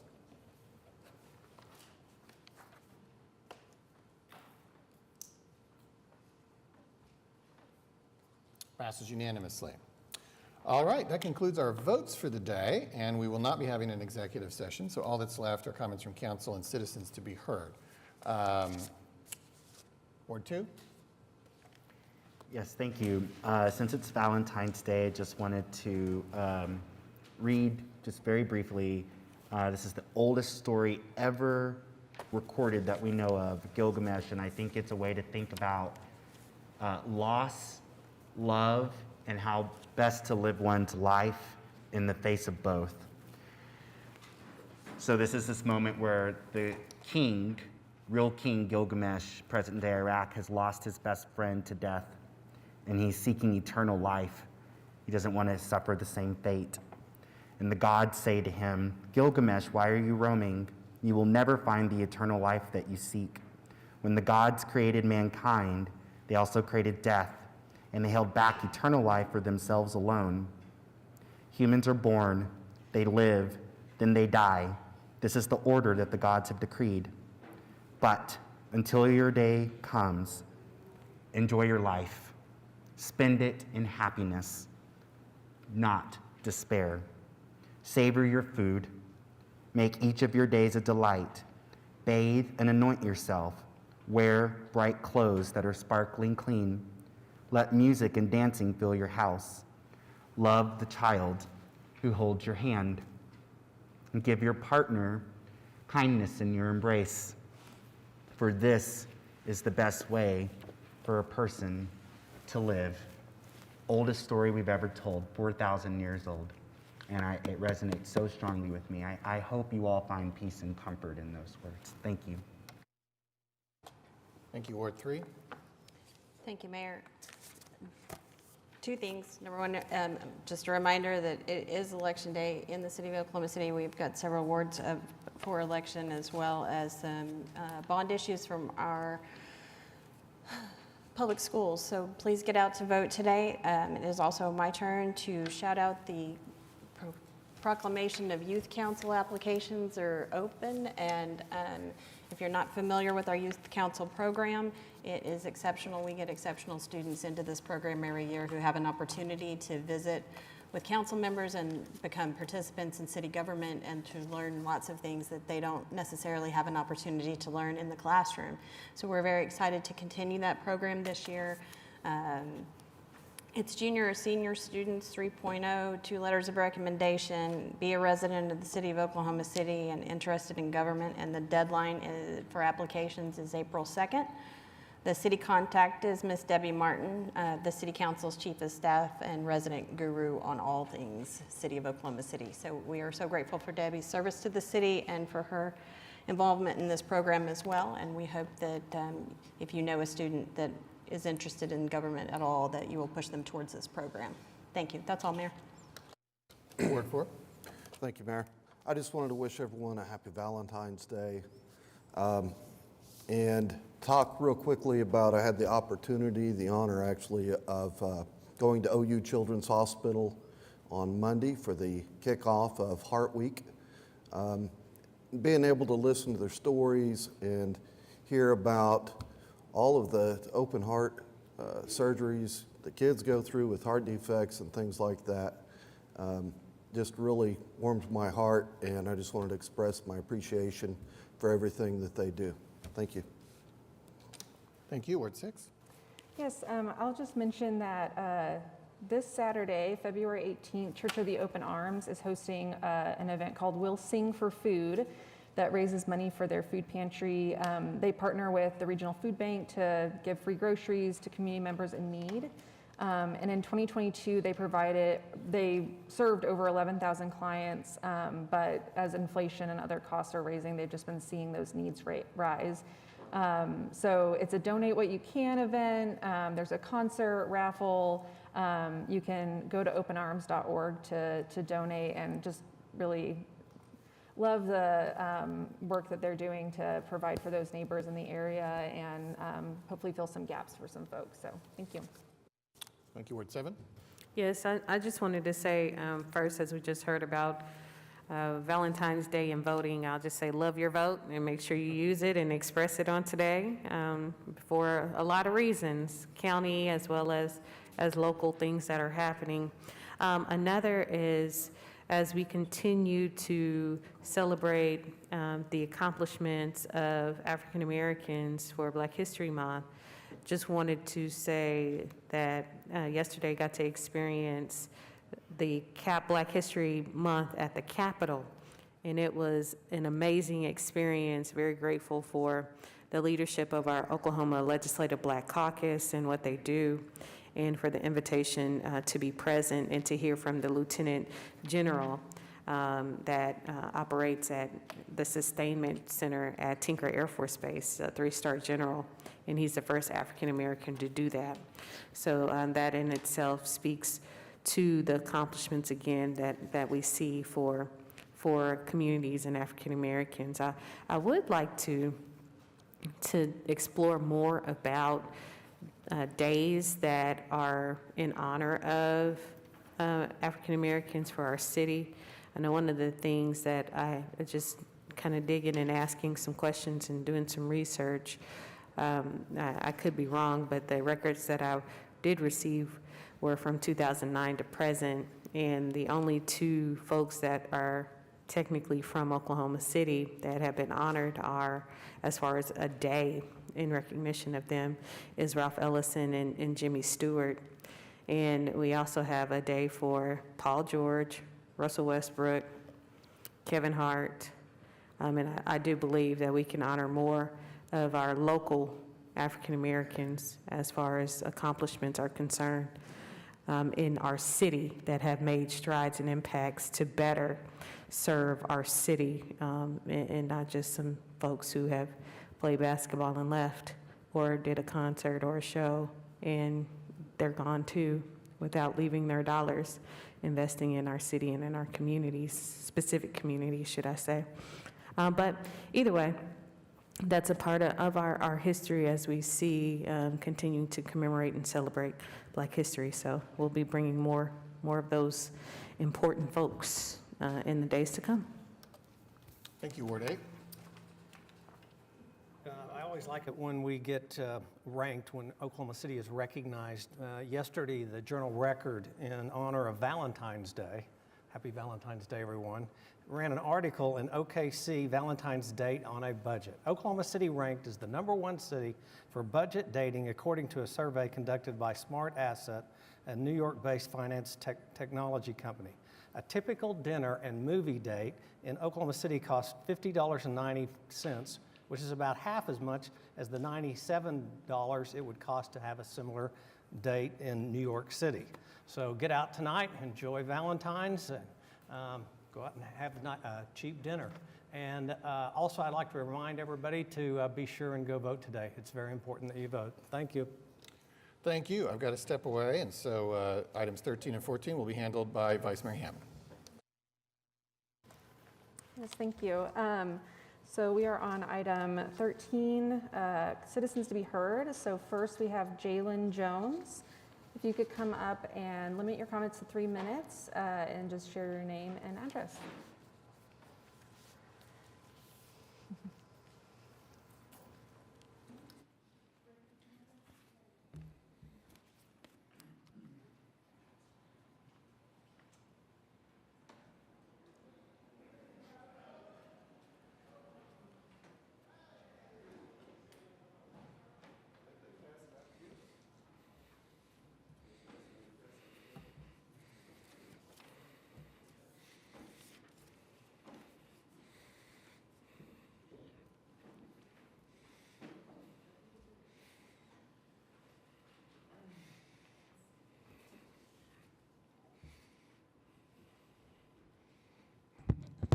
Hi, I'm Jalen Jones from the World Mission Society Church of God.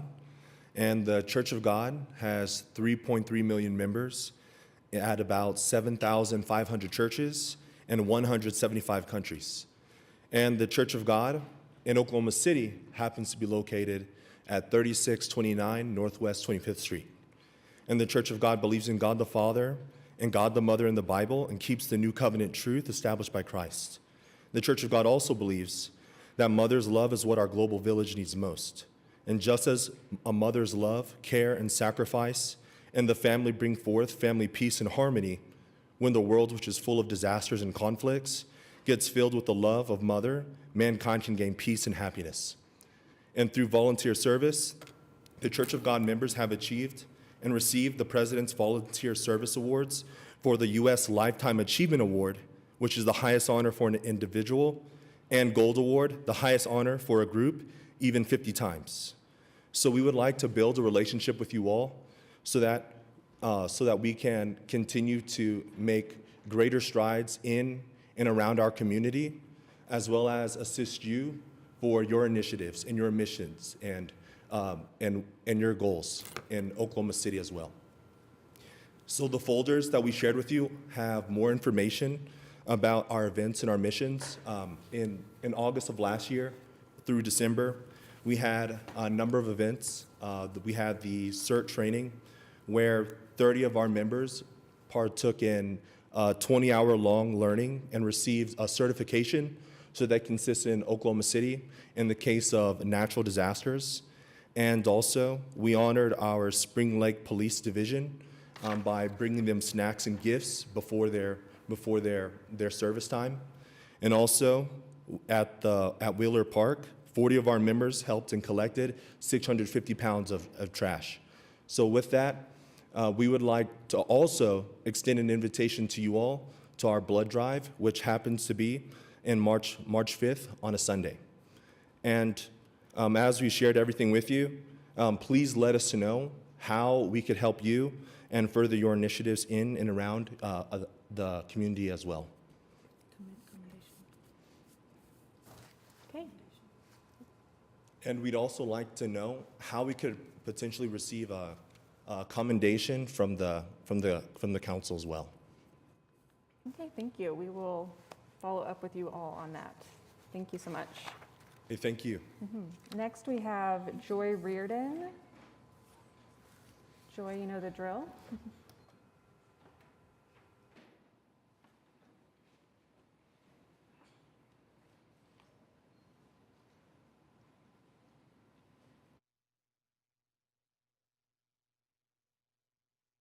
Good morning, City Council.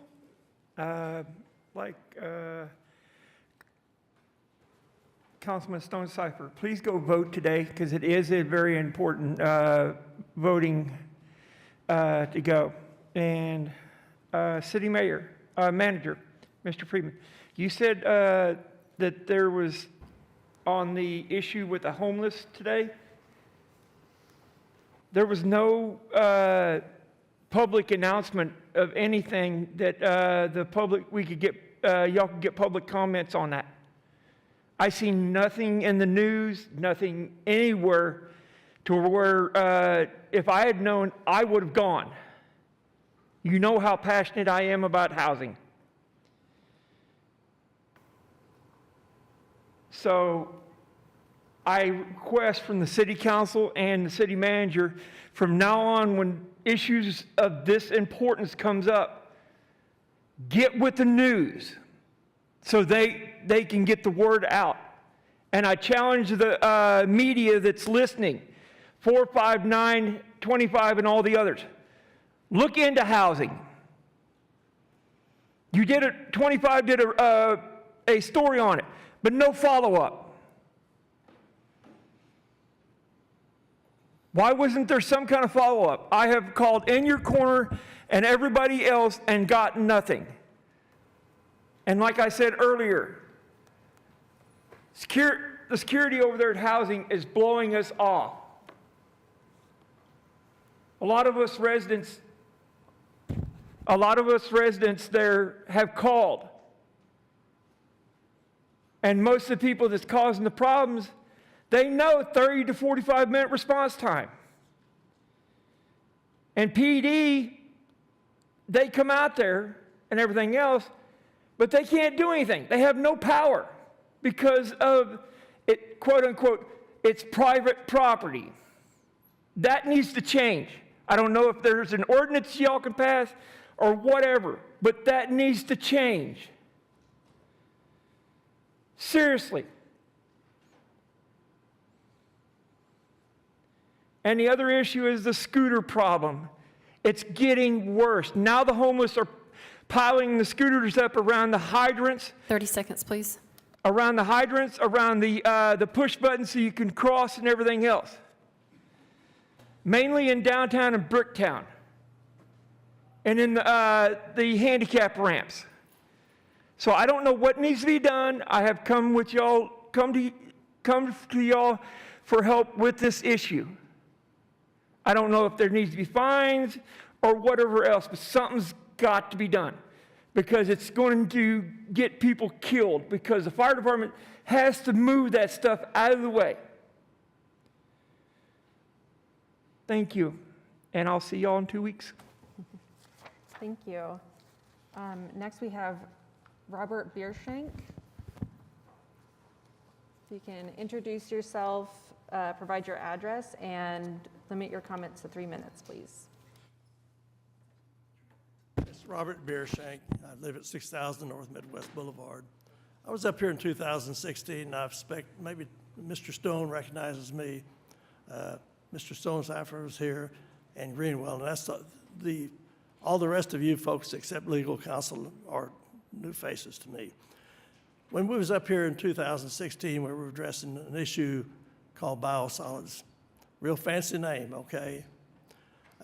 Since 2016, EPA has come out with an issue in 2018, an issue of, it's OIG at EPA, November 15th, 2018.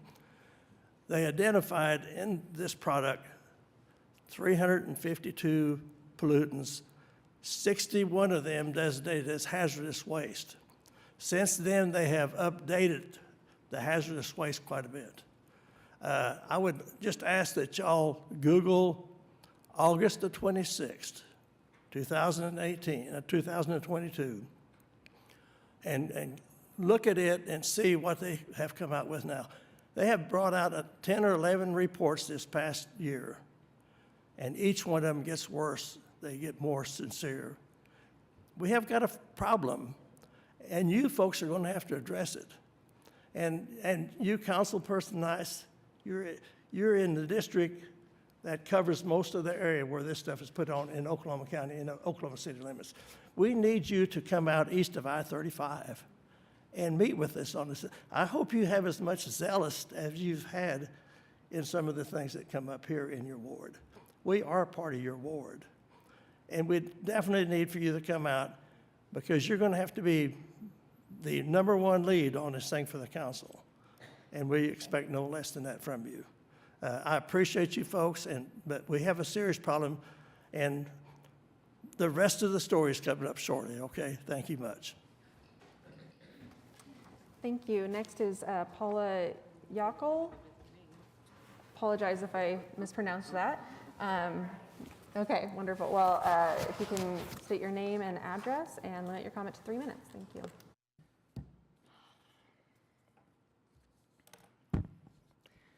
Good afternoon. I'm Paula Yockel, at 10929 East Hefner Road in Northeast Oklahoma City near Jones, 73049. Today, we are announcing to you the formation of our new nonprofit based in Oklahoma City, Mission 503. You can find us at mission503.org. Our mission is to end the practice of disposing our nation's sewage on our nation's farmland and soils. And our mission is to dismantle and replace the United States Federal Rule 40 CFR Part 503, also known as the 503 Rule. The 503 Rule has harmed my family and our freedoms.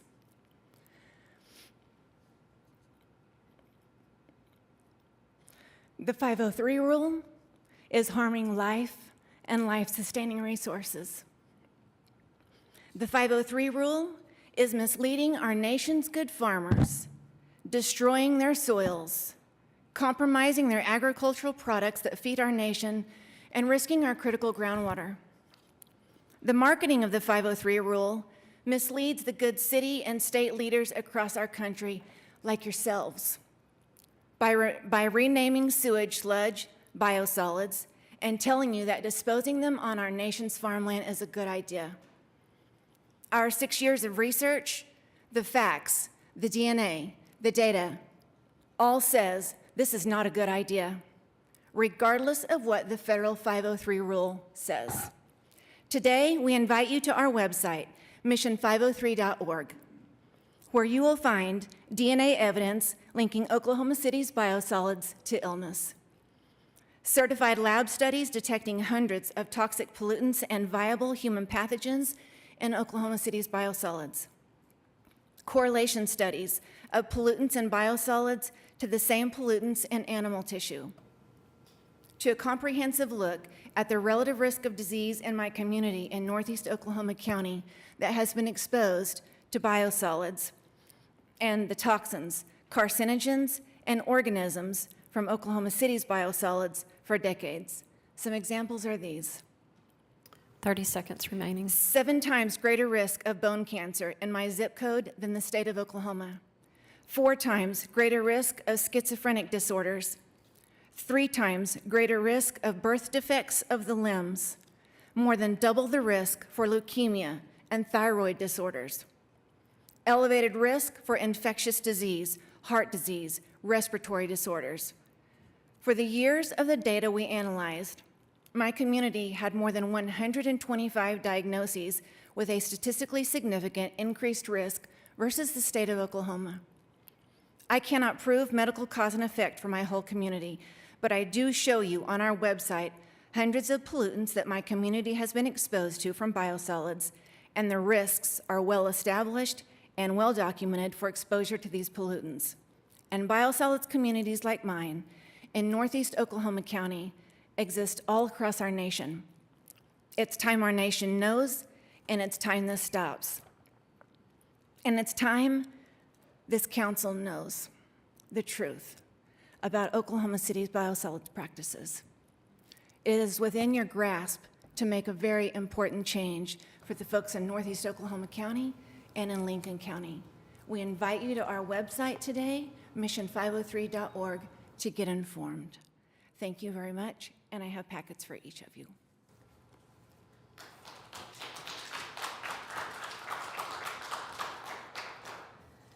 Thank you. Next, we have Lauren Cameron. You can come up and state your name, address, and limit your comment to 3 minutes.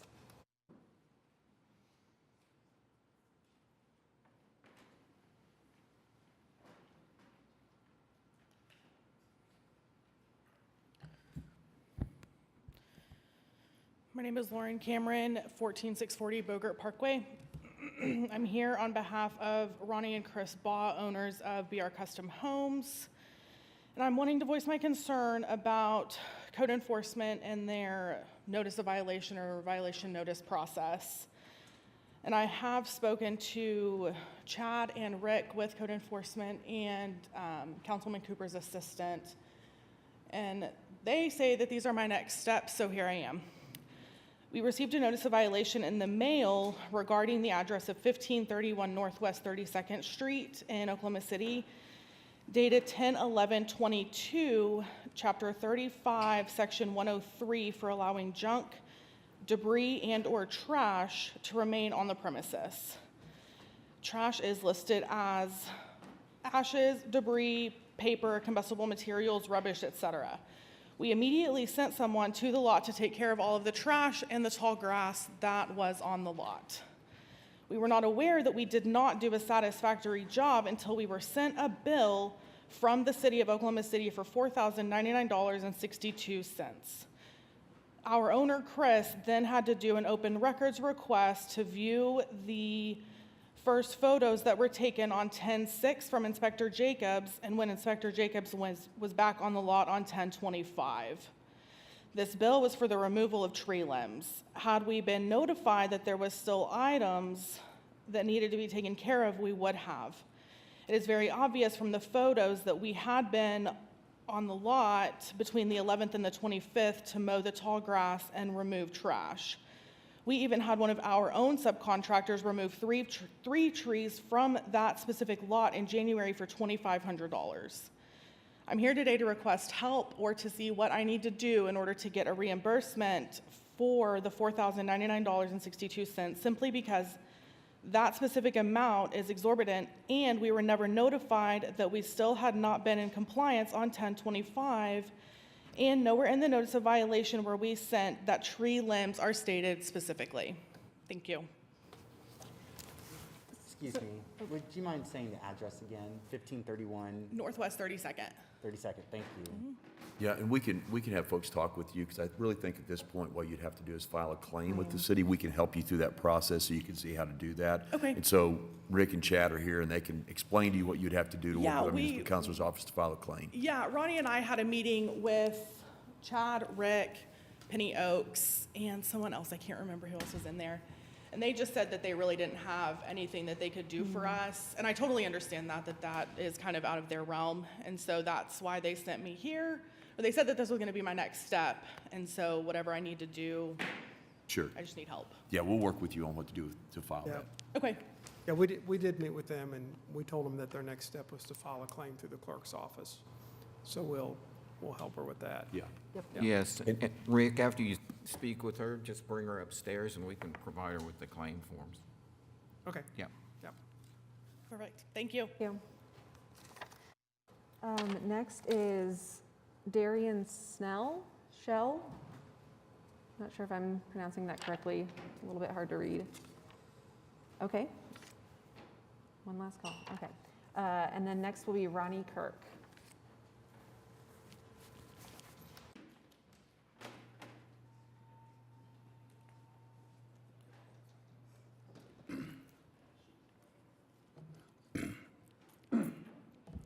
My name is Ronnie Kirk. My address is 2328 North Missouri. I was looking at Channel 4, listening to Mike Turpin talk. He was talking about to the lady that's over the marijuana license. Mike Turpin also said that the state is saturated with marijuana dispensaries. The other gentleman doing the interviewing with her, Mike Turpin, was on one side and he was on another.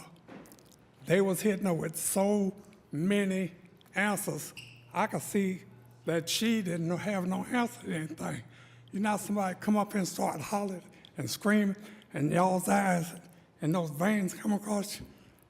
That's what she was doing. She didn't have too many answers for them. And you know, a young man, he died in custody of the Oklahoma City Police while he was in jail for riding a bicycle up the wrong side of the street. The wrong side of the street. There was another incident in Moore. A police standoff with a man in a hotel. There had over 50 police there.